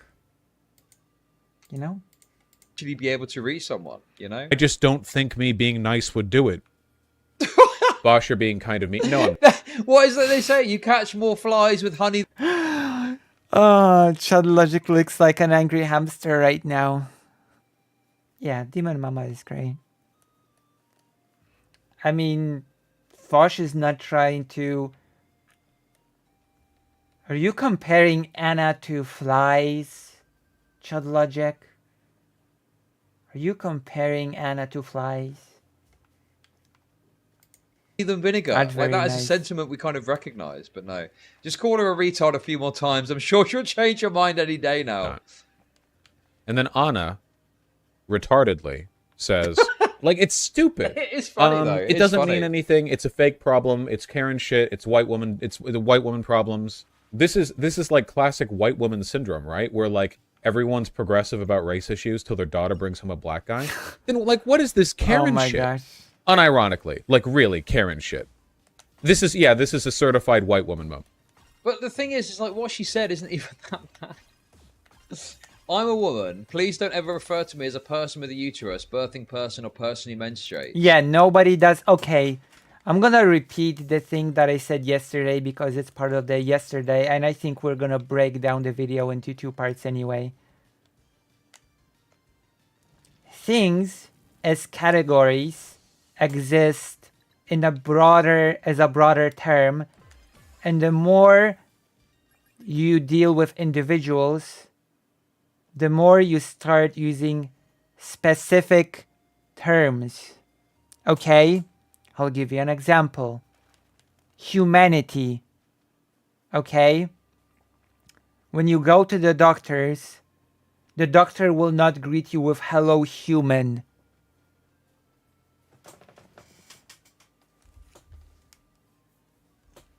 You know, I'm Lucy. Please don't ever refer to me as human. This is basically the same logic, okay? And it's the same here. Birthing people with uteruses. Oh, says someone subscribe? Thank you, Anthony Realmuto. Thank you for subscribing. Thank you, thank you. So, it's basically the same here. Birthing people who menstruate in a one-on-one interaction. When someone goes, the umbrella category is birthing people. Yes? When you go to the doctor, the person will either address you as a woman, a trans man, non-binary person, etc. You go more specific when you deal with the individual. Right? This is pretty basic. This is pretty simple. I'm an American. You hear me? I'm not human. American. Like, it's not hard to understand. How do people not realize how degrading this is? You can support the transgender community without doing this shit. How do you not realize that calling someone human instead of American is degrading? I'm pretty sure my 5-year-old nephew understands this. That's because your 5-year-old nephew is not a grifter who turns to the right. You guys have got to help me out with this, if I'm crazy on this. I feel like this sentiment amongst the progressive left online would have been totally uncontroversial just a year ago. Just a year ago. That's an empty argument. Things progress. Topics progress.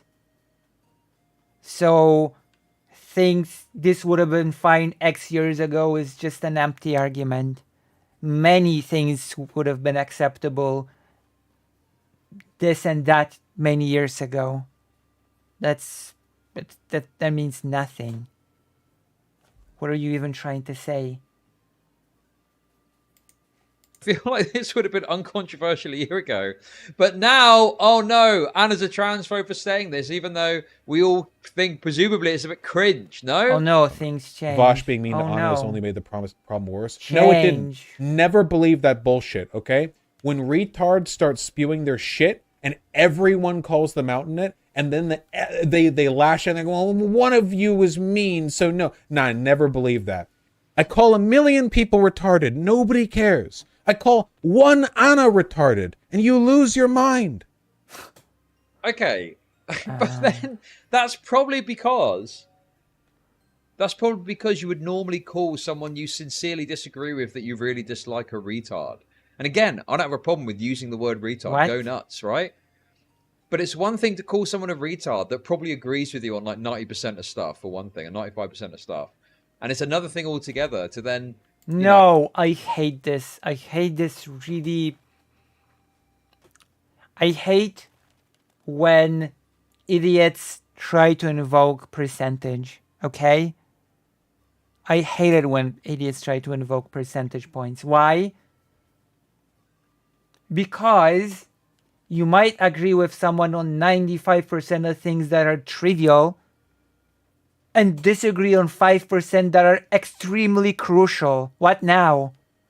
Are you really gonna invoke the 95% of things that you agree on that are banal, that are trivial?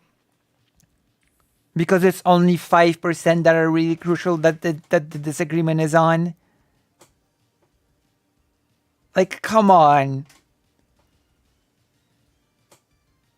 Big cringe in it, bruv. What you talking about, mate? The only thing cringe is you in it. Oh, well. Well. You'll probably like Giggler English. Giggler English. Oh, act like it's crazy that person doesn't want to engage with you anymore. That's your problem. She does have a history of doing the progressive until it affects her kind of like white woman soccer mom shit. All the drama around Anna Kasparian fades away as long as she shuts the fuck up. I think we've sufficiently demonstrated, as always, that women have no idea what they're talking about. Oh my And God. to be honest, I Yeah, agree with a lot of Keem what stuff. Vosh I'll says talk here. about that later, yeah. But yeah, I mean, I don't know, man. It's just... I think I know what I'm talking Again, about. it's not, you know, it's funny. It's popping off and it makes me laugh. But... It really is telling that the deepest analysis that Chud Logic dares to venture into this is funny.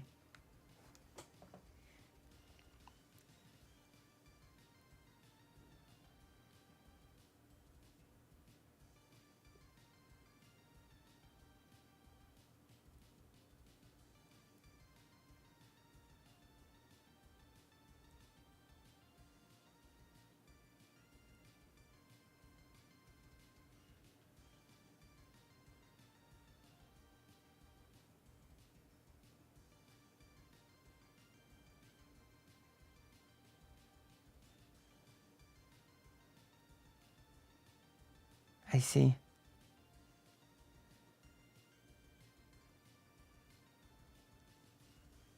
Polish word order. In Polish you say jak się masz. So you say how yourself are. Basically, that's the word order. If you really translate it word for word. How yourself are is the Polish order.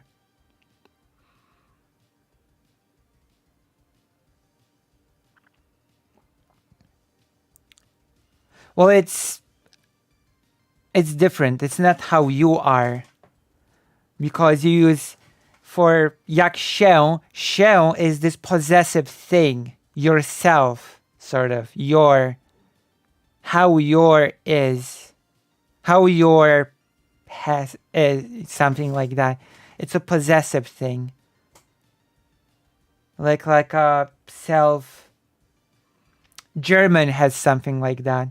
That you add to certain, you know. German has a thing like that in it. That you add when you say of certain things.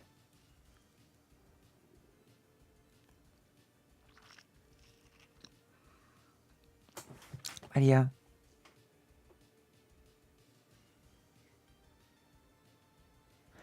Yeah, it might be synonymous with those things, but it doesn't have as big of a history of being weaponized against people. And I think it's if fair this is criticism. someone who you would consider, yeah, it's like you know, Like I'm not gonna attack people over using the word, but I'm just not gonna use it. Does that make sense? I'm not gonna make a video saying Kefals and Vosh must be, I don't know, stopped. But I'm also just not gonna use it. That's basically it. That's all there is to it, I think. Anna's like a proper like political pundit, right? TYT's been around for ages and she's been in the game for a long time, and she is more kind of like you know, normie kind of aligned, I'd say, than anything else. Is that so? I think you can tell that by the way she's handled some of this stuff, which I think is kind of cringe. But yeah. I have to Anyway, stop there's them a bit more to noodles. look at here. Noodle So, is the biggest. We got the supercut there. Again, you know, I've got all the different videos here. There you go. I end up being edgy nonetheless. I use the biggest slur of all, noodle and noodles. Sort of, yeah. I guess greater ain't. Sort of, yeah. You can find them. You can see the titles in my video there if you want to watch them. There's like literally fucking, I don't know, probably 4 hours of content there to kind of go over. But I think even without looking at all of the information, all of the videos, I think my assessment is pretty reasonable. I do think there's probably some stuff that Anna has said or done that Vosh has taken issue with, which is fine. But clearly he has like gone pretty hard on her. And I think it's much more realistic to say that kind of Vosh turned on Anna more so than Anna kind of turned on Vosh. And It's this not about that we looked at earlier. This is not about who turned on who. This is just such a ridiculous framing of the situation. Chud is such a where she kind of pops off on with Vosh. their art. I think that this is like, you know, more indicative of that kind of pressure of Vosh making these videos about her, and eventually he just pops and just fucking goes off on Vosh one day, you know? I don't know if Anna has actually, apart from a few comments here and there, made any kind of meaningful content about Vosh, calling out Vosh for his takes on stuff. It does seem more so that Vosh is calling her out. And now there's a lot of people who, you know, are just pushing this narrative that Anna's just randomly turned on Vosh as Who part is of a pushing crusade that against the left. narrative? It's kind of crazy. Who? Anyway, we got a little bit more juice here. Who is So, it? obviously, you've probably seen this mainly through Twitter. People have been just tearing strips out of each other. It is literally a fucking civil war. It's like a leftist civil war out there. Oh. So we've got Thana, who's a Vosh mod. Obviously, me and Thana have had a few Leftist issues civil in war. the past, let's put it that way. You're garbage, Vosh. I don't respect you, which is why I don't want to talk to you. Anna Kasparian. Meanwhile, who she talks to. Can you agree to disagree? Ben Shapiro versus Anna Kasparian, full debate. Also, by the way, I saw those interactions with Thana. And what Thana said was perfectly reasonable. There's no war going on because the Young Turks just left the left. So there's no... So what does that even mean, civil war? Remember I mentioned them to you before, Lucy. Yeah. I remember. What's funny about this is, like, that clip we watched earlier was Vosh saying to Anna how good it was that they had debated Ben Shapiro. And now, apparently, you know, talking to Ben Shapiro is bad, I guess? Yeah, it actually is. Okay, you know, if you use your brain for a few seconds, then you will realize it. If Anna Kasparian says, I don't want to talk to you, Vosh, I don't respect you, then by extension that means that by talking to Ben Shapiro, she indicates that she does respect him. It's that simple. Then help us get stuff set up some. Oh, that's really nice. That's really nice. That's really nice. I don't know what to tell. Like, I don't know what the point of this is. What are they I trying know. to say? Vosh, I know you're continuously missing the point, and it's painful to observe. Well, at least you admit it, but it doesn't really make it better in my eyes that you've lost the plot and you have no idea what's going on. You know?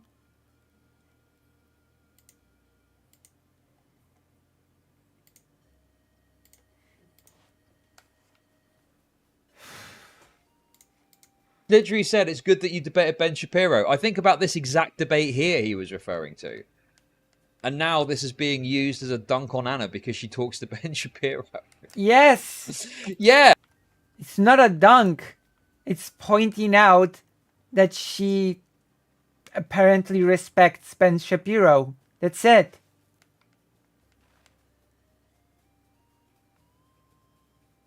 I see Cucumber is more aware than Chud Logic at this point. I mean, just cross out the logic bit from your name at this point. It doesn't suit you. Yeah, these are both debates. This is a clear debate. Can you agree to disagree? Another debate. So stupid. Anyway, Anna yeah, I responded, know. Unlike Vosh, Shapiro never once called me retarded or a bitch over disagreements. That's how big boys who don't snort addies during unhinged streams act. Now, this to me is just shit talking. This is internet shit talking. I'm all for this, okay? Wait. So which is it, Chud Logic? Is Anna Kasparian a proper pundit? That is not really about the insults. You said that minutes ago. That Anna Kasparian is a proper pundit. That's not about the insults or stuff like that. And now all of a sudden, it's just shit talking? Now she's okay to shit talk all of a sudden? But being insulted is bad because she's not really into internet content creator aggressiveness.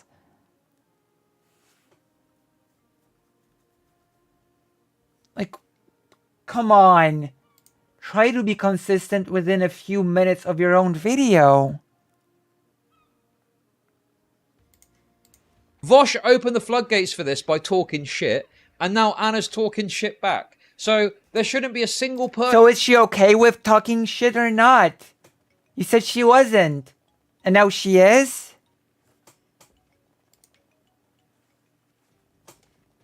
Person in Vosh's community. Okay, game time for a bit. I didn't think this was a city. The Elder hasn't returned. Malcolm will kill us all. Run. Where are you? Have you come to save us? Well, of course, your assault is warriors. Girl. It's true, no? We should help if we can.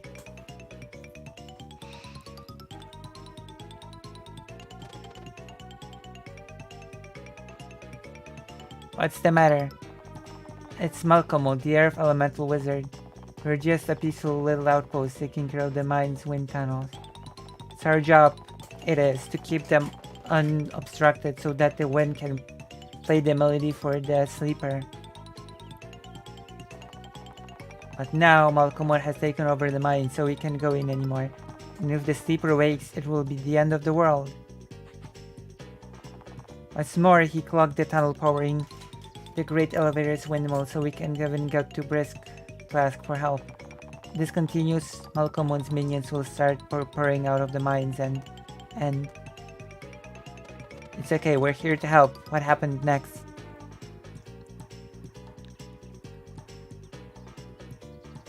It is a cool idea. The Elder went in to try and stop him, but it's been so long.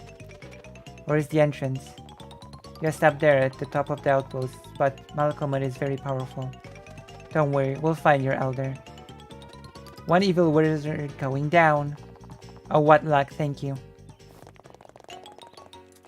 Everyone, stop panicking. Solstice warriors are here to solve everything. The Elder will return.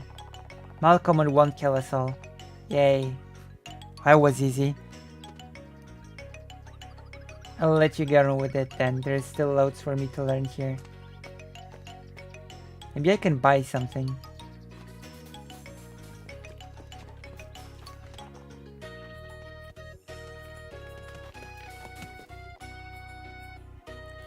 No money.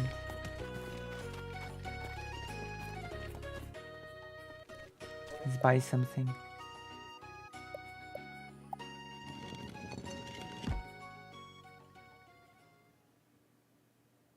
Oh.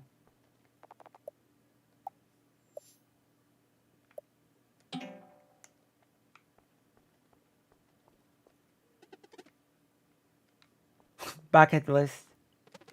Hope we can help the moleskins. They seem so peaceful. What's this?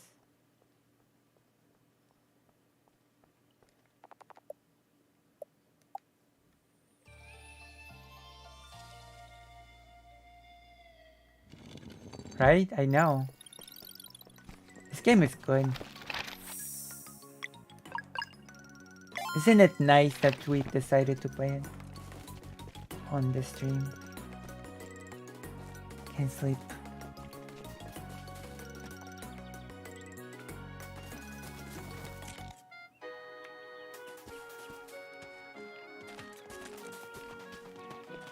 Oh, it's a child.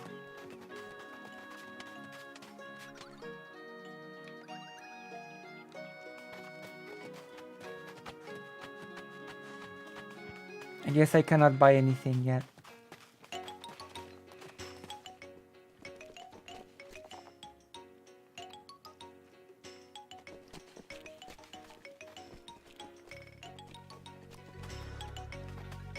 The mole's a centrist, true. Or a child. Heading out, have a look at my equipment and food. Okay, that looks pretty good. Here, Amber stuff.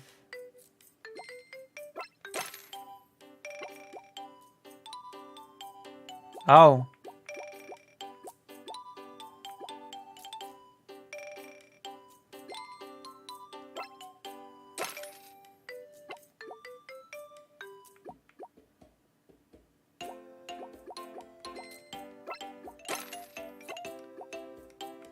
Guess we got a better here.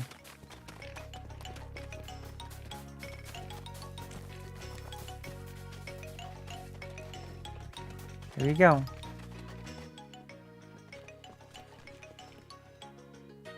Are you really Saltis warriors? Mom says we can go out, but it's boring here. There's nothing to do. I can't help my kid outside with everything going on. It's too dangerous. It is pretty dangerous.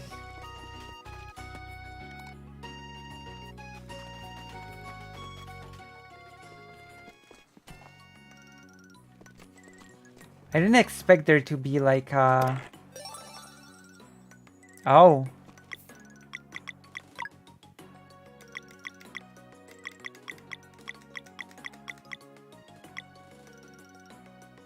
Oh.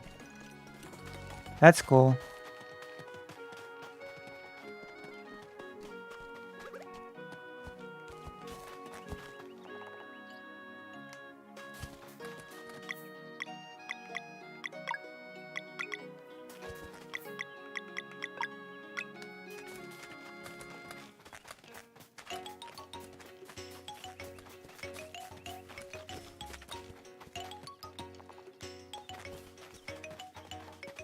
True. Holy schmoll.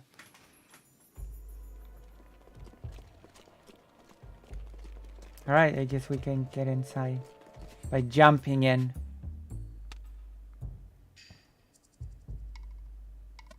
Are you the elder? I am, and you are? Celtis warriors. We're here to confront Malcolmud. My, how wonderful. What can you tell us about the situation? Not much, I'm afraid. I was simply trying to get away from the noise of all this panic when everyone started cheering as if I was going in to fix the problem. So now I'm stuck here, equally afraid to venture forth as I am to return to my people without a solution.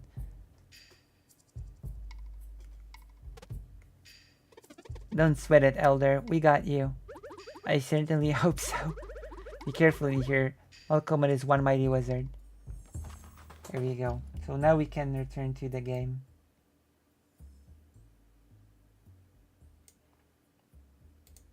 That's got a problem with this. Because this is fucking internet shit talking now, right?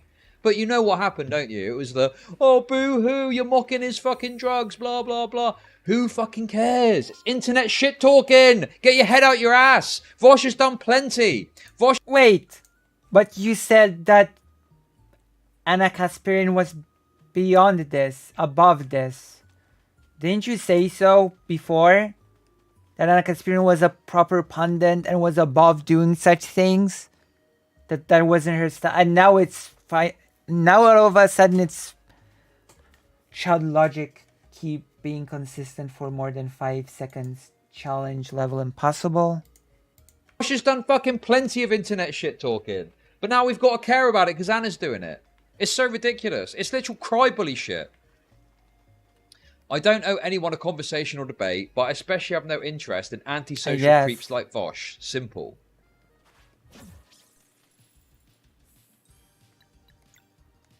It's like... And, you know, there's obviously lots of great responses. We don't really have time to go through them all, but this one was really funny. I think this is, It is. Do you have any evidence that Vosh snorts Adderall during his streams, or is that something you made up? I don't know if this is a meme or not. You know, are they genuinely asking this? Are they genuinely asking? Because I thought, is this a 5D kind of like... Why are you looking through X? This is so desperate. This is padding. Really? People's answer on X/Twitter? Oh, actually, I'm asking because it's absurd to ask for proof for what is obvious internet shit talking. But I do think the high progressive person is kind of associated with Vosh or used to work for him or something. So, yeah. I don't know. That just kind of made me laugh. The idea that you'd ask for a source on this. Source? Source on this claim? Okay. You know, it is just internet shit talking. Anyway, Vosh fired back in admittedly quite a funny tweet, okay? I think Vosh is generally quite good in these situations. Anna is now insinuating I'm a drug addict, presumably because she's so terrified of me that in her mind I'm beginning to take the form of the thing she fears most, a homeless person.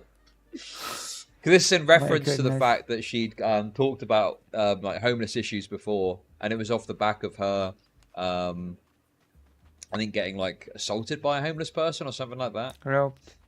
But yeah, just a bit of classic internet shit talking. So up until this point, you know, yeah, I've got to say that was a pretty funny tweet. I was gonna say I'm gonna just decide this based on who's got the funniest tweets, essentially. Well, at least I think that I got straightforward grinded up about it. against her or something like that. She talked about it a little while ago. I think it was on Adam and Sitch's show actually. But that's a good tweet. You know, that's a good tweet. You got to give credit where credit's due in these situations. Logic Okay. is so stupid that it just. And then I've got to be honest with you. I got to be real with you here. Okay. I got to be real with you. I doubt it. You're This never is where real. Anna, you know, up until now, I'm like, okay, I can understand where Anna's coming from. I think that, you know, clearly she feels attacked and she's kind of responding to what she feels like bad faith attacks from Vosh, whatever. I feel like she kind of dropped the ball with this one for a number of reasons that we're going to get into. Okay. Because then she hit back with this. Oh, wrong thing. Then she hit back with this. Okay, show us. Oh my god. And listen, I think everyone in chat knows what this clip is, don't they? Yes. Everyone knows already what this clip's going to be. Yes. Oh my god, get to the point, please. Everyone knows what this clip is. This you, Vosh. Why do you think the LGBT community is cancer? So let's have a little... This video did not need to be 2 hours 38 minutes. Like, come on. Everyone knows. Everyone knows what's coming. Community online, particularly the LGBT community, is cancerous as fuck.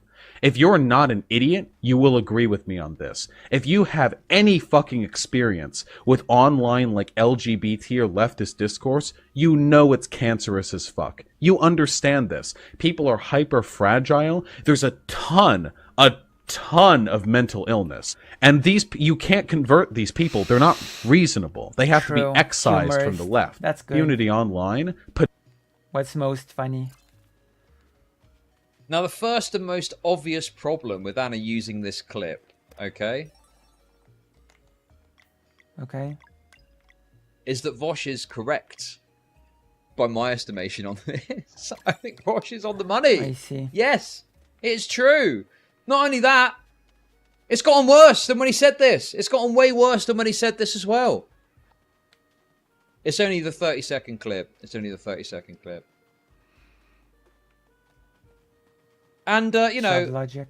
I think she would probably agree with this sentiment if it wasn't worded so edgily. Because I think she probably feels the same way about it. I think she retweeted something to kind of clarify. So we'll look at that in a sec. Yeah, you know, the thing is, I know what she's trying to do. She's trying to show he's a hypocrite. I just think this is an Anna L, to be honest. I think that trying to show, like, oh, look at what you said in this clip, which is an older... I don't know. I just think that she could have done this in a better way, right? I think that, like, pointing out that old Vosh agreed with her, or maybe not agreed with her, because she probably doesn't want to word it in that way. But, you know, Vosh had some very harsh criticisms for the online community. Like, what changed? Because I think this is what a lot of people ask, is like, what changed between this Vosh, which is, I believe, 2019, I think? What changed? Well, the birthing person thing is not an online topic, is it? In fact, Anna Kasparian has cried about it online, about a thing that is implemented in real life. So in fact, Anna Kasparian crying about birthing persons as a term is online shit. Has Chud Logic really not realized this? This is implemented into certain medical terms, right? Into medical language in real life. It's not just something like online. Anna Kasparian made it into online shit, quote unquote, by crying about it online.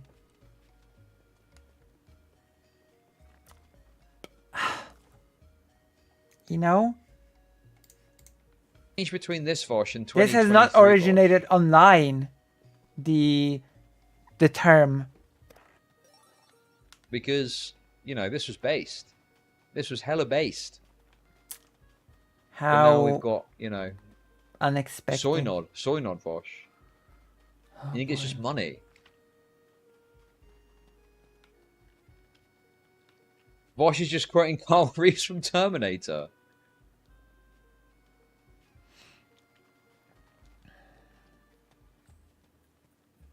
Didn't Vosh make fun of Contra's drug addiction? I think what happened was he was going to write a tweet out about it and then decided not to. But he said he was going to do it, but then didn't. So No. it's like... That's not what happened.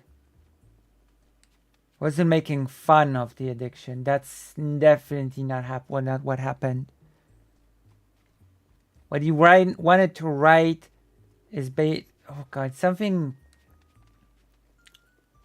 I think the tweet was supposed to be something that people will weaponize the addiction. That is what Vosh wanted to say. And then he didn't write it because he said that mentioning the addiction at all would be bad.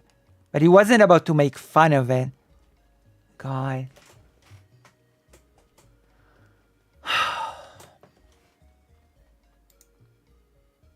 This is just classic. This is classic, okay? He basically said it, even though he didn't actually write it out. I mean, obviously, you know, one thing that the kind of woke skull types in Bosch's community are great at is this kind of, oh, what's that? Is this kind of like, you know, they'll spit feathers when someone else does something, but you know, when Vosh does it, it's either justified, funny, or alternatively, he's accounted for it already. You know. That's not what was happening here. Has Vosh ever like come out about this clip and gone explicitly, "I was wrong about that" or something like that? If I recall correctly, I'm pretty sure it was more like, you know, that was a bit of a harsh wording, but I was kind of speaking to some truth. It wasn't harsh wording at all. He was saying that the addiction would be weaponized against her. What was funny and about then this said whole I thing shouldn't mention the is that addiction if you at go and all. look at the replies, everyone's just agreeing with old Vosh. Everyone's like, well, Anna, to be honest, he's kind of got a point here. They are very cancerous, you know? So I think this was kind of a fumble from Anna because she was trying to do this kind of like, oh, look what you said about it, though, this time. And also, you know, he was talking specifically about the online community, so it's a bit disingenuous, the presentation, too. Obviously, Vosh has been quite disingenuous with the presentation of her views, but nonetheless. No, he's not. And yeah, it's just a kind of based clip. In fact, I saw something which kind of sums it up perfectly. Oh, God. Yeah, this was it, look. This cartoon sums it up brilliantly from Cream of Dog. The most base thing ever. You should have made a horse joke, you moron. Somebody who semi-regularly hands out in Vosh's YouTube chat, I can confirm we correct, yes. Why would you share the most base thing you ever said and go, oh, is this you saying this base thing that's true that I would probably agree with about trans issues? Anyway, to be fair, Anna tweeted someone. Well, you're here now as well. I've got to say, this little interaction here was quite funny. This you, Vosh, why do you think the LGBT community is cancer? So Anna tweeted this response here, which I guess clarifies her position. Context is everything, Anna. He was referring to leftist discourse and online spaces. You actually agreed with this sentiment. That's kind of Anna's point. Vosh oftentimes says way worse things than Anna ever did about the online trans community when he's their target of criticism.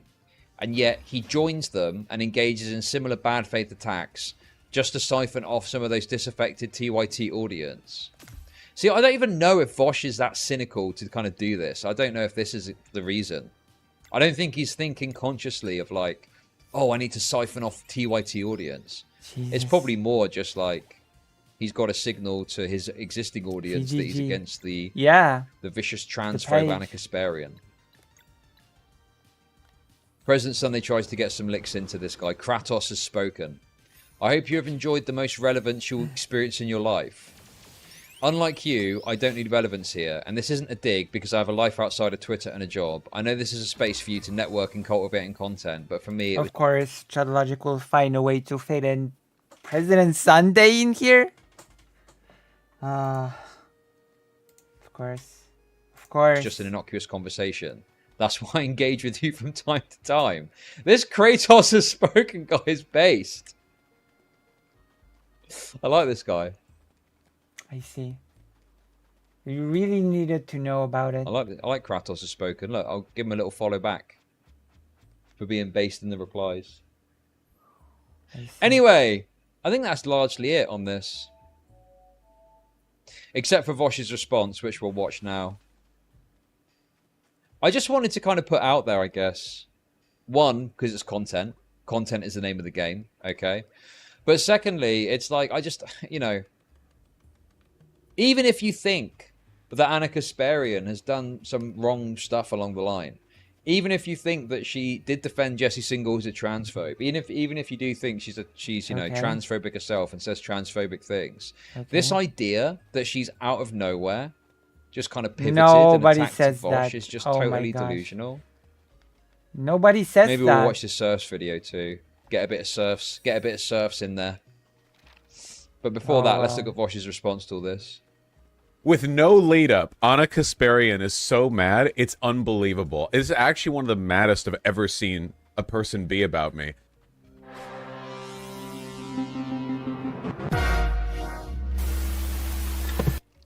So incredible. Thana, respected mod, site mod. Incredible stuff. Thana posted this.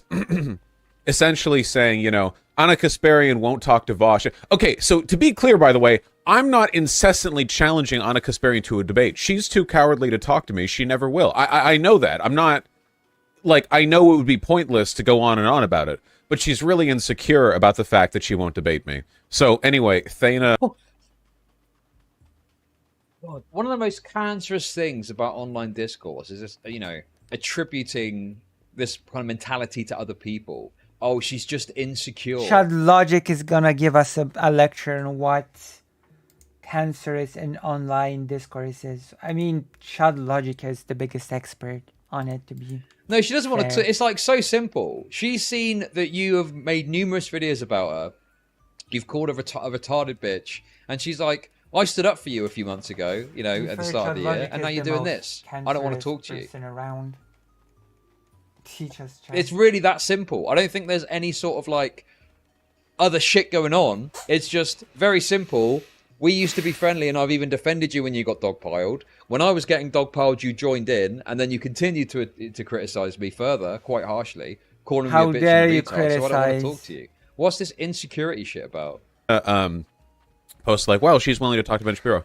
And Kasparian responded with this. And if this doesn't make it into a copy pasta, okay, then I'm genuinely disappointed with you people, because look at this.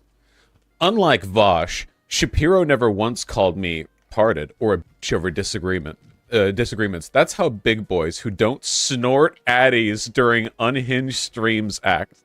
I don't know anyone in conversation or debate, but I especially have no interest in antisocial creeps like Vosh. Simple. And it's so good on so many because she's like cycling through every insult she can think of, right? And okay, when Vosh finds it funny, then Chud Logic doesn't find it funny anymore all of a sudden. Such a stone face. Or maybe he's just processing it in his head and he's gonna find it funny. He's gonna find it funny in a second. He's gonna process the information. Wait! How has Vosh got a leg to stand on to say that? You've done the same thing with her. You've cycled through all the insults with her as well. What on earth? It's like people don't recognize their own actions. It's like people have got no awareness of the things that they've done. You know, it's crazy. Well said. Like, he literally started this. Like, you know, this is like you fucking see two kids fighting and you're like, right, who started it? It's pretty evident that Vosh started this with the insults and shit first. And she's It's not two kids arguing, though, is it? The issue here is not who started what. That's not the point of the whole thing at all. This is not a situation of, oh, this fight is bad, who started it. This is just ridiculous. Very childish approach. A great and venerable philosopher Chud Logic to bow down to he. Please teach me a lowly. Sparring Sorry. back. Because I tweeted this, but I think Anna Kasparian is so afraid of me that I'm in her mind, I'm morphing into the thing she despises and fears the most, a homeless person. So she has to insinuate I'm a drug addict. So, like, my 10 milligram Adderall prescription, which is like the lowest dose you give adults. And she's like, this druggie, this, if I was in Santa Monica, he would be curled up in an alleyway. I have to, like, it's just so much projection, you know? It's really, really, really, really, really good. And then somebody said, lol, all somebody has to do is stroke your ego and you'll work for them. That's what you're saying. And Anna Kasparian says that's right, which I feel should be completely disqualifying for like any legitimacy as a commentator. Like, she's just openly admitting, like, this is literally the Carolyn Borisenko thing, where I was a devout liberal, but then I went to a Trump rally and the Trumpers were nice to me, and it was different from the time the left. It's so funny how we've got this now comparison to this other Carolyn Borisenko person. Oh, where Chud Logic I does don't not even know think who that they Anna are. is saying anything close to what that Borisenko person said. How do you right? know? These were mean to me, so now I'm on the right. The funny thing is, in terms of behavior, she's You actually... said this person, so you don't know who they are. So how do you know if the rhetoric is similar or not? You don't know the rhetoric. You just assume it's different because you don't like Vosh. This is pretty, I don't know. I think the term is transparent. acting closest to Dave Rubin right now. I don't know if you guys remember, because a lot of Dave Rubin's career arc was before I took off as a streamer. Yeah, obviously Dave Rubin's bad, so call it Dave Rubin. Everyone thinks of Dave Rubin. Everyone. But Dave Rubin's whole thing was, hey, Everyone I'm a thinks liberal so. who just wants to have conversations across the aisle. And then it was, man, the left sure doesn't like it when I have, like, Nazis and white nationalists on. They're so mean to me. But these white nationalists are nice to me. So I'm going to have them on. And then it was, why is the left so rude to me when I have conversations with the far right? You know, and then, like, this is why I'm leaving the left. Dave Rubin was the poster child for the joke of why I'm leaving the left. He's the guy, like, he's the person from whom, like, the template of that joke is. You know? So what now, Chud So Logic? she's just Any doing beef? that now. She's literally just saying, like, well, if you're nice to me and you stroke my ego, then, like, I'll talk to you and we're good. And not if not. Have you tried calling her a bitch nicely? I feel like I've called her that. Yeah, I mean, that tweet seemed more like doubling down. I mean, the idea that Anna's only going to speak to people that stroke her ego. I mean, maybe that's Any true, I guess. deep But it just insights? sounded like a kind of, you know, doubling down of, yeah, that's exactly what it is. But, you know, I don't think the point she's making is you need to like there's, it's like, it's not about being nice to her. It's about not going ballistic, making a bunch of videos calling her a retarded bitch when you have a disagreement Oh. about one issue or a couple of issues, maybe. Like, that's what it is. That's all she's really saying, you know? And the thing is Vosh, as we saw at the start of this, previously has had a disagreement with Anna over crime stuff, and he's been able to, you know, elaborate that very simply in a very calm manner. You know, not calling her a bitch, not calling her a retard. With, like, a range of tones. So probably. He tried doing that Check this for out this from half as an hour well, ago. by the Yeah. way. So in the ongoing effort to throw darts at a board, in response to me making fun of her in the fashion that I just repeated here, Anna's now insinuating I'm a drug addict, presumably because she's so terrified of me that in her mind I begin to take a form of thing she fears. That most, was a homeless good tweet, person. to be fair. Her response was, "Hey Vosh, this you?" No, I don't know what clip is this. I don't know what this is. Who is this? I have no idea. My goodness. Well, the thing is, the reason he's loving this is because, yeah, this is good for business, isn't it? At the end of the day, this is great for him. What? Projection. Oh my god.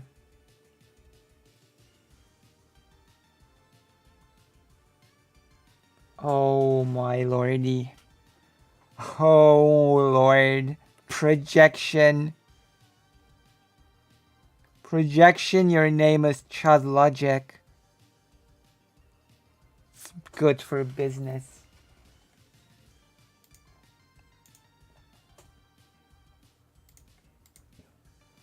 I mean, fair enough. Like, you know, you get a big figure coming at you, you can fucking go and stream about it and talk about it. Yeah, we've all fucking done this, right? But I just hate the fact that we're kind of acting like Anna, you know, she's having a meltdown. When, yeah, this is kind of an L tweet, I'd say. I don't really like the way she framed this, and it was a base take from Vosh originally. But it's like, no, like, obviously, if you're friendly with someone and you defend them when they're getting dogpiled, and then within the course of like half a year, they're like harshly calling you out, criticizing you, calling you a retarded bitch because you've got some trans takes that are disagreeable to you, obviously you're going to be annoyed about that. Like, it's pretty fucking obvious, no?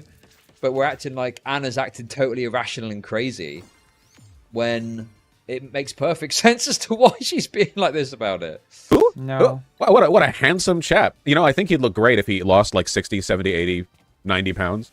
I've explained I think he'd look great. And maybe if he this changed a up the few hair a little times bit. I don't know already. who this is, by the way. Isn't this from that Nazi guy? Yes, this is the clip cut together by the Nazi I hypocrite, where he took my based and red-pilled Thought Slime Meltdown stream and made it into a based and red... We just listen to it. It's not exactly a secret. Particularly the LGBT community is cancerous as... That's true. That's all you need to hear. This is unironically the same shit the New York Times plus Twitter did to Cenk when he ran for office. Anna's become what she hates the most. So, okay.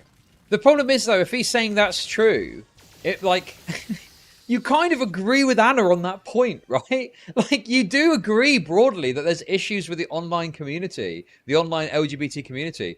But for some reason, Vosh feels it necessary to, like, go insanely nuclear on Anna when she's just expressing sentiments, which I'm pretty... Chud Logic is abysmally stupid.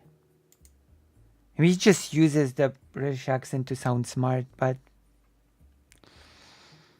sure he would have agreed with just a year ago. I don't think Vosh from a year ago would have been on the train of like, oh yeah, actually over. He probably would have said like, yeah, people overstate it a bit, but this kind of woke language is a bit cringe, or maybe you're not those type. But you know what I mean? I'm pretty sure he would have said something like that. So it seems so crazy that now he's gone so hard on Anna for originally her take about the birthing person thing. I don't normally like to do this because it's not falsifiable, and I could say it about literally anything. But as is probably pretty obvious, I have a lot of connections to everyone. A lot of people won't talk to me publicly, but in private they'll talk to me. That's fine. I'm okay with this arrangement. I know that I'm the source of a lot of drama. That's fine. But I know a lot, and of all the organizations and groups that I've ever been even slightly affiliated with, the Young Turks is an organization that has so many holes in it.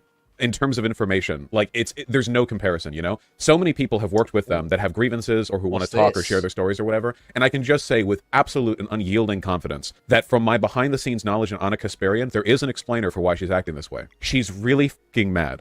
I'm sorry, that's actually it.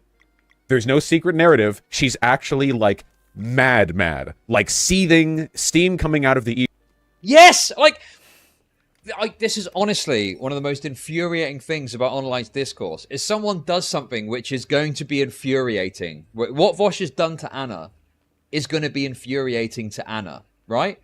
Anna gets mad, and then Vosh goes, oh, Anna's so mad about this.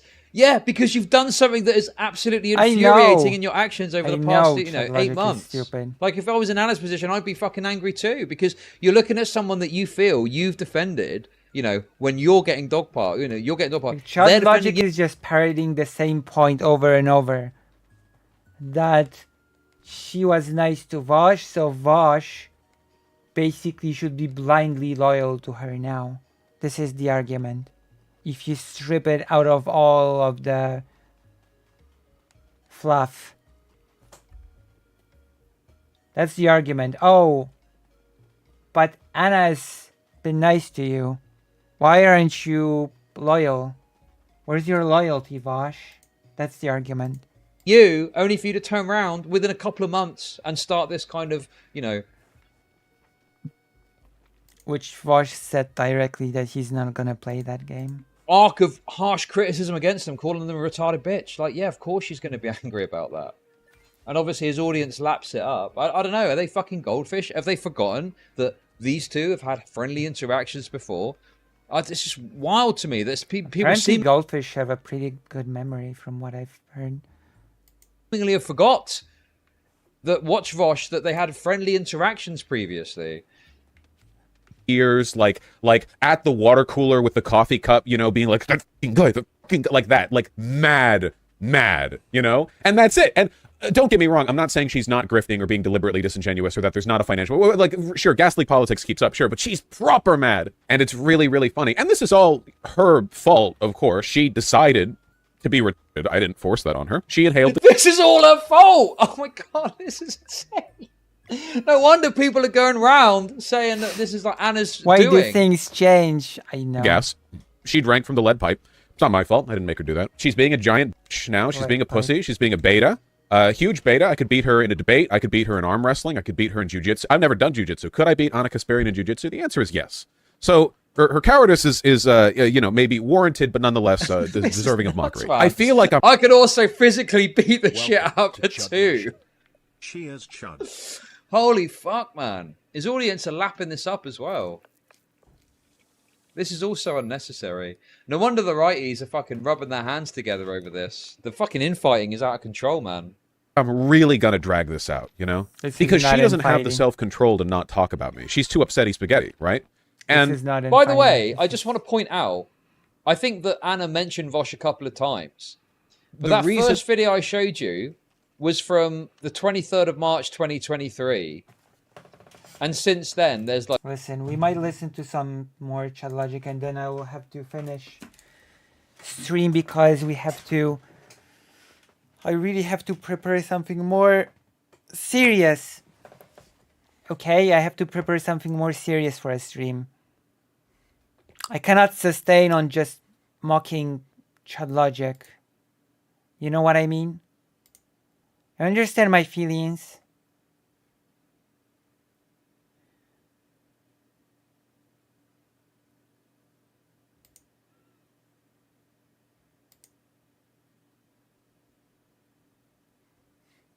I have to sustain on something like totally super serious and not just wellness checks on Chud Logic. Oh, there's video games. That I guess is more serious content than Chud Logic. I guess we've got that for today's stream. Oh wait, no, it's not over yet. We're gonna listen to a few more minutes more of Chud Logic. I'm just saying that we're probably gonna cut it short soon. We're not finished yet, Moose Watcher. Just a few more minutes. Like numerous videos he's made where he's like criticized Anna. And now he's there going like, oh, Anna can't stop talking about me. Dude, you've talked about Anna loads over the past few months. What fucking planet are you on? Have you forgotten those segments that you did?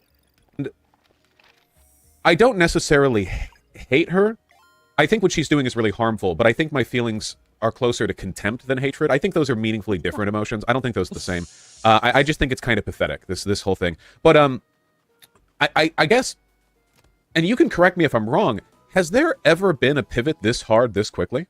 I actually mean that. Keep in mind that TYT is not a YouTube channel. They're a full-on political organization. They had a hand in the Justice Democrats.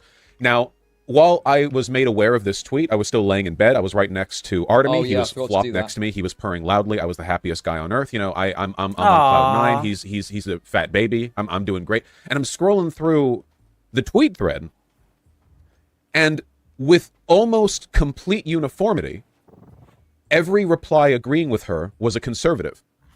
And every reply disagreeing with her was left-leaning. The support that she's getting for the... By the way, I don't even think that that's true. I think I've seen a lot of left-leaning people agreeing with Anna. What? You're gonna quote Destiny now? You're gonna say, oh, but Destiny agreed with Anna. Is that gonna be the thing? Is that gonna be the route we're going on? But secondly... Just look at Destiny. I'm Destiny fairly certain that Vosh is like Vosh has called for some pretty, you know, like he's got some pretty crazy takes when it comes to conservatives. Is it really that surprising that a conservative is going to see Vosh and Anna Kasparian fighting, especially with, you know, some of Anna's recent takes, which aren't What really are the crazy takes about conservatives? And they're going to Can go, you name I'm them? going to side with Anna on this one. And also, the other thing as well, maybe he'll mention this, or I don't know if this is before this happened. When she put that clip out, at that point, everyone was going out based Vosh was because they thought his rant was so good. But yeah, I don't know if this is particularly scientific. What? These tweets is almost What? entirely from the right. Seriously, I scrolled through on my phone. Now, keep in mind that a lot of people have me Scientific? blocked, so I don't have a perfect representative sample of the people here. But the pivot that has happened has been so severe and so whiplash-inducing that it has shifted into, like, full-on, just pure blue. The top reply that I found that agreed with her, I don't know if it actually is the top reply. You know how Twitter is. It's a mess. It had, like, 1,000 likes or whatever. Was a Nazi. The next image I saw in their media post was them saying that you have to vote for Trump because DeSantis is cucked by the Jews. Funny because I remember Nazis saying that of Trump back when he was president, and that the black guy who's running in the Republican candidacy, he said something like in the comic, he said slavery. Oh, how quickly Chud Logic's laughter turned to awkward silence.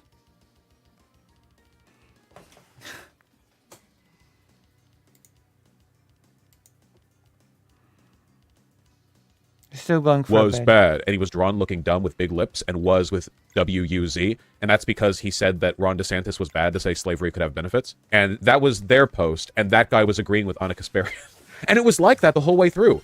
Have any of you? Honestly, that's got to be the most fucking retarded guilt by association shit going, right? Oh, someone replied to you, and they agree with you, and they're on your side, but they're a Nazi. Getting one guy off. Okay, because Chud Logic is stupid, and anything he misunderstands he labels as guilt by association, I will explain what Vosh is saying here. Vosh is saying here that Anna Kasparian's opinion appeals to Nazis and racists, and does not appeal to any left-leaning people. There's no mention of guilt or anything like that. But because Chud Logic is an idiot, he thinks it's guilt by association.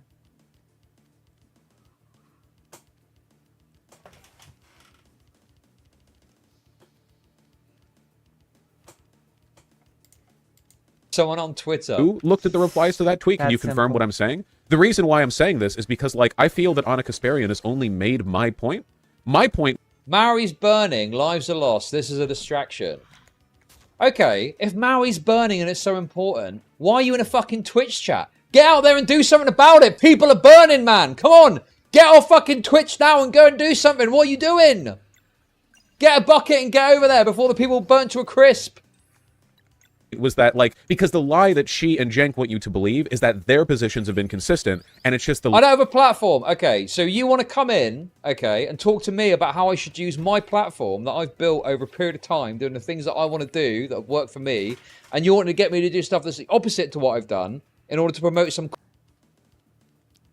Oh, how mad Chud Logic is. cause I don't give two fucks about. Yeah, good one. Okay? Fuck off. Don't care. Maori can burn to a cinder for as far as I'm fucking concerned. Left who are freaking out and getting riled up over nothing. When in reality, in addition to the fact that you can find clips from just a year ago which explicitly disagree with all the shit they're doing and saying right now, the fact that the right have suddenly cozied up to them to that extent is a pretty clear indicator that something about their messaging has shifted, not just our messaging. Like, I attack the left for disagreements that I have with them all the time. But when I say shit about, say, for example, Jesse Gender, are my replies suddenly filled with legions of Nazis and blue check marks? No. Because for some reason, when I, a left-leaning person, argue with other left-leaning people, it doesn't translate into conservatives supporting me. But for some reason, there's something... Here's the problem, though, with that argument, problem? is that this doesn't prove anything in any case, regardless of who's in your fucking Twitter replies. But the Jesse Gender disagreements are very insular, lefty disagreements, right? I doubt people on the right even fucking know who Jesse Gender is, beyond looking at a picture of them and going, oh, it's another trans person or something, right? That's a very insular conversation that the right generally aren't going to be privy to. Whereas disagreements with Anna Kasparian, you know, Anna Kasparian is like a big anchor on, you know, big pundit on the biggest progressive news network going, who has had a very public kind of reckoning with some of the issues they've got with the progressive movement that conservatives have paid attention to. So yeah, obviously she's going to get more attention from conservatives than fucking Jesse Gender, you know. People ask conservatives who's Anna Kasparian, they're going to be like, TYT political pundit. If you ask who Jesse Gender is, they're going to be like, what? Who's that? No fucking clue. Thing about what Anna Kasparian is doing that is attracting near uniform adulation from the right. I couldn't really say. Anyway, I just think it's funny how mad she is. I think it's great. I like it when bad people are mad. I think that's good, morally. Shu has your back. I need to, No, I don't think Shu does have your back at all. I think Shu said that the clip that Vosh said is based. Beyond that, though, I mean, I don't know what Shu's take on it is exactly. But, oh, so how do you know she doesn't? I just think she thought the clip of Vosh saying that stuff about LGBT online community was based. I think that from what, well, I don't know for sure. Then why do you I think a lot of people are looking at this and it's just like, why are you commenting on it? Aren't you making fun of Vosh that he's never prepared? The left eating the left again. The fucking Ouroboros of lefty discourse once again. hold the shoe market here by saying incredibly problematic populist stuff now and again, so that she'll defend me for that at least. Like the critical shit. Right, so I have to be like principled in my advocacy like 99 times out of 100, and then every 100th time I'm like, nah! And I just have like a meltdown. And then like, you know, then I can get the support. This is called coalition building. Okay? Thank you. Unironically, though, I have done a video where I go over the content of the Thought Slime Meltdown stream, the entire thing, and genuinely, it's not actually that bad. There are a couple of things that are mostly just, like, set out of anger, but the overall point of the rant is true. It's basically just about how woke scolds are incredibly divisive and self-abusive in the online left community. It's funny to me, because I've seen people arguing that Vosh has, like, taken accountability for that stream. But it's quite clear that he still agrees with what he said, he just thinks he said it too mean. And, correct, yes. Pretty much everything Vosh said in that stream was bang on the money. He had some very fucking astute, decent observations about the online community, and it's only gotten worse. You know? If anything, you know, a lot of Vosh's community need to watch that video and take some fucking notes, because they're some of the most fucking insufferable people for that kind of thing. Says Chud Logic with his community. Spicy chat. Online. You know, people like, what's that Chaser's name? That fucking... Is that a joke? People like that, you know, they're fucking insane. Which is, yeah, that's true. Certainly stand by that. Yeah, also, I'm a part of the LGBT community, okay? Last time I checked, whiny, pro-clutching white women were not one of the letters in that alphabet soup acronym, so I don't think it's fair. Chud Logic doesn't understand why things change because he can't separate the understanding of the idea from the idea itself. Ideas don't change out. Our understandings of ideas do, at least according to metaphysics. Stay out of our fights, Anna. Get out of here. Get out of here, you. Vosh, is it my imagination or did the influence of woke scolds wane over time? A lot of them turned into, tank... Vosh fans! A lot of them turned into Vosh fans! Like, a lot of it shifted. Like, the tender, queer, ultra-sensitive stuff, like, a lot of that shifted, and a lot of them have kind of gone into, like, ultra-doomer, third-worldist politics as a coping mechanism. I gotta fix that. I gotta fix that drop shadow. I think Anna is watching today. She's retweeting stuff like this. What is she retweeting? The thing is with like Vosh's community that are like the woke scold types is they feel that their form of woke scold is justified. Therefore, they don't see themselves as a woke scold. But when like Soul Bunny, for example, comes along with their fucking admittedly dog shit race politics, I don't agree with. I've criticised it myself. I miss the old Vosh, the transphone Vosh. Lulu, what is the point of watching this uninvolved primate? I think we're about to finish. It's okay, fake Cal Parker. I think I'm gonna finish soon. And I'm gonna call it. Because I want to prepare a serious stream for you. Like, I really need a well-prepared, well-researched stream too. I need a special banger stream. Something that we can all be really proud of. The other Chud Logic is a shrewd who grazes at corns and berries of understanding politics. Okay, I actually think we've gotten all that we can from this video. What do you think? So if you've enjoyed this segment, the second part of... Because it feels like I'm just repeating myself over and over again. I think that everything that was, you know, I don't think there will be anything new in this video. I think we have pretty thoroughly like analyzed what Chud Logic is. Well, why his arguments are wrong. Maybe. Or maybe we'll just do a check on Chud Logic's other video someday.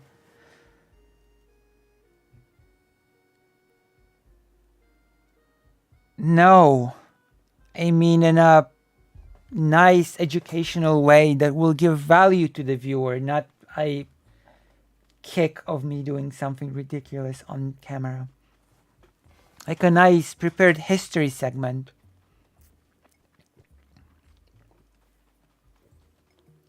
Or we could delve into a language. I want to do something language related, so we're gonna do that. I'll think of a plan, don't worry.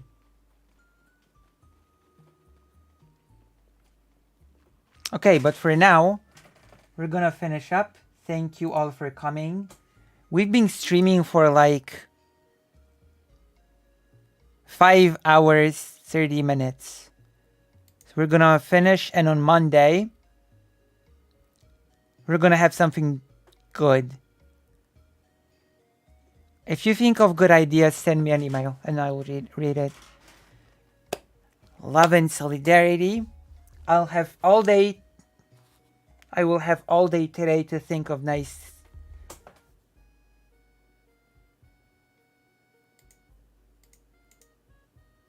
Oh wait, actually, yeah, we're still having stream today. Okay, so I have all day today to prepare something really nice for the next stream.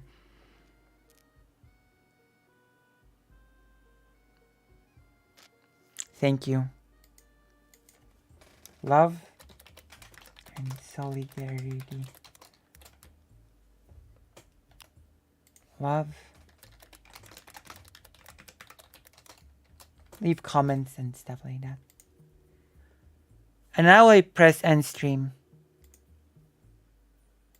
Thank you. Thank you all for coming. Thank you, thank you.